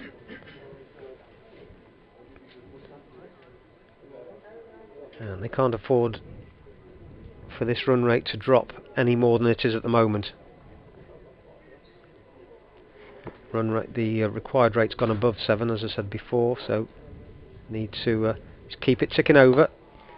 Haynes drives the first ball of the new over to extra cover, and there's no run. I think it's an interesting period for both teams, really, because Kent in an ideal world could do with a couple of wickets. These batsmen getting set at the crease, they would like to remove them before they go on and get a big score. Sweep by Haynes, and this time he will pick up a boundary. Fine leg was up inside the circle, and a bit of ungainly fielding, or attempted by Grant Stewart there. Didn't get down very quickly, diving to his left. I think the ball probably would have beaten him anyway, but didn't get down very quickly, and the ball went away for 4. Like you say, from Worcestershire's thinking, Stewart has just pegged things back a bit, and they want to get the scoring rate moving again. That will help that shot. Haynes moves to within 2 of a half century, driving to long off. Logan, slow left armour. Got a strange start to his action, just coming off 3 or 4 paces. Yeah, there's this peculiar kind of circle that he draws in the air almost. That's right. In now to Fell, looking to work this away on the leg side. They have just flicked the pad as it went behind, and tied it up by Ollie Robinson behind the stumps. 2 balls left in this 22nd over. Fell will go to 50, steering it through mid-wicket for a single, and that's a good knock from Tom Fell. 49 from 50 deliveries, 6 fours and 1 6. It's a good round of applause, and the important thing from a Rapids point of view is he doesn't stop there. If the Rapids are to win this game, one, or if not both of these two, need to be doubling their scores. Haynes plays this in the air, over extra cover, lovely shot. The man was inside the circle, Kuhn played it over his head, no one out on the boundary, and he too goes to 50, so in consecutive balls, Haynes goes on to 52, and his 50, 61 balls with 6 fours. Good Excellent partnership. Yeah, excellent partnership this. And these two, in the space of a few balls, passing those half-century scores. And yeah, Ken not be desperate to get one of them out, open up an end, get a couple of quick breakthroughs. Feel like These two laying the platform for the Worcestershire Rapids to potentially go and chase this score down, which looked an imposing one at the halfway stage. Stewart bowling from the New Road end. Steers straight to tight mid-wicket, dot ball. Kent's most economical bowler so far. 86 these two have put on. And they've just got the target from here down to 197 now. So just dip below 200 with that boundary. Like you were saying, the Duckworth-Lewis bar score tends to be a good indicator. That's 120. The score 126. Driven straight back to Stewart. Fields in his follow through. So with the current calculations and those factor in resources still available, okay, it helps when you've got wickets in hand. Says that the home team are in a decent state if they want to go and win the game. Here comes Stewart in and bowling. It was a full ball. It's a slight full toss out to Muyay in the deep. Good fielding, keeps it to 1. He got away with that slightly, Grant Stewart. Didn't get punished further. The fact that he missed his length. Yeah, there's a big gap out there, and again picked out the fielder. Yeah, if he'd got a bit further in front of square, might have got 4 runs for it. Fell 51. Haynes the man on strike though. Darren Stevens just having a little chat with Grant Stewart from mid-on. Ollie Robinson is technically the skipper, but he can't really talk to the bowler from behind the stumps. Yeah, just a suggestion from Stevens that actually perhaps get fine leg up in the ring and give himself a bit more protection. And it's Stevens himself who wanders off to long on. What this delivery might be from from Stewart, and Darren Stevens does the fielding. Might have taken a catch if he hadn't been posted down at long on, as Haynes tried to pull a stroke away and didn't get hold of it at all. Towed it, didn't he? Yeah. Right off the toe of the bat. Well, that would have been a stroke of genius if after the discussion Kent managed to summon a wicket. As it was, maybe the idea was the right one and the field was in the wrong place. Stevens could have been doing with staying where he was. He's now back up in the ring for this next ball. Ball short and it's pulled away, and this could be 6 runs. Bounces into the advertising hoarding. And Fella's got that right out the meat of the bat. Takes the score to 134 for 1. He moves on to 57. Has the scoreboard updated already? I think it has. Yeah. I think it just shows you what a mammoth target it is when they're 134 for 1. They still need another 189. Where to go, and the platform being set, walking down the wicket now. Oh, is that an edge behind? It is. Grant Stewart strikes. Massive wicket for Kent, needed that. And the ball after Tom Fell was cooked him away for 6 runs. Grant Stewart has been Kent's best bowler so far. Gets a deserved reward. A little nick through to Ollie Robinson, the keeper, diving away to his right hand side. Worcestershire lose their second wicket, 134 for 2. Partnership 6 runs shy of a century stand between Tom Fell and Jack Haynes. Gets a deserved reception. He'll be frustrated though, Fell. He looks so fluent out there today. 57 from 56 balls. Surely could have had a big score coming his way if he'd have maintained his place at the wicket. But Grant Stewart removes him. Jake Libby comes out at number 4. Again, that's the frustration, playing so well, and he got the 6, and then it was a nothing shot outside the off stump. The percentages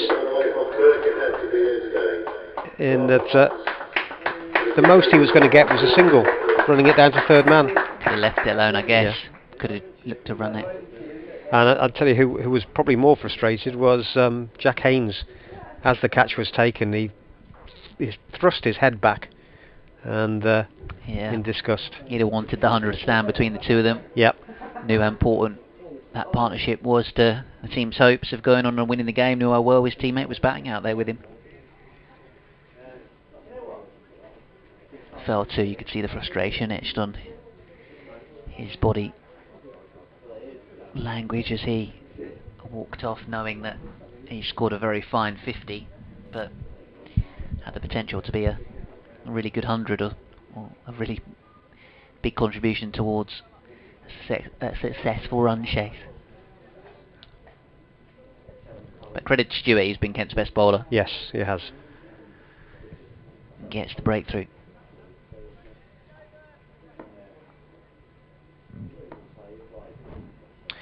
New over, and Haynes on strike. Uses his feet coming down to James Logan. Gets a little bit tangled up there. The bowler saw him coming, dropped it shorter, and in the end just pads it away.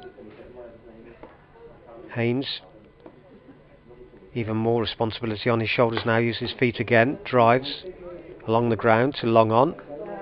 We'll pick up one more. Jake Libby, the new batsman. Not really renowned for one-day cricket, but been in good form again this season. Just changing the field with man coming across to backward point at the end of the edge of the circle.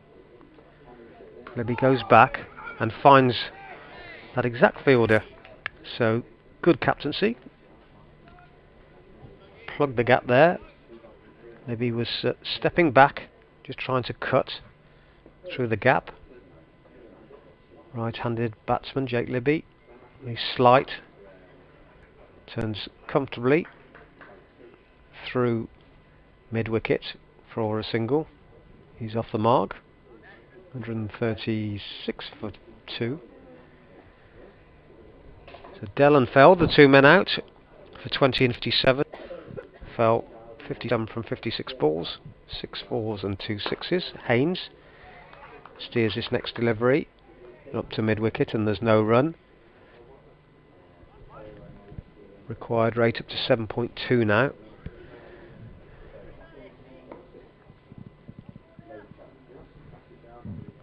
Logan skips in off short paces, probably 6 of them, and is driven by Haynes for another single. Too long off. 55 to him. And that completes the over. 24, so we're approaching the halfway mark. 186 more to win. 137 for 2. Haynes has 55 and Libby 1.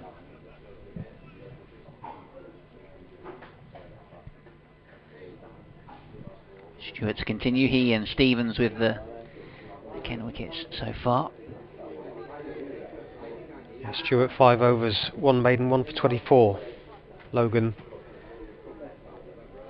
2 overs for 13.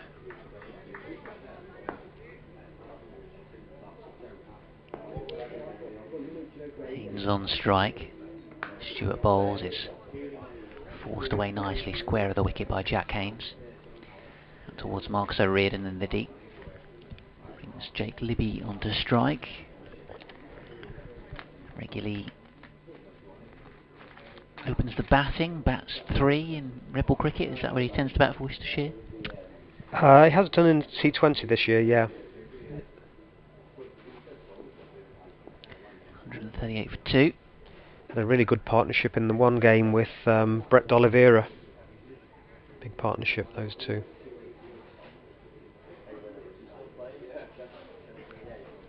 Former Nottinghamshire man. Successful loans in Northamptonshire, I seem to remember as well. Now Worcestershire player. Driving square of the wicket. Lovely flow of the bat. Nice delivery from Stewart. He's going to try and scamper back for 2 marks. O'Riordan throws a good one. Does do well to make his ground and make 2. Thought it might have been tighter than that. A little bit of hesitation going for the second one, but in the end, obviously made it comfortably because Robinson didn't take the bails off. Get a feeling it's not quite coming on as it did the ball at the moment. I have to try and force it more. Yeah. I wonder if there's anything particularly deliberate from the bowlers. Stewart does seem to be just gripping the ball a little bit funny between his fingers at times. I wonder whether he's trying to bowl with a bit of a wobble seam to just get that variable bounce as the ball lands on the wicket, and if the seam position is sort of hitting the pitch rather than being bolt upright, or the ball hitting the ball on the side, it's kind of sort of catching the edges of the seam down the middle of the ball. It can just create just a slight bit of seam movement and variable bounce and that sort of thing. Wonder if Stewart is particularly mixing those up, as this one's just played away towards cover, shy of the stumps from Heineken. That might be out. It's a direct hit. Jack Haynes is so quick between the wickets again. I think that's the third time there's been a direct hit at the stumps, and Jack Haynes has made his ground successfully. From Milnes' throw off his own bowling, Darren Stevens' effort, and now Heineken has thrown down the stumps, and still Jack Haynes cannot be run out. I think that might have been a third umpire review. A tight one here, but the other thing is, the fielders know, don't they? And you get the impression, that they know and they celebrate, and that was very short-lived, the appeal, and then they just got on with it. Yes, that's a good point. Yeah, shows how smart Haynes has been between the wickets. Uppercut over the top of extra cover, an authoritative shot that, dismissively played away. The short ball from Stewart, which is he's trying to bowl back of length and has ended up dragging it into the pitch a little bit too much.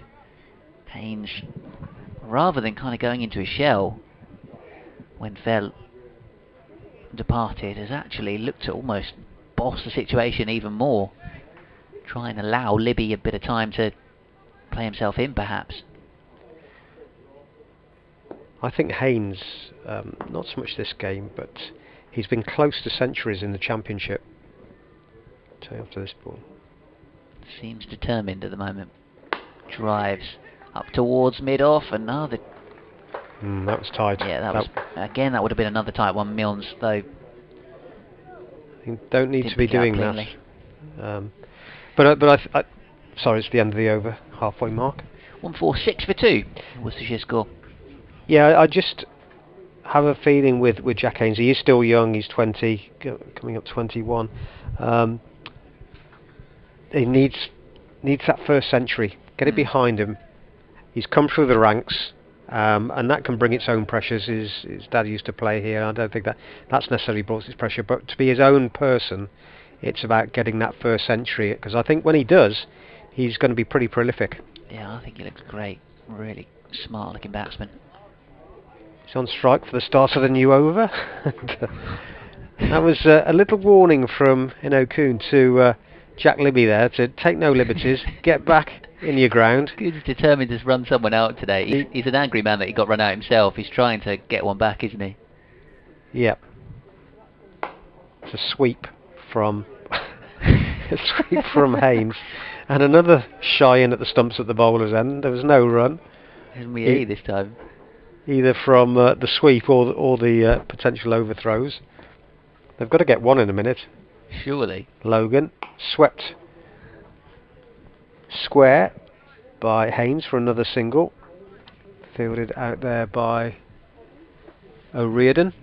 Coach Simon Cook will be pleased with this though, because he specifically said one of the reasons they conceded 400 against Durham in the home game was because they dropped early catches, and those batsmen went on to get big hundreds, and the fielding's been so much better again today thus far. Logan in. Libby turns this backward a square for a single. He's fielded inside the circle. Yeah, and I think the other thing is so much. You get a lot of momentum and you set the tone from in the field. Remember that Gloucestershire side that was successful some years ago? I mean, they were a nightmare. Yeah. Really aggressive, firing the ball in. Haynes, pick up another single here, just coming down the wicket and playing calmly, picking his spot out to deep mid-on. Like you said, they go back to kind of the environment within the dressing room, that atmosphere, that community, that desire when you're representing your county, that collective professionalism as a fielding unit. Libby will pick up a single here, so just picking up the singles in this over. Brings up the 150 at the end of the 26th over. So again, just a little bit slower, 7 overs for the last 50, but still a long way to go. Another 173 required, but it's a decent start. But with Haynes on 63, Libby on 60, we feel these two are the key to whether the Rapids will get home or not.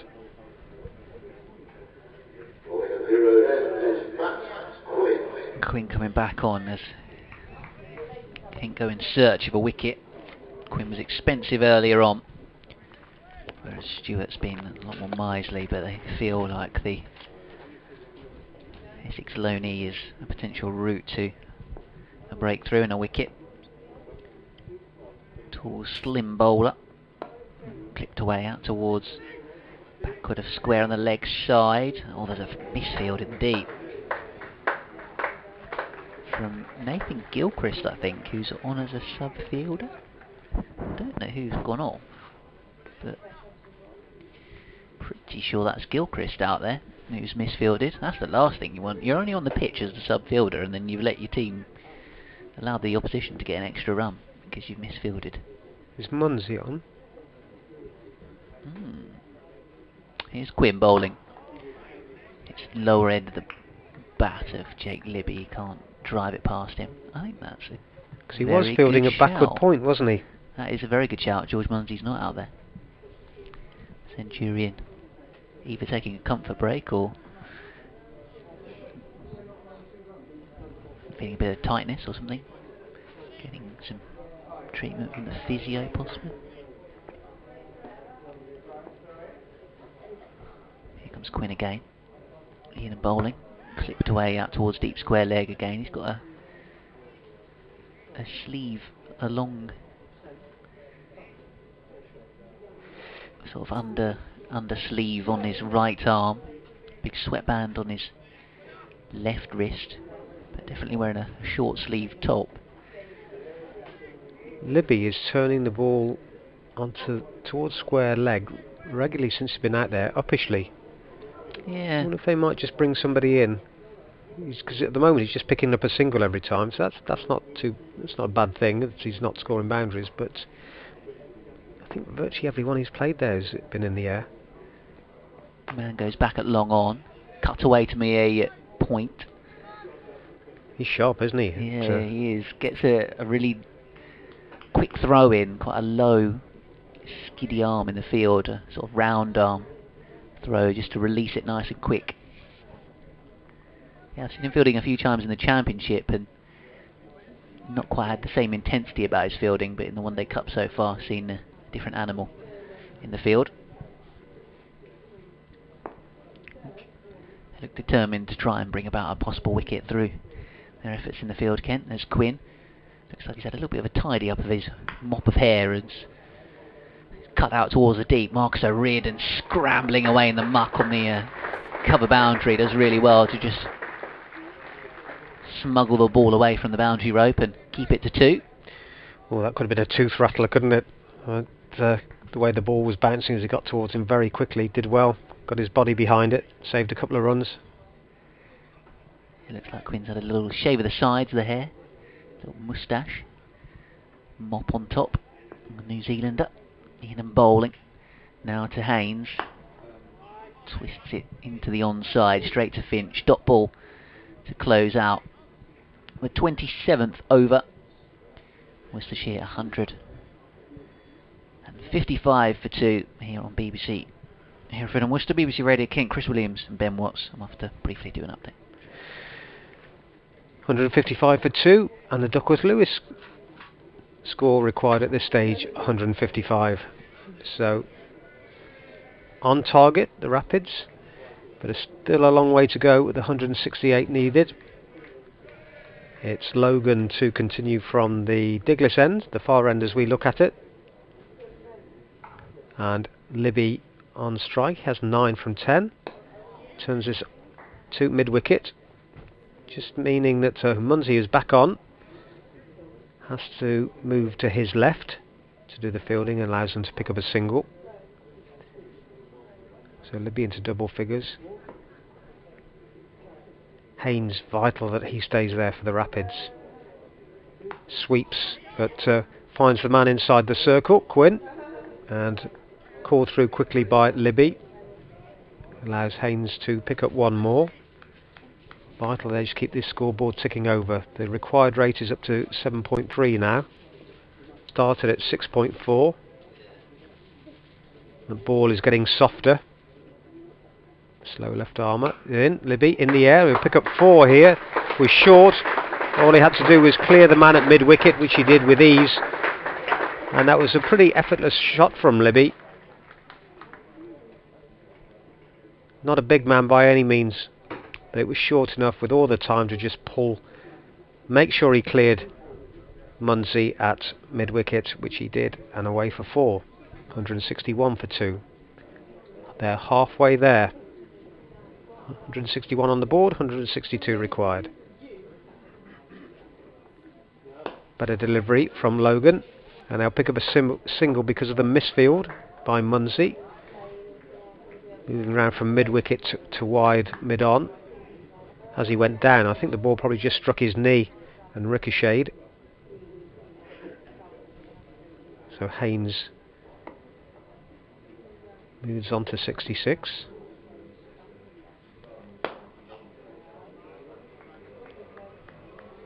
.67 now. That's the last single of the previous ball had gone to Libby. He went on to 15. Haynes 67.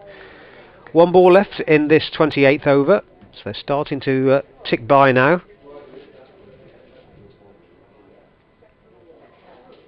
Logan bowls full length and Libby drives all along the ground to long on. We'll pick up one more and keep the strike, move on to 16 from 14 deliveries, and after 28 overs it's 162 for 2. Haynes on 67, the 2-man out. Dell for 20 and Fell for 57. Just joining us, the Spitfires made 322 for 7. They were 65 for 3 at one stage, but then a partnership of 184 in 29 overs between Harry Finch and George Munsey saw them pile on the runs, with Finch making 84 and Munsey 108. Very sparkling cameo from Darren Stevens of 23, with 3 4s and a 6. We've got Quinn bowling from the New Road end, wearing 64, to Libby, plays defensively, back up the pitch, and the tall Quinn does the fielding.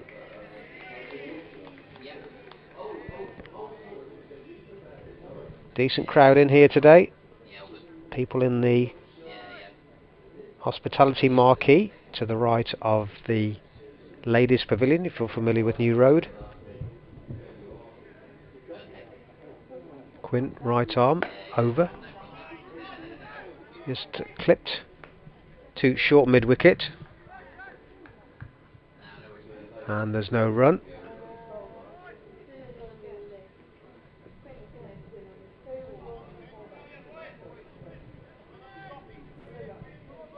Stevens just flexing his thigh and a few other stretching exercises in front of the commentary point, so he might be coming back into the attack. So his next delivery is punch through point by Libby for a single. Reardon down there doing the fielding. One more to the total, 164.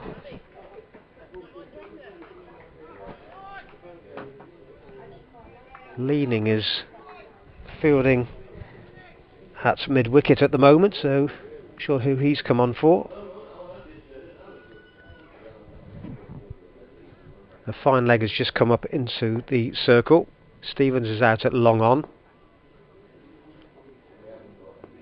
Got deep cover and deep square leg. And Haynes drives backward of point. Will only get one though. Reardon onto the ball very quickly again. 166 for 2.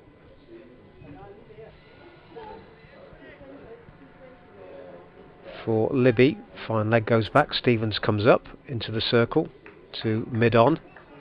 Got mid off. Extra cover and backward point saving 1 the offside. Mid wicket saving 1 on the leg side. This is short of a length and cuts and caught at backward point. Libby has gone. Really good catch by Munsey. He's having a good day. Diving down to his left. And Libby is furious with himself there. That ball was there to be put away, but he cut it too close to backward point, and he's perished. He's gone for 17. It's 166 for 3.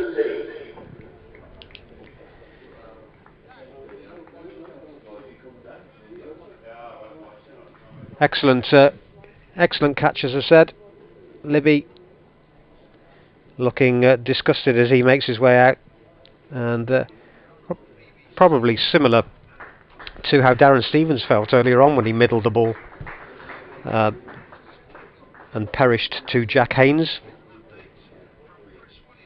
And the Rapids have just lost their 3rd wicket, that of Jake Libby, who was caught at backward point by George Munsey for 17. He was starting to look good. He was scoring at a runner ball and was frustrated as he got out there, just cutting a ball a little bit too close to him and didn't steer it wide enough of the backward point. So he's gone. It's, as I say, 166. They put on 32, did Haynes and Libby. Haynes is still there on 68, and you feel that Worcestershire's hopes rest on him. He's scored them from 79 runs. Played second fiddle to Tom Fell, who scored 57 earlier on, but they can't afford to lose these wickets, as with an inexperienced batting lineup, it's going to be the top order that get them home, if indeed they do get home. 323 is the target. They need another 157 to win from 22 overs. It's 166 for 3.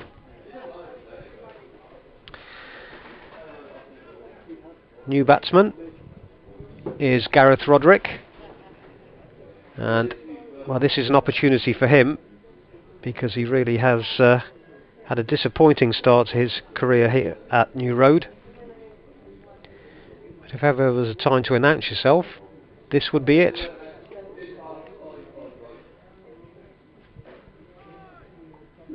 Barnard will be the next batsman.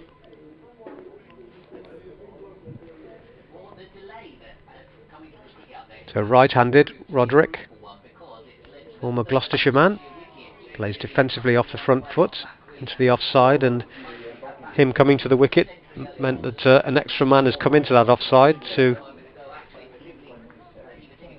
save 1, and that is the end of the over. 29 completed, so just 21 to go now. 157 required. It's 7.5 and over. Haynes is on 68. And Roderick yet to score. The man out, Dell for 20, Fell for 57, Libby for 17. As I said, 17 from 18 balls.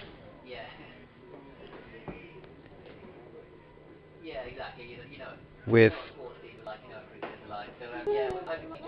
no, I think just the one boundary. Logan will continue from the Diglis end, bowling to Haynes, who sweeps, but not convincingly. Will pick up a single as Quinn at inside the circle at fine leg, throws and aims at the stumps, fails to hit though, and good backing up prevents any overthrows. Roderick right-handed. What will his approach be? He's got no kind of form behind him, and they need to be scoring at 7.5. So does he just pick up the single, try and farm it to Haynes? And he won't with that first delivery. He's played it straight back up the pitch to the bowler.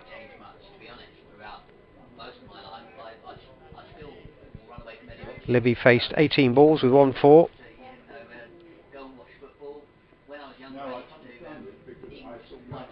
Next delivery, Roderick again won't get a run. It was a nice looking shot, just went onto the back foot, drove into the covers, but good stop, fielding by Kuhn, meant there was no run. Logan into his 5th over now. Another dot ball driven back up the pitch by Roderick. Conceded 27 runs in his 4.5 overs. James Logan with his slow left armers. Long on has just gone back onto the rope, the far end. And Roderick will get off the mark. Off the back foot, just punching through point. And he's up and running. Apologies for that long delay. There was a little bit of a queue to get my update in for BBC Radio Kent listeners. There seemed to be a bit of a coming and going of Kent subfielders while I was next door. Yeah, I saw Jack Leaning come on. I didn't see who went off. As Logan bowls that final ball of the 30th over, tucked away for a single. Yeah, so Leaning came on, and I assumed that it was for Muncie, but then the next thing I knew, looked up and Muncie was there at backward point, and of course he took that catch a moment later. So I don't quite know. Now there must be a different man off the field to earlier on, unless we are now back up to a full complement, because I don't think any subfielder is out there now. But yeah, we did see, of course, Jack Leaning himself actually out in the field as a subfielder. But then there was the physio was brought on, and there was a bit of a discussion with one of the umpires, and I think one of the umpires basically turned around and said, Jack's not allowed to be on. He can run the drinks or pick up a cap or whatever, but he's not allowed to be on as 12th man because he is still. Well, he's missing this match. He's not playing in this match because of part of the ECB's return to play protocols, having had a positive coronavirus test, and therefore he's recovering from that before he can play again. So I do wonder if the umpires ticked off the physio and Jack Leaning and said, no, you're going to have to get off the pitch as Matt Quinn bowls, and it's driven up towards Darren Stevens at long on. That was all just from afar. I was kind of guessing that was what was being said, but yeah, that wicket's made a difference, and we, for the first time, the Rapids have fallen behind a Duckworth Lewis score. They're 11 behind now at 170 for 3. Still needing another 153, but only 19 overs to go after the one being bowled. So 170 for 3. Quinn in. Nudged away into the onside by Roderick. Sliding, attempted stop by Coombe. Ball beats him. Goes through to Miei. He does like that orange, doesn't he? He's O'Coon. It's even the bottom of his shoes have got fully orange. Wouldn't like to see his living room. Yeah, I wonder what colour his sofa is. Here comes Quinn. Driven away off the back foot by Haynes. 71 not out. He's survived 3 direct hits on his stumps. Normally, that's the sort of adage goes, if it's a direct hit, it's going to be close. 3 times Kent have thrown down the stumps direct, and he's been fine. Been in his ground. The required rate is pushing up towards 8 now. So they've pulled themselves back into this, the Spitfires, in recent overs. Oh, what a shot that is on the up. Smashed away out towards the cover boundary. Somehow Marcus O'Riordan has managed to tiptoe around the rope and grab it before it's gone for 4 runs. It was... Didn't middle it, did he? It sounded better than it actually. He used his feet well, and it looked as though it was going to sail over extra cover. Yeah, maybe you're right. Originally, the intent that he showed, the little movement down the crease and throwing his hands at a delivery that was a bit wider. Maybe he didn't get hold of it and it just plugged a little bit in the outfield, and O'Riordan was able to keep it down to 2. This one again square of the wicket. This again he's going to be cut off in the deep, and 2 runs. O'Riordan really covering the ground well. You say some runs out there. Yeah, O'Riordan. Talk about him being a bits and pieces cricketer earlier on, and didn't include the smart fielding. Well, he scored 17 with the bat, and he's probably saved another 10, 12 out there. Yeah, fairly steady with the ball. The off spinner.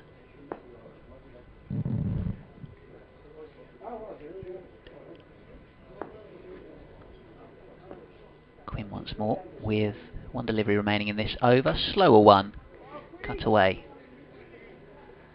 by Haynes, who's got 76 runs to his name from 86 balls.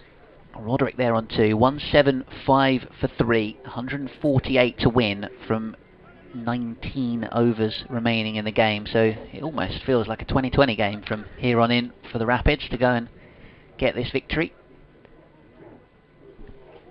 And like any other competition, every team's in it to win it. But if you look at what they would also want to get from this competition this season, people have stepped up today and taken their opportunities. George Munsey with a ton. Finch scored an 80. Fell's got a 57, and Haynes is here unbeaten on 76. Yeah, so absolutely. I had a conversation with Coach Simon Cook very much along those lines. Logan, first ball of the new over, sees Haynes using his feet, steering it out to deep mid-on, and there's a single.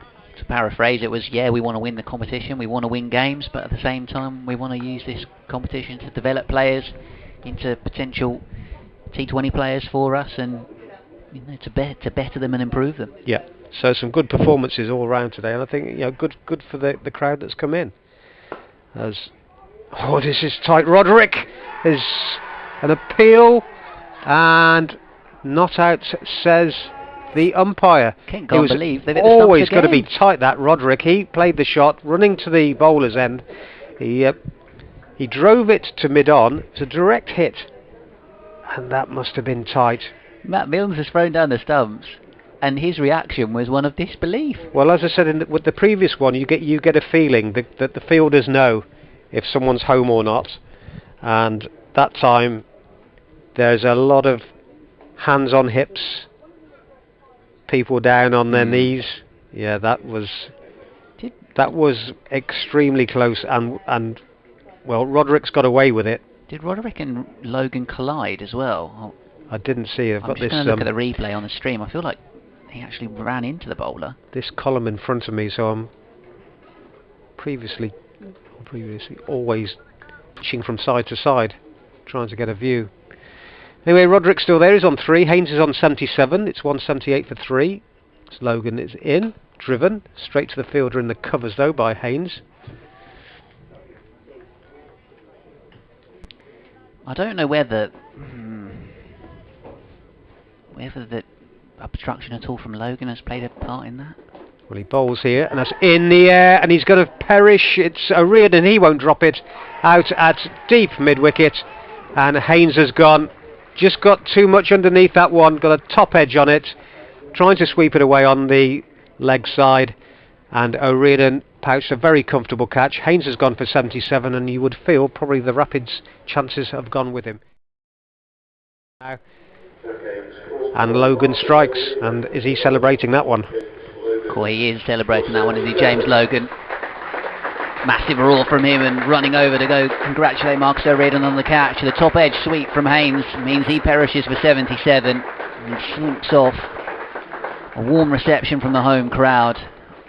But he looks gutted that he's not been able to see a fine innings through to 3 figures, and it's going to be left to the Worcestershire middle lower order now to go and see if they can bring home the victory for the team in this game. Ed Barnard out to join Roderick at the crease. Yeah, just 12 they put on. Just under 3 overs, but the pressure was building with that required rate pushing up. But he's fielded really well out there, has O'Riordan, and he was never going to put that one down. 77 made from 89 balls with 7 fours, and that's a big blow. Yes, big blow. Now, ironically, we talk about Haynes now as being one of the experienced players when he's really not. He got a few games last year, and at the start of this season just came back after injury. But like, real high hopes for him. So new batsman Barnard, but it's Roderick on strike as the batsman crossed while the ball was in the air. And again, switching from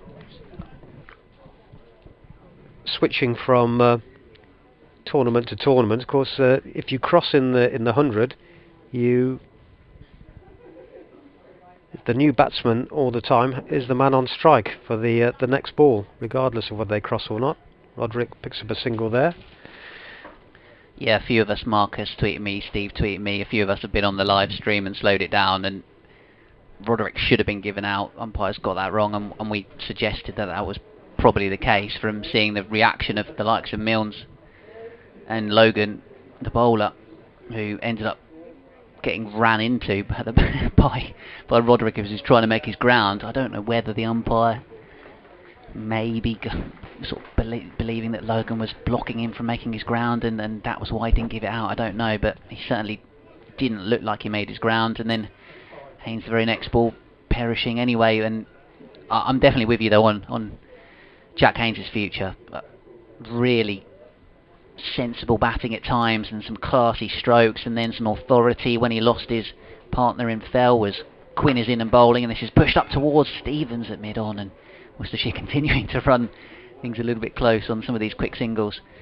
But yeah, I thought he sort of seemed to try and be the dominant one, where the new batsman Libby came in, and to allow his partner a bit of time to just get in, and he would keep the scoring rate ticking over. A knock of real maturity, I thought, that from Jack Haynes. And 77 feels harsh on him that he wasn't able to add a few more and make it a really big one, and make this innings a bit of a platform and a stamp on what he's got to come in his Rapids career, as this one's run down towards third man for a quick single by Barnard. Well, I said that Logan, huge celebration when he took that wicket. Maybe something to do with, I'm told this by my very good friend Mr. John Curtis, Logan played for Worcestershire Seconds this summer in 2 trial matches before being signed by Kent. Yeah, played a couple of T20s for the second team for Kent before they chucked him straight into a blast game. Oh, was that an edge behind? It is. He's fenced it through to Robinson. Quinn strikes. It's a poor stroke, really, from Gareth Roderick. He could have been run out a moment ago. Looked like he didn't make his ground. Umpire potentially didn't give it out because Logan was, whether intentionally or not, blocking him off from making. No arguments about this one. It's a feathered cut behind. Quinn gets his second wicket. Robinson a second catch, and Worcestershire reduced to 181 for 5. Yep, it's disappointing way to get out when you're looking for runs and you play that shot similar to Tom Fell, when you're only going to get a single. You look at the percentages that you're playing, chances of edging it through to the wicketkeeper or getting a single. And you think, yeah, where we saw, for the most part, Dell, Fell, and well, Libby, I suppose, as well, and Haynes. It was actually how can I put it? Being definite, being positive, rather than just trying to hope you get a single, running it down there. They were actually playing positive shots, even picking up singles, playing forward of the wicket. But Roderick's gone. Jack Banton, brother of Tom, makes his way out there, and what can he do?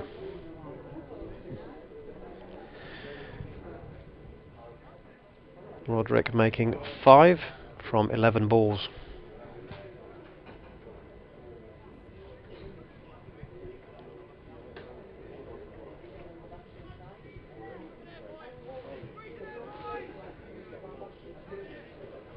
Banton then just giving the pitch a little bit of a prod, settling in, making his guard.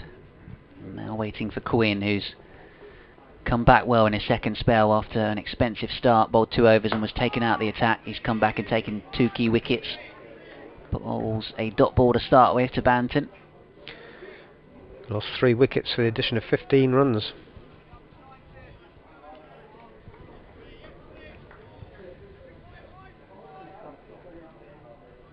Yeah, they've been up with the rate for, or certainly been up with the DLS par score for much of the run chase. Just in this little middle to middling period of the innings, middle towards the back end of the innings, and 20 overs, they've lost these wickets as this is run down to third man for a single. Worcestershire Rapids, which has turned the game in Kent's favour. Thinking about that dismissal of Roderick, it's classic of a man low on confidence, isn't it? You're just trying to run it, get away from the strike, and when you looks out, you just get that little edge. Quinn bowls again, run down to third man. Another single. This time to Barnard. Two fresh batsmen at the crease. Kent on top. Rapids 182 for 5, needing still 141 more to win from 17 overs. Run rate required now up into 8.2 and over. George Munsey, there's another cricketer, I can't remember who it was, but one of these that when the ball was run quite fine down there towards third man, and he's a backward point, he's one of these that dives for a ball that's 30 yards away from him, throws himself around, and never know what's behind all that. He just keeps himself amused. New over, Logan, a wicket to his name now. Bowls to Barnard, punches through the offside, beats the dive of Eno'Kun in the covers, and they pick up 1. 8.2 is the required rate now, and Duckworth Lewis, well, they're a long way behind. 221 they should be, and they're 184, so it just shows how much of an upper hand that Kent have. Banton could be caught here, he's sliced it and he's gone as well. Another wicket for Logan, looking to work the ball away on the leg side, got a thick outside edge, it's went high into the air, and running back at point. Smart catch taken.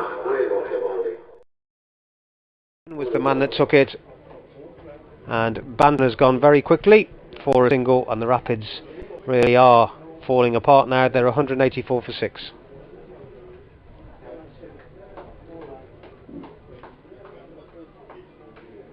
Yeah, joy on the faces of the Kent fielders. Ollie Robinson, the young standing skipper of the side, turned to Darren Stevens behind him and sharing a moment as a plan came good and a plan coming off there. Quinn holding on to the catch, chasing it to a deepish point area and holding on. Banton on his way without contributing too much. James Logan, who again I thought didn't quite get it right at the top of his spell, but it's looked better since he's potentially just slowed it down a little bit. He bowls with really good control and has done that much better since coming back into the attack. And 2 wickets for him now. Rapids reduced to 184 for 6. Leach in to join Barnard. Yep, batsman cross, so Barnard just cuts to Quinn at point, and there's no run. These two can both give the ball a bit of a tonk, and that's what they're going to need to do, unless they are from here on in just going to see how many they can get. They're not going to really threaten that target of 323. They need another 139. It's got an extra to the total there, with a wide down the leg side. Barnard drives, will pick up 1 out to deep cover, but the ones aren't going to do them any good now. Needs something heroic from one of these two. That required rate up at 8.5. Joe Leach, right-handed, the Worcestershire skipper.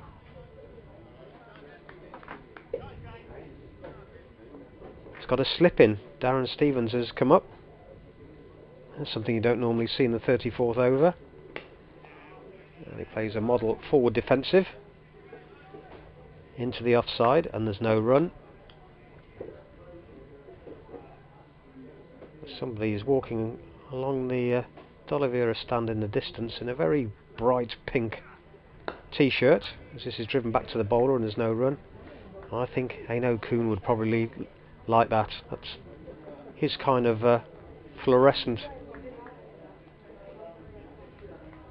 colouring.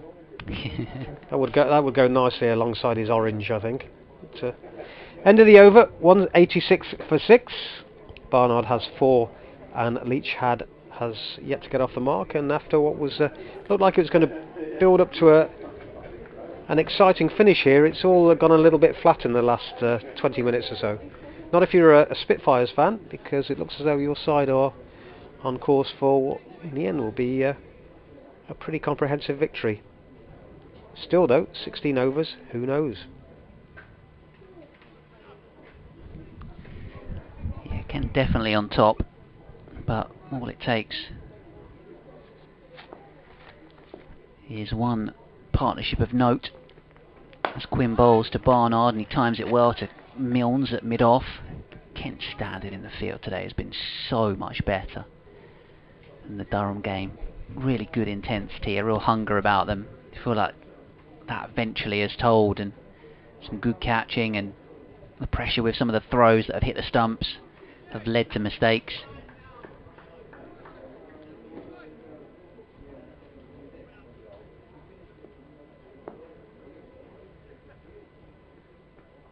Here comes Quinn again, guided down towards third man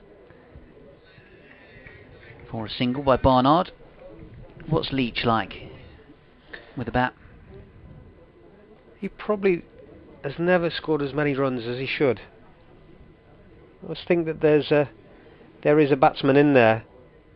I think very similar to Stuart Lampert when he was playing down here. He was had the potential to be a bowling all-rounder, but I think Leach has taken so much bowling on, and the captaincy. I think the batting has suffered as a result. Oh, good delivery this from Matt Quinn, as Leach was trying to, again, maybe just look to defend, kind of half defend, half maybe run it down towards third man, almost nicked it through to the keeper. Yeah, I mean, we're talking a long time ago. Stuart Lampert was down here, but he ended up just being flogged as a bowler, and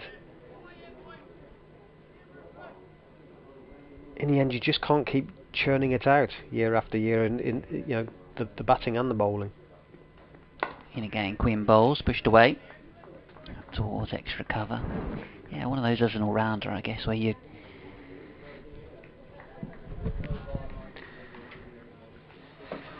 So the aforementioned Leach is on strike. He's waiting. Well, the wheels have fallen off a little bit for the Rapids in the last 20 minutes or so. They were going along very well at 166 for 2, but then they lost Jake Libby for 17, followed quickly by Jack Haynes for an excellent 77, Gareth Roderick for 5, and Jack Banton for a single. That brought Barnard and Leach to the wicket, and any hopes they have rest with these two. They've just got a six more to the total, as Leach has pulled one square of the wicket. But in search of 233 to win, 323 I should say to win, they still need 130 with just 16 overs remaining. Barnard has 5, Leach has 6, a long way to go. They're 193 for 6. Update therefore listeners to BBC Hereford and Worcester's regular programming, as this next delivery is run down to third man by Leach. It's a way to get off the mark with a 6. That's what he is capable of, and Matt Quinn comes to the end of his 7th over, and he's taken 2 for 44. His wickets being of Roderick and Libby. And really, the one thing that's perhaps a little bit surprising today is that with that short boundary out on the pavilion side, it really hasn't been peppered too much. Logan to continue from the Diglis end, bowling the 36th over. Bowling to Leach, who's on 7 from 6 deliveries. Turns this square on the leg side, thinks of 2, but there'll only be 1 there. The O'Riordan, who's been mustered out there on the boundary, very quickly onto it.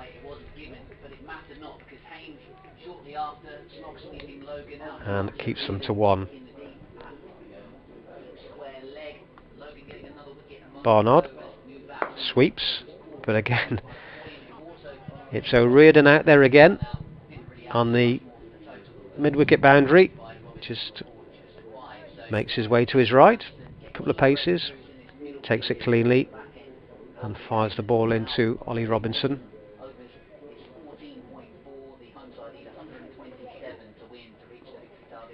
Next delivery, Leach is beaten outside the off stump trying to pull it, and Robinson whipped the bails off very quickly, but he kept the back foot anchored. No appeal from the wicket-keeper, who replaces the bails himself. Mid-wicket's just been pushed back to the edge of the circle. Some big gaps on that leg side for Leach, and he's found that, and we'll pick up 4 more as the dive at the edge of the circle by Stewart saw him get a hand to the ball, but he couldn't stop it, and away it went. That brings up the 200 for the Rapids in the 36th over. 10 overs, the last 50, so it just shows how much the brakes have been put on with those falling wickets. Leach is on to 12. His next delivery is run straight to the fielder, Stevens, up inside the circle at third man. Couldn't have placed that any better, Joe Leach there. I take it he knew he was there, just as if he was aiming for him. But this is what he was aiming for, was to cut it fine, past Stevens and down to the boundary for 4 more. So that was a profitable over for Joe Leach and the Rapids. He's moved on to 16 and the score to 204 for 6. So 14 overs remaining, 119 still to win. Yeah, expensive one, that one from James Logan. Slightly frustrating one for Kent, but an important and useful over for the hosts to take. Well, I think it was 10 off it in the end. So 6 for Barnard, 16 for Leach, 204 for 6 with 14 to go and 119 to win the game. 8.5 and over required. They've got 10 and 8 from the last couple with these two at the crease. Kent are now turning to Matt Milnes to try and go for the kill, really. Get their main strike bowler on. See if he can get the kind of breakthrough that would potentially seal the deal for them. Stewart's still got 4 overs to go as well. He would probably be the man that they go to for the death bowling option.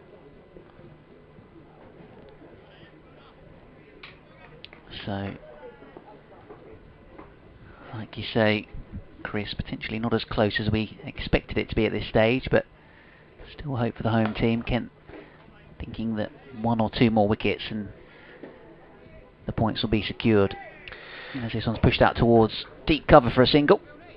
Well, I think Joe Leach has shown his intention. He's not going to push it around for the odd one. He's going to they're going to go down fighting. Batting still to come is Adam Finch, Charlie Morrison, Josh Baker, so not a lot there. So it will come down to these two, and just to see how close they can get. Feels like Darren Stevens and the bowler are almost setting the fields at the moment. Ollie Robinson, who is the standing skipper behind the stumps, has got a watching on as Kent's bowlers take the onus upon themselves. This is flicked away towards the leg side. It's over Maye's head and it's away for 6. A couple of inches lower and it may well have been caught, but Leach has managed to clear the man in the deep and get another 6 runs to his tally. And like you say, Chris, he's not going to die wondering, is he? No. And that was middled. It was about timing. Rocketed over the head of the fielder down there. And as I said earlier, I'm just surprised that that boundary hasn't been targeted more on that side. Yeah, that's a good point. Only really square drives. Oh, was that a good ball from Matt Milnes? I thought it might have been a nick the way it squared up Leach and went through to Robinson. Oh, it's his lace come undone one. He was walking up the pitch taking his gloves off there, Joe Leach. Thinking, almost as if he was walking. Yeah, Munsey was the one I thought might target that shorter boundary, but he didn't. I mean, which isn't a criticism of a man that scored a century, but I thought with his strength, he would have looked to that side. Yeah, mate. Stevens hit a couple there, didn't he? Then eventually hold out, but we didn't really see it particularly pelted, that shorter boundary. Oh, what a shot this is from Leach. It's going to be a 6 onto the... Oh, lands in the stand in front of us. The seat's just down below our commentary position as it's a checked loft over the top of long on. And at the moment he's using the pace on the ball from Matt Milnes to just plunder boundaries, and another 6 for Leach, who gets... Oh, he's now got 28 from 14. And when you see him hit the ball as cleanly as this is why I was saying, I just don't... I think it's always been there, but not seen regularly. Well, he's timing it excellently well at the moment.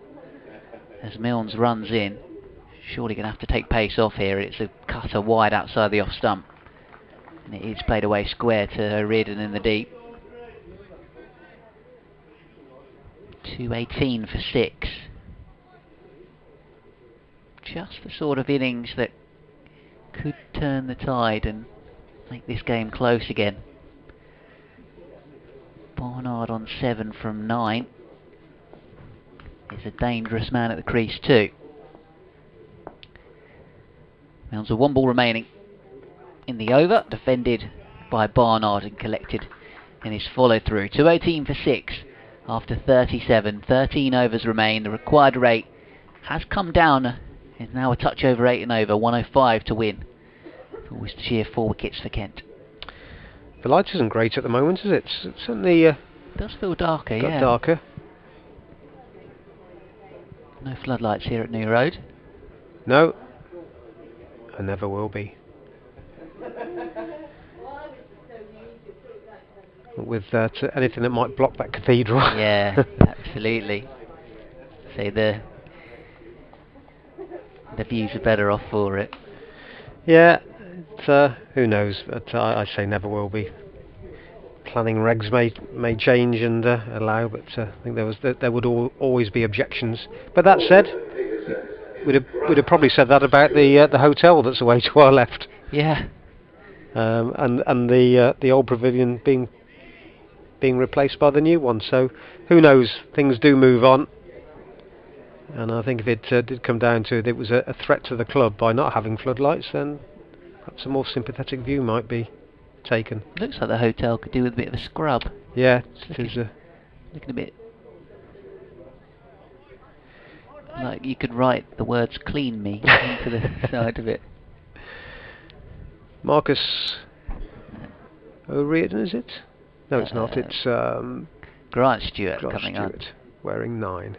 I was looking at the scorecard instead of looking at the numbers. So it's back into the attack and played onto the leg side by Joe Leach.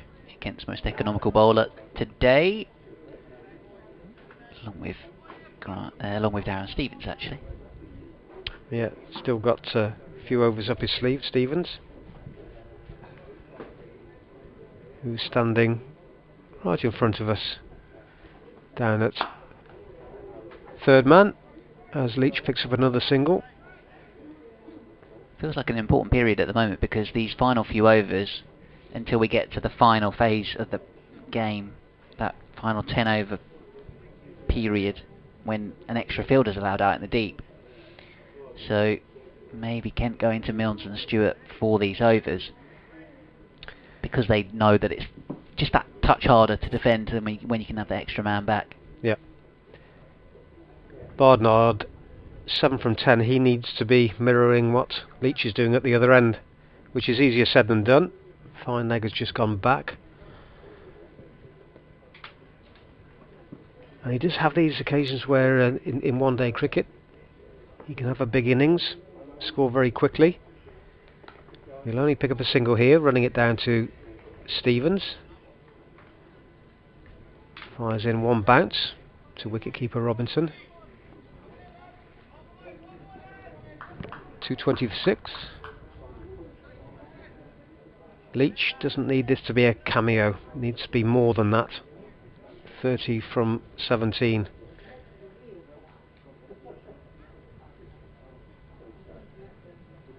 Facing up to Stewart, running towards us, and that's edged for 4. I think he was trying to run it fine, probably not as fine as it went, but he won't worry about that, Joe Leach. He's picked up another boundary, and when they go that fine, there is no fielder that's going to stop it. He's on to 34. Strike rate of nearly 200. Say strike rate's even better than Darren Stevens' knock. But he's got to stay there if the Rapids are to come anywhere near. They've taken the required runs to below 100, and he's driven that. And is that a drop? Probably, well, I would say more like save 3 runs from Grant Stewart there. It was driven back at him. He's certainly got some fingers onto it, and if he hadn't, I think it would have gone for 4. Yeah, you're a hard man. I mean, yeah, I'm sort of saying, is it technically hit his hand without the ball bouncing, rather than it being a genuine chance? I think he's lucky he's still got 5 fingers intact.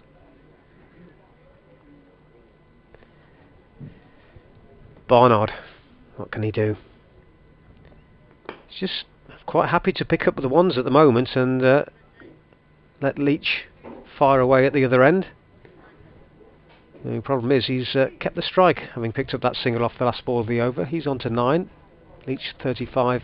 The Rapids are 226 for 6 after 38, so they need a further 97 from 12 at 8.1. So just keeping up with that required rate at the moment. Yeah. But wickets and batting to come are the key. Take it deep will be the message from the Worcestershire dressing room. Yeah. And can Leach continue to ride his luck before he gives a chance?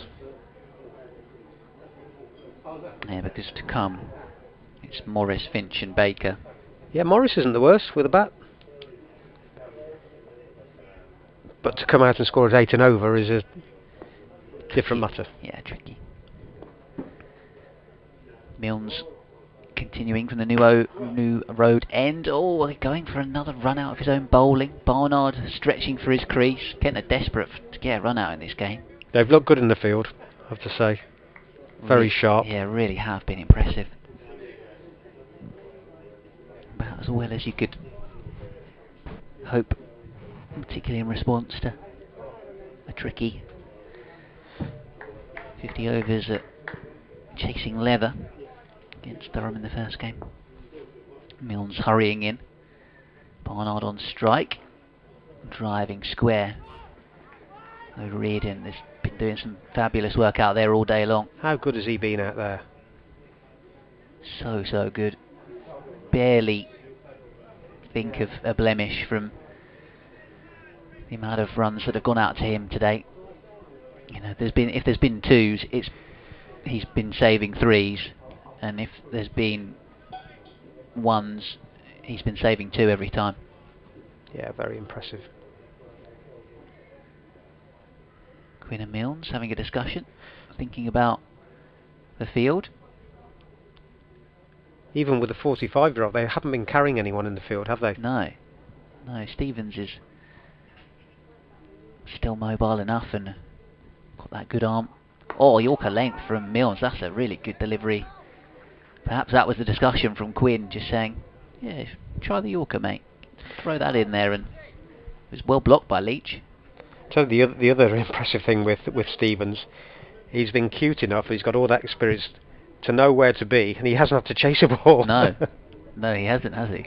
He hasn't run after a after one. He's ambled in from the boundary now and again. Yeah, he's occasionally sauntered down to long on, or mid on, or slip, or is it extra cover at the moment? Yeah. That's why he keeps talking to the bowlers. Yeah, yeah. Where can we get me that I'm not going to have to chase the ball, mate? Where are you going to bowl? Where can I avoid going to stand? Matt Milne's bowling. Leach. Oh, a little slower one outside the off stump and too wide, in the umpire's opinion. Scuttled through. Matt Milnes, you see the idea.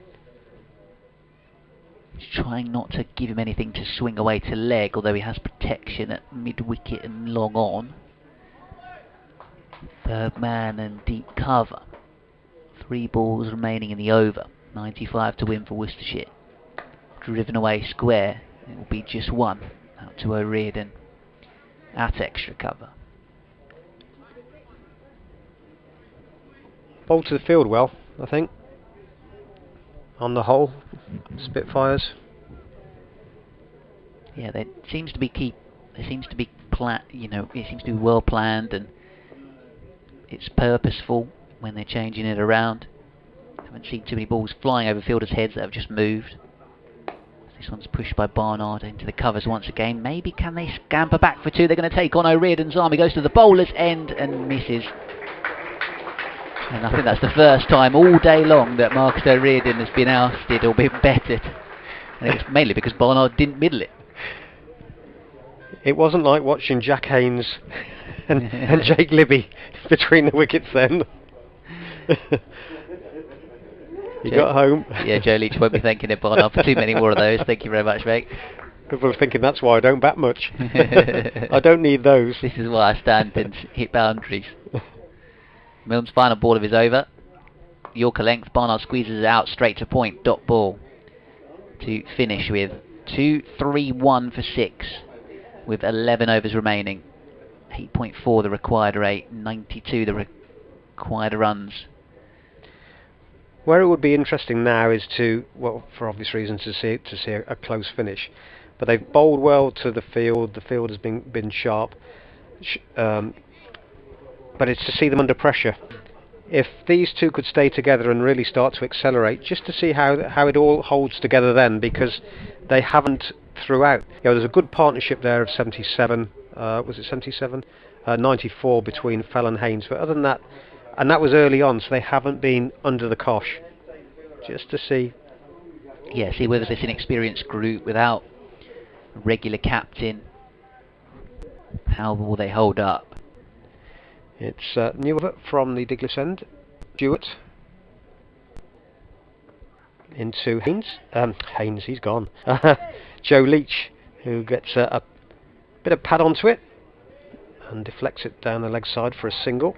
Quinn doing the fielding. 1 more to the total. It's the 7th extra of the innings.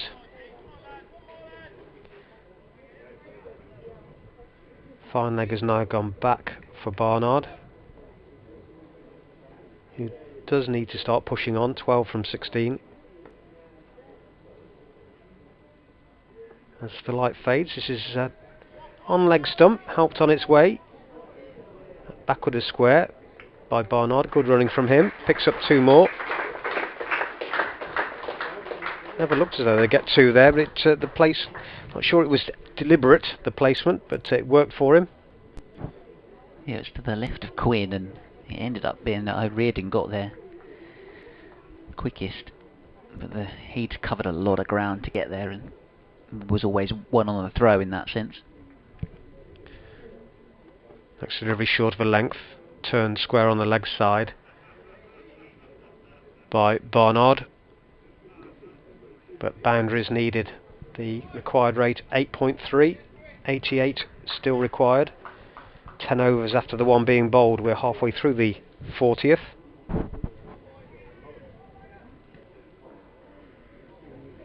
Leach, 36 from 22. Where can he take it? Can he take the game deep? It's a ball on leg stump, turns it backward as square again. He'll only get 1 though. He's running to the danger end. And as Clint said in Dirty Harry, a man has to know his limitations. Leach is aware.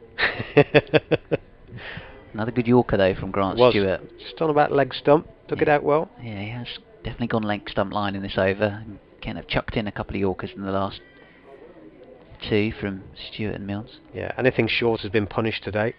That's down the leg side again. Might have just flicked the pad though. Indeed it does. Yeah, it did. No signal from the umpire. Yeah, this, like you said, at this stage, Morris was trying out bowling short with men back on the leg side, wasn't he? And didn't work out, or maybe a little bit deeper in the innings, but Kent will have learned from that there's no use trying to bowl cutters into the pitch necessarily. They're just going to sit up to be hit. Well, this must be a plan, because O'Riordan's come across to mid-on. It's turned backward a square by Barnard. Coming back for a second, he's going to have to be quick here, and he's got home though. Good running by Barnard, good fielding. In fact, good cricket all round there. So 2 more to Barnard, he moves on to 17, another over ticks by. The required rate is 8.5 because 85 needed from the last 10. Barnard 17, Leach 37. Final power play, so Kent can have 5 men outside of the circle in this section of the game. But you can rethink it. They're needing 8 and over, or to take it deep is. Yeah, boundaries are great, but if they do push the field back, then it's just putting enough weight on the ball to actually try and get 2s. Yeah, means more and get spaces. themselves down to that last 5 overs with a chance. Stewart's bowled 8 overs now for 47. Stevens 7, Milne 7, Quinn 7. Logan's had 8. I doubt they'll go back to spin. Yeah, particularly while Leach is in. You look at where they've got the fielders now on the boundary, and their fine leg third man of the or long off. Other than that, they've pretty well got it covered. Milne's the bowler. Oh, another Yorker length delivery, which has been jammed away by Leach for a single. Stewart doing the fielding from short third man. Do like to see that from bowlers, trusting their skills, not panicking, bowling it up in the block hole, give themselves a chance. Yeah, they're bowling Yorkers like it's the late stages of a T20, but they're doing it instead in the late 30s, early 40s overs of this run chase, and actually it's proved to be a good tactic thus far. Quinn again discussing the field with the bowler. The bowlers taking the ownership upon themselves to set their own fields as Mayei comes up into the ring from deep square leg. Finch is at deep mid-wicket. We've got a long leg and a long on. He has to look that way, Barnard, surely. Third man and deep cover. Again a Yorker, and it stops at backward point. You don't pull those for 6, do you? Good bowling. He brought the man up to inside the circle from deep square leg. And although it's tempting to look to play the ball over there, you can't from the block hole on off stump.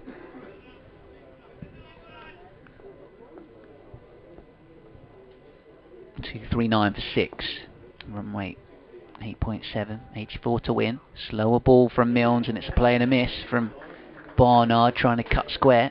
2 dot balls in a row.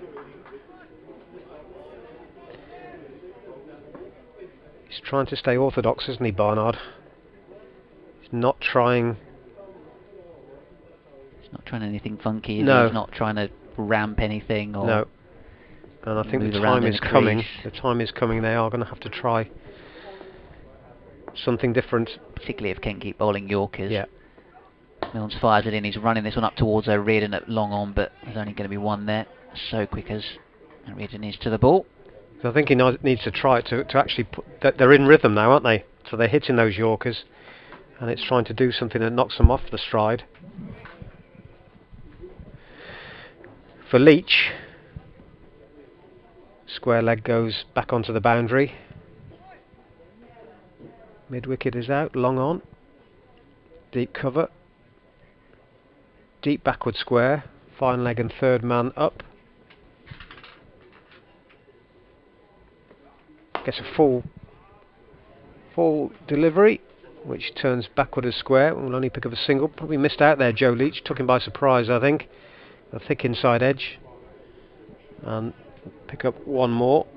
But the balls and the overs starting to tick by. We've got one ball left in the 41st over. And that required rate is now up to 9. They are going to have to do something pretty special from here on in. Last ball of the over. Attempted drive. It's an inside edge onto that. Does Barnard, I think. Yes, he does. No signal from the umpire. They pick up one more. And the end of the 41st over, 242 for 6. Barnard on 19 and Leach on 39. As the another hand sanitizer check. I'll bring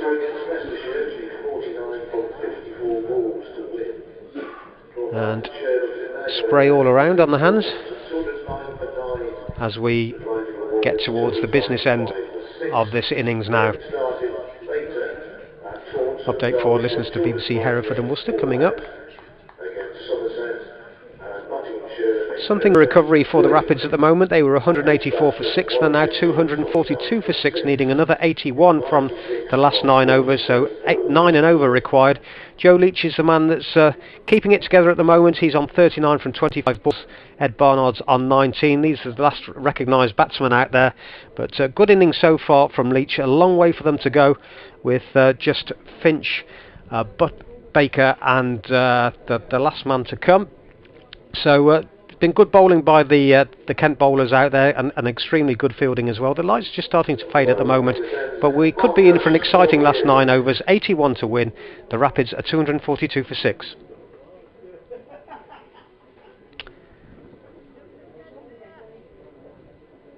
So here we go. Barnard on strike, and the return of spin, and it's Marcus O'Riordan who's been brought back into the attack from the Diglis end. They'll pick up a single. Now Leach will surely look to get after him. 3 overs for 15 prior to this. Short of a length, and Leach will pick up 1. They'll think about 2. It's Barnard running to the danger end, but they stick at 1. Off break bowler Marcus O'Riordan. Barnard has been very much playing within his shell. We'll just pick up 1 more here. Out to wide mid on, where Kuhn does the fielding.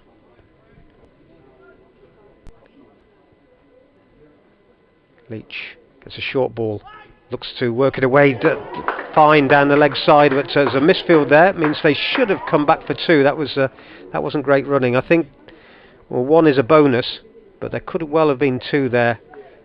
Misfield inside the circle at fine leg, and it took him a while to get up and running after it.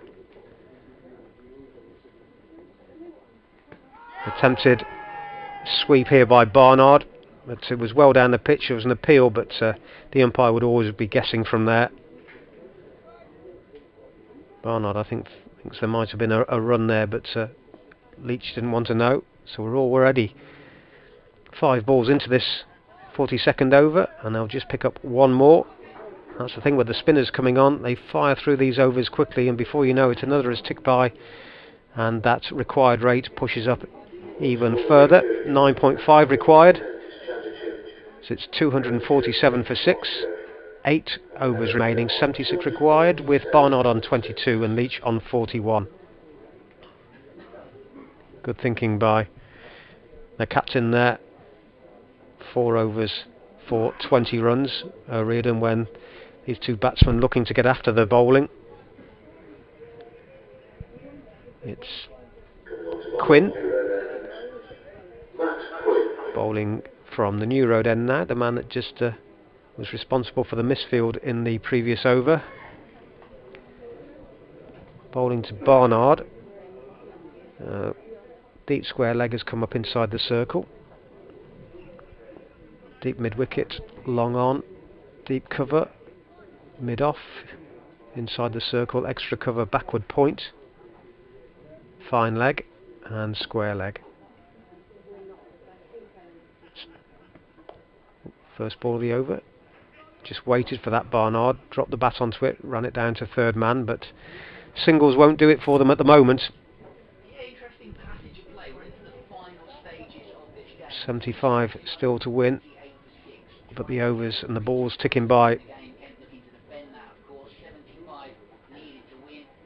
Unless they're going to start pushing for twos, and with better placement, they're going to need at least one boundary per over. Leach is on 41 from 27. I think the plan might be to bowl full and straight at Leach, as he's going to go down swinging. And that's at well, I said he was going to go full and straight. He's gone as wide can be, and he's bowled a no ball, a wide no ball, and a free hit coming. So I couldn't have been further from the truth there. Although, to be fair, that's not what he was aiming at. So here's a chance for Leach. What can he do with this? Will he give it the charge, or stay in the crease and the long handle? Mind you, these things are often an anticlimax. Quinn, how's he going to respond? Leach gets it wide, so the free hit still stands. One more to the total, brings up the 250 in the 43rd over. Bad start to the over for Quinn with that no ball, trying to bowl the full wide Yorker in response, with men out at deep cover and deep backward point. It's obviously he's going to be looking just on around off stump and full. And that's wide again, so he's lost it in this over as Quinn. He had to try it. The field is such that that's really the only ball he can bowl. 252 for 6. You're not allowed to change the field, of course. No. So I really don't think he has any other option than to try and, well, push the margins, but he can't afford to go for a boundary when he eventually does bowl a legitimate one on this free hit. It'll just be a dot ball then. Here we go. Driven by Leach. Straight to the fielder. Straight to Darren Stevens. Darren Stevens at the edge of the circle. Didn't move. No. So he recovered well, did Quinn there. Expensive ball, that, in the end. Well, it was, but it could have been worse, couldn't it? Yeah, absolutely. Yeah, with that free hit, it's not done a great deal of damage. When you need over 9 and over, yeah, it shouldn't be too costly. Especially with Leach on strike. Yeah. Barnard for me is the man that's got to start being more aggressive, because it's ticking by too quickly. That's a full length delivery, drives, but will only get one again. Yeah. It's just not looked on form. Barnard, he's looked tidy enough, but not looked like a man that's going to take them home here. Yeah, low full toss, and he just looked to the heavens there, as if to say, I've just tapped I tapped a bad ball, really, for a single out to the man in the deep.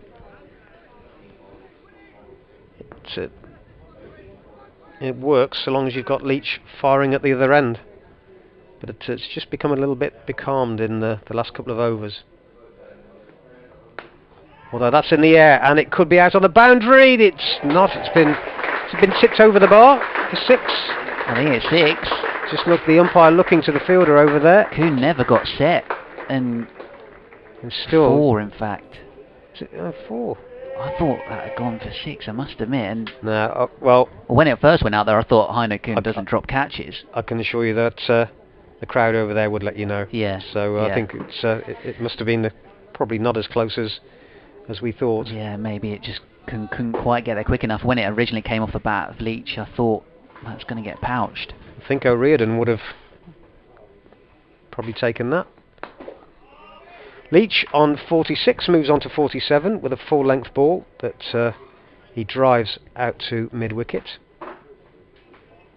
So one ball left in this 43rd over, 259 for 6, 64 required. And now you start getting down to where a big over, if they could pick up 15, 20 and an over, suddenly that pressure does start to switch a little bit. So Sun tries to make another appearance.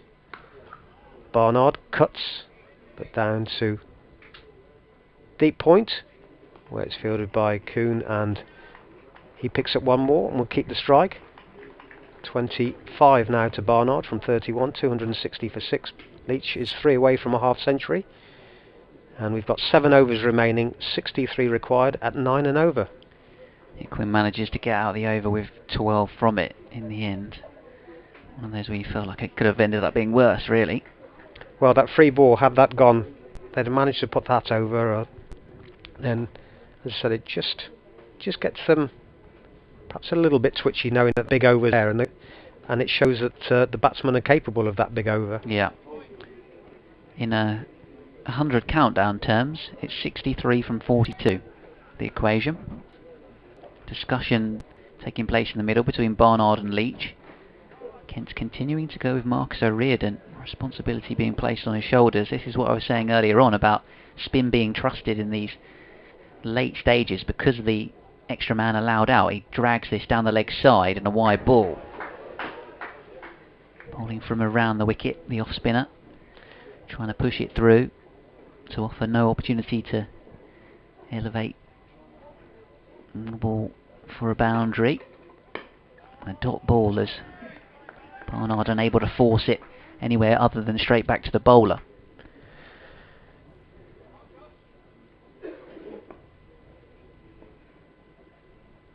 Yet to score a boundary, Barnard. Plays and misses at this next one from O'Riordan as he swung hard to try and cut it away. It's good tight stuff from Marcus O'Riordan. 32 balls, no 4s, no 6s. In again. Oh, again, it's another dot ball. There's so many gaps out there. The field is spread, and yet he can't find an angle to manipulate the ball away into a gap to even just get off strike against the off spinner. O'Riordan once more fires it in. Barnard finally manages to work it away out towards deep square and will only get 1 run. Not sure he'd want to really push for 2 at the moment, because he knows that Leach needs to be the man on strike. 47 from 31 for the skipper. Yeah, Barnard, a strike rate of 73. You can't afford that in this situation. O'Riordan bowls. Even Leach can only push this firm, flat delivery from the off spinner straight back to him. This has been a stunning over from Marcus O'Riordan thus far. Well, I think he's built the pressure that Leach has now got to use his feet and try and get after him, so that this could be game moment. Only 1 from this over though. So far it's been driven straight to Logan at extra cover and only a run taken. So O'Riordan bowling the 44th over for just 2 runs, and the rate suddenly jumps up to 10 and over. 60 needed from 6 for Worcestershire. 263 for 6 the score. Marcus O'Riordan, take a bow. That was an excellent piece of off-spin bowling in a pressure situation, and this is the sort of thing that this competition is going to do, provide opportunities for guys like Marcus, who've not played a lot of limited overs cricket for Kent, and being a little bit on the periphery of the squad and in and out of the team and just playing kind of a bit part role. Suddenly he's having to take real responsibility in this crucial stage of a game and coming out with a lot of credit. Quinn to bowl the 45th over. Leach is on strike, 2 away from a half century, and gets a full-length delivery outside off stump. And I think he just tried to guide it down to third man, but got nothing on it. Went through to wicketkeeper Robinson. There was 3 from the previous over, by the way. There's a wide, wasn't there, the first ball? But just become, or Leach has become becalmed, and that pressure's just building now. Well, if they do intend, if they're going for the win, they've got to go now. And he went for the big hit there, but thick inside edge out to deep mid wicket. We were talking about how the pressure situation of the incoming climax of the game might affect the bowlers and affect the fielders, and actually it feels like it's affected the batsmen more. They've gone more into their shell than when game was kind of gone and Leach was just swinging the bat and thinking, yeah, this game's gone unless I do something, I might as well just have a go. Yeah, Barnard is really struggling out there. But with nothing to come really, that he's got no choice but to hang on in there and just hope he gets something he can work with. But he'll only pick up a single there down to third man. It's good bowling, full length, nothing he can try and get under. But then what I would say is that he's playing ball on his merits. He's not trying to dominate the bowling by putting any pressure on. Leach is on 49.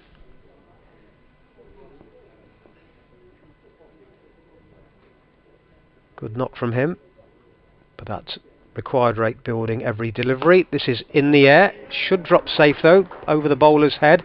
O'Riordan looking to get across there, and good bit of work from him. Saves 2 runs, but does take Joe Leach through to 50 from 36 balls, with 4 fours and 3 sixes. Super knock from Joe Leach. He's giving his team a shot. Gives his team the chance to take it as deep as possible. Excellent fielding again from O'Riordan, by the way, to make sure that didn't go for 4. 2 balls left in this over. That's carved along the ground, but straight to Stevens. They'll pick up 1. Extra cover. There's always going to be 1 there, and that's left Stevens wringing his hands. Good shot. Decent but at the start. moment, it's probably not good shots you want. It's fine edges. Yeah, you'd be better off nicking it fine down to past the keeper for 4, rather than slamming a cover drive straight at Darren Stevens, who's done enough to save 3. Last ball of the over. Quinn into Barnard. Drives, but again straight to the fielder at mid off. And Mills has hit the stumps again. At the wicket keeper's end, actually. Barnard was, you would have thought, running to the danger end, but I think they've sussed that Leach isn't the quickest between the wickets, and with 50 to his name, 52 now from 37 deliveries, he's probably slowing down. This partnership came together at 184, so they've put on 83.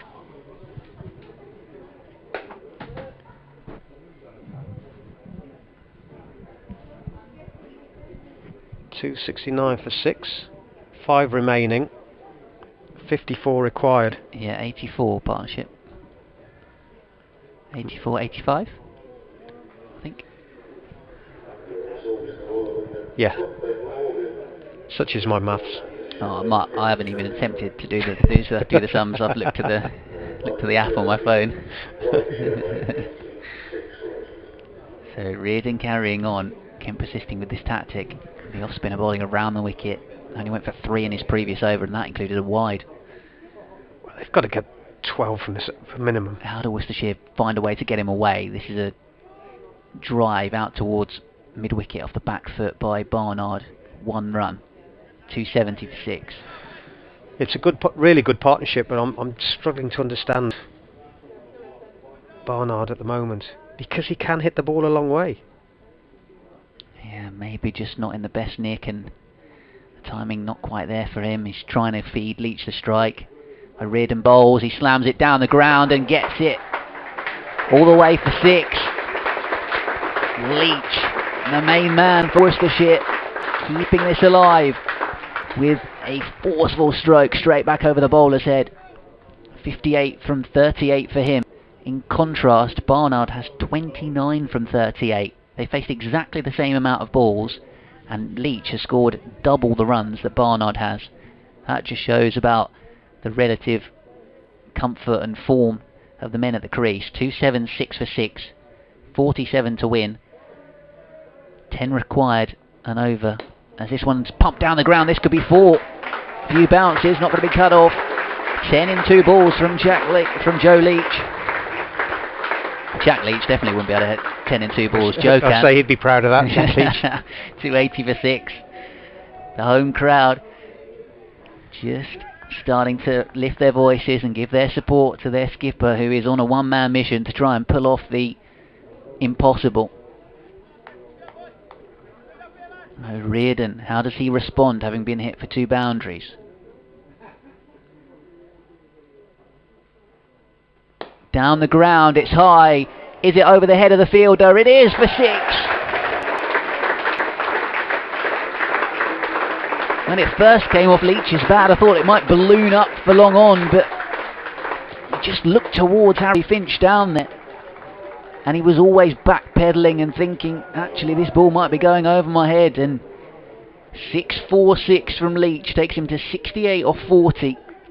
Required rate 8.5. Here's that big over.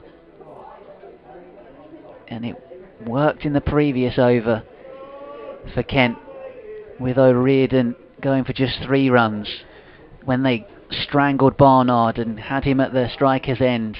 This over, Leach has managed to get on strike, and he's just hit hard and straight down the ground and gone 6-4-6. A little bit of a meeting in the middle between the skipper, Ollie Robinson, the keeper, who's come up to talk to his bowler. Logan, the other spinner in the team, has gone to offer his suggestions too. And now it's O'Riordan who's under pressure. Fires it in.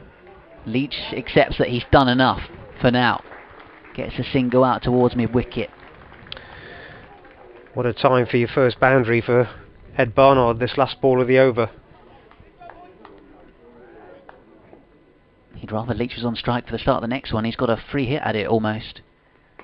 No, he can't get it away. Was trying to nudge it and run into the leg side. Leach is not having any of it. If ever there was a man not in form, that was the example there. He's got all that space in front of him, just looking to drop the ball and get an easy single. Yeah. And I think he probably played it into his pad or his boot. This might be the most out of sorts 29 that this Worcestershire crowd have ever seen from Ed Barnard. Meanwhile, this is the best 69 from 41 balls they've ever seen from Joe Leach. The contrast of the 2 batsmen at the crease. Reardon gets out of his over, but disappointed that he's let Worcestershire back in the game. And with 4 overs remaining, it will surely now be 2 from Milnes and 2 from Grant Stewart to close it out for Kent. Yeah, Milnes coming on at the new road end. So back up to 9 and over, 36 from 4. Can Leach put the bowler under pressure by picking up a boundary from the first ball? He's got third man and fine leg up. Can't afford to give any width, and it's gone 1 bounce down to deep backward point, or very wide third man. Strange that got a man down there when they've actually got third man up. Yeah, it is a slightly peculiar one, but the ball did flash down. It did, yeah, perfect placement. So for whatever reason they got him there, it worked. Yeah. Now he's come up to backward point, and third man has gone back for Barnard. This partnership's worth over 100 now, by the way. 35 required, Barnard, wide. So a bonus. 1 more run to the total. 34 required, 289 for 6. Well, I said earlier on I didn't know what to expect when I came in this morning. But talk about value for money for those that have paid to get in. Over 600 runs.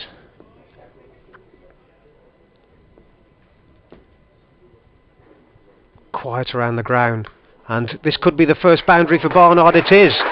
He sliced it down to wide third man, and the fact that he sliced it, and not as he intended, he won't give a jot about.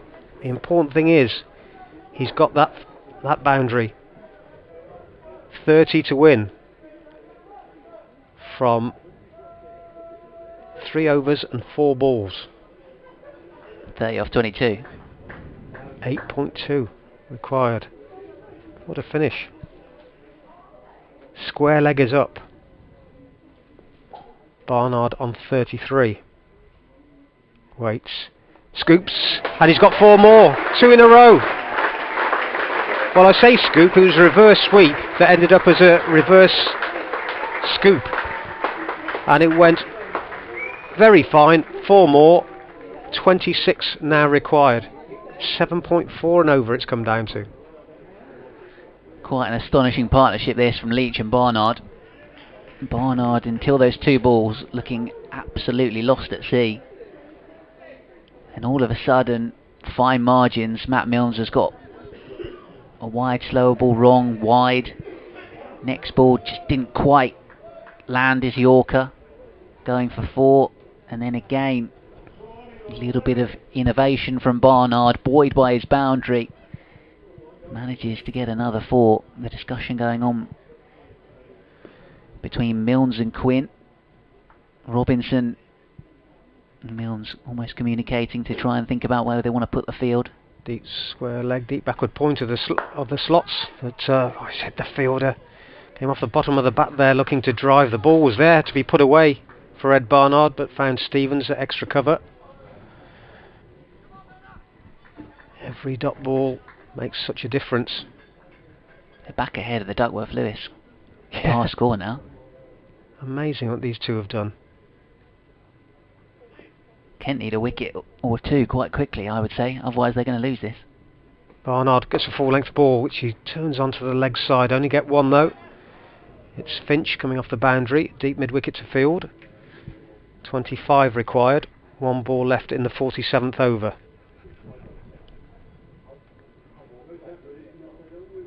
What the Rapids would give for a boundary here. Milnes has Leach on strike. Square leg has gone back for him. What can Leach do? Short balls in the air. It's going to be... drops just short of man coming in off the boundary. Is that Kuhn out there? And they come back for 2. So 2 more to the total, brings up the 300. 300 for 6 at the end of the 47th over, 23 to win from the last 3 overs. Leach is on 72, Barnard on 38. It was one of those where Heineken had to go for it really, had to take a chance that he might be able to get there in order to remove Leach. As it was, the awkward bounce in front of him and the parry meant that they were able to come back for 2. Grant Stewart then to bowl, the 48th. Worcester, from seemingly being dead and buried when they lost their 6th wicket at 186, needing, still at that point, they needed 137 from 16 overs, and Leach took a chance. Swung away a few boundaries. Kent then clawing it back. Barnard's finally got going. Leach has got a few more boundaries away in that big over off O'Riordan. And suddenly the home team are favourites. I think Barnard might be looking down at third man with Stevens up. We try and just scoop it. Stewart bowling. Into Barnard, it comes off the hip. This will just be 1, I think, to the left of the keeper. Ollie Robinson goes to do the fielding. So it's 22 off 17. Well, we were saying about half an hour ago, what would the fielding and the bowling look like under pressure? Well, we're about to find out. We're finding out, very much so. Milnes, I think, has got a couple wrong in his previous over. He's missed a couple of Yorkers. And Barnard got boundaries as a result. Deep squares out, deep mid wicket, long on, deep cover, and now fine leg goes out as well. There's no doubt about what line Stewart's trying to bowl, trying to cramp Leach for room. He's got mid-off up now. Mid-off's up. Only cover back on the offside. It's got to be tight line. Into the leg side from Leach. It's going to go for 6 runs. What a blow that is from the Worcestershire captain. What an innings we are witnessing from the Worcestershire captain. 78 from 44 balls. His mate up the other end's got 38 from the same number of deliveries. He is steering his side to victory here. 16 now to win from 16 balls. Almost the pressure turns around now, doesn't it? Because it's the Rapids in the box seat. Oof. Fine leg and deep backward point. Up inside the circle. Stewart bowls. Leach swings it away into the onside. They're going to run 1. Will they push for 2? They do push for 2, and they should make it back as well. Moves to 80 from 45, Leach. And now it's just 14 or 15 required. And when I posed the question, when he first came to the crease, what's Joe Leach going to offer? There's no way that anyone could have foreseen 80 or 45 from him. He's playing the innings of his life out there. And I'm trying to think where this has gone wrong for Kent, and I really don't think they've done much wrong. As Stewart bowls, a short ball, it's a dot ball, that's fine. It's a good ball. No, it is a good ball, a surprise ball. Went against the pattern, against the field necessarily that he's got out there. Took Leach by surprise slightly. It goes back to a runner ball, 14 from 14. 309 for 6. What a game. The sun is finally out as well. As if to add the gloss for this dramatic conclusion. Grant Stewart bowls a slower ball and it swung away leg side. It's in the air and it's going all the way for 6 from Joe Leach.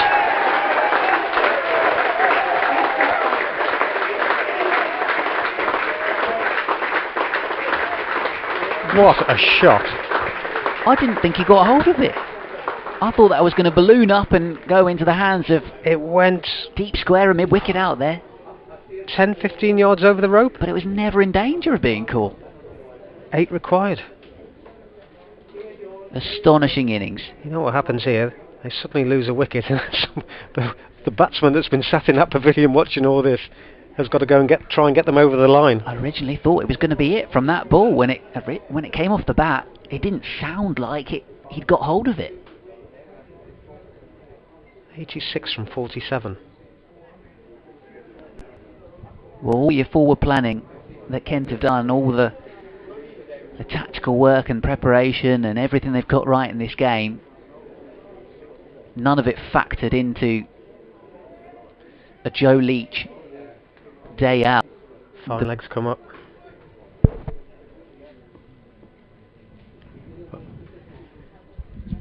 Well, we're watching something amazing here at New Road. Just break off as Worcestershire pick up another run. They are 316 for 6. So they need 8 from the last 2 overs. That after being 184 for 6 when Joe Leach and Ed Barnard came together. Leach is playing the innings of his life. He's on 87 from 48 balls. Barnard's on 38 from 44. Barnard's been struggling but managed to get 2 fours in succession. And from appearing to be down and out in this game, the Rapids need 7 to win from the last 2 overs. They're 316 for 6 in what's been an amazing game, but still not finished. Anything could happen in these last 12 deliveries. Update there for listeners to BBC Hereford and Worcester. And I did say the wheels have come off, I think on probably two reports ago, that the wheels have come off and they're down and out. And it just shows you. I genuinely think they were down and out. I earlier tweeted that Kent were on top from the official BBC Kent Sport account, and I wouldn't have done that if I didn't think this game was heading in one direction and one only. And Joe Leach has blown that out the window as Milnes bowls to him, and he drives through the covers and straight out to the man in the deep for 1. To go to 88. 317 for 6. Just 6 to win from 11 balls.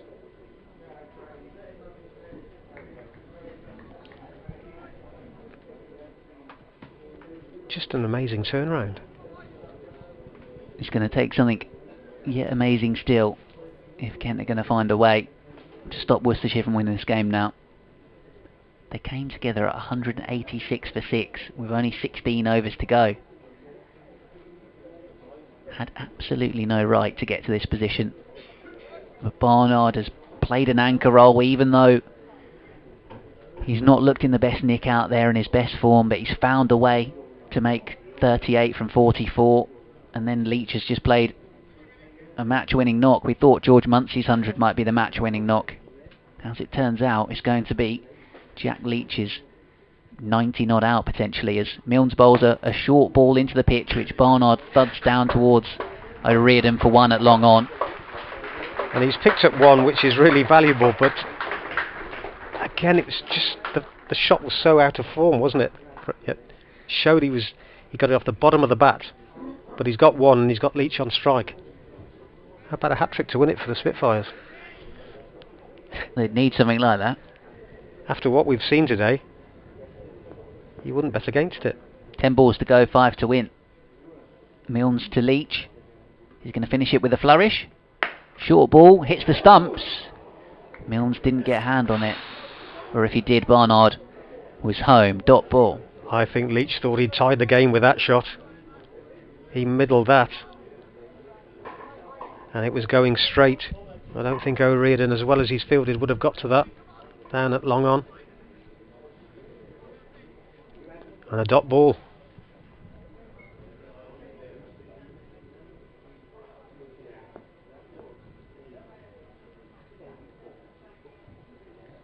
.318 for 6. 5 still to win.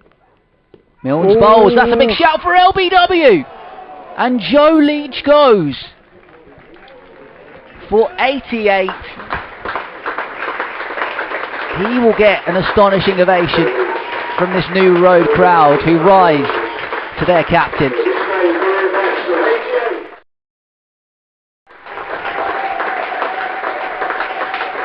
What an innings. Career best.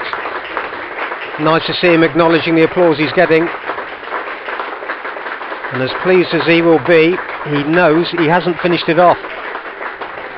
And a new batsman coming out with still 5 required, and it was plumb. You could see even at the angle we're at, the ball didn't get up and he was right in front. Well, that's some figures to work out now for that innings. Joe Leach, 88 from 51 balls, 5 4s, 7 6s. 318 for 7. Got your calculator on there as to what that partnership was. 316, 318 actually, isn't it? 318 plus 16, 134. 16.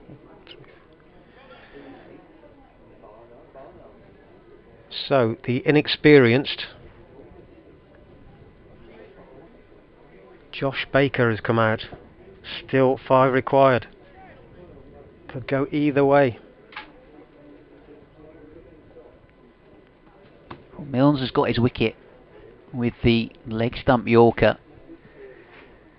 Where does he go now? How do Kent play this? What do they do with the field? I don't think they can afford to still have men out on the boundary. They're going to bring men out into the rope here for Baker. In their ideal scenario here, it's dot ball and then it's 1. And you keep Barnard off strike. But they're going to have to be risky with the field that they set here. Third man is back. Fine leg is back. Deep square leg is back. Everyone else is in the ring. Point. cover, extra cover, mid on, mid off, mid wicket. Matt Milnes in, bowls to the new batsman. Short ball, it's a bouncer, it hits him. It goes down to third man for a leg by. There's a little bit of the strapping on the back of the helmet which is hanging off. And that short ball from Milnes that's hit the new batsman. Yeah, he's going to have a check then, isn't he? They have to have a new helmet out if he's been struck on it. That one didn't last long. One delivery. 4 from 7. Well, equation, and Barnard's on strike. Instead of asking how he is here, Barnard and Baker need a plan for this last delivery of the over, because Barnard's on strike and it's either a 4 to win or a single. I don't think he can afford to have Baker there on strike for the start of the new over.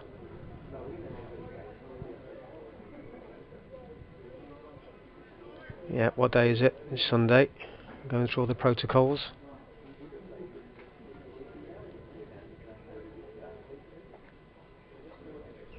Welcome to first team cricket.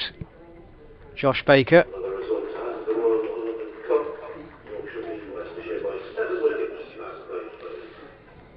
Leicestershire lost by 7 wickets, so a high scoring game there. I think they scored over 300. Yeah, they did. They had 2 centurions. Yorkshire getting home thanks to 125 from Harry Duke, the keeper, and 90 from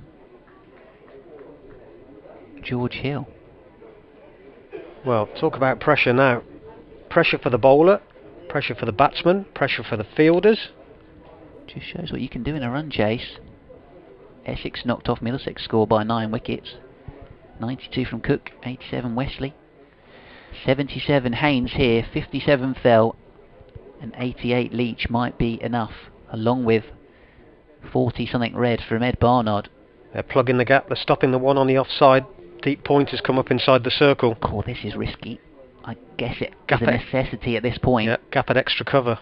Barnard would be thinking, I can hit the 4 to win it here. Milnes bowls to him. It's a Yorker length, it's a dot ball. It's a dot ball to finish the over. Matt Milnes has done all he could. He's removed Leach, and he's made sure that it won't be Barnard on strike for the start of the final over. 4 still needed to win from 6 deliveries. Josh Baker, the rookie spinner, is going to be on strike against Grant Stewart. Well, I wonder there, and easy in hindsight, but they've been looking outside off stump with the Yorkers, whether perhaps Barnard should have taken a guard on off stump. I think he should have gambled there and just thought, try to, yeah, like you say, get that ramp shot out again and try and get it away for 4. There's a big committee meeting going on between Robinson, Stevens, Kuhn, Stewart, Milnes. So if you got to this situation, 4 needed off the last over, you would always take it. But now the pressure's on and you've got a rookie out there. You've got the pressure. They've been on the brink of defeat, back to the brink of victory. And Baker now, what can he do? I don't know what he's like with the bat. I've not seen him bat. Tidy spell early on with the ball today. But when you're making way in the game, this is why you do it. You can be a hero. Got a crowd in. You're playing first team cricket. You've got 4 required in a game that scored over 600 runs with 6 balls left. You said it'd be a good game if Worcestershire ran it close. Did I? And is it Stewart who's been given the ball? Grant Stewart. Third man is going back, which I think makes sense given it's a tail ender there. Backward point, cover, extra cover, mid off, mid on, mid wicket, fine leg, deep square leg. So if he can clear mid wicket or the covers, he should get 4. Singles are going to be difficult. In comes Stewart. He's pulled it over the wicketkeeper. One bounce to the boundary, and it's turned out that he's the hero. But the real hero today for the Worcestershire Rapids is Joe Leach. His 88, and that partnership of 134 with that Barnard has seen the Worcestershire Rapids home in what has been an amazing game of cricket. And that's going to be a very difficult one for the Spitfires to take. Two high-scoring games, and they've come out on the wrong end of both of them. Yeah, it certainly will be, because at 180 for 6, they had it. They had it in their hands to go and win the game, Kent. And with Barnard and Leach at the crease, they'll have felt like it was job almost done. Nothing could legislate for 88 from 50-odd balls from Joe Leach, though. I don't feel like Kent did loads wrong, but it was evident that it was a standing skipper out there at the crease, and we saw bowlers setting their own fields and plans, which on the one hand is good to see. They're taking their onus upon themselves, but there wasn't one man conducting out there in the middle. It's hard to be too critical, and I don't think Kent really did too much wrong. They had their plans, and they largely did well to execute them. They fielded absolutely phenomenally, but in the end it is that innings from Joe Leach which has won his team the game. And there Barnard, ending up 39 not out as well, has played his part, even though he looked scratchy and didn't look at it his best.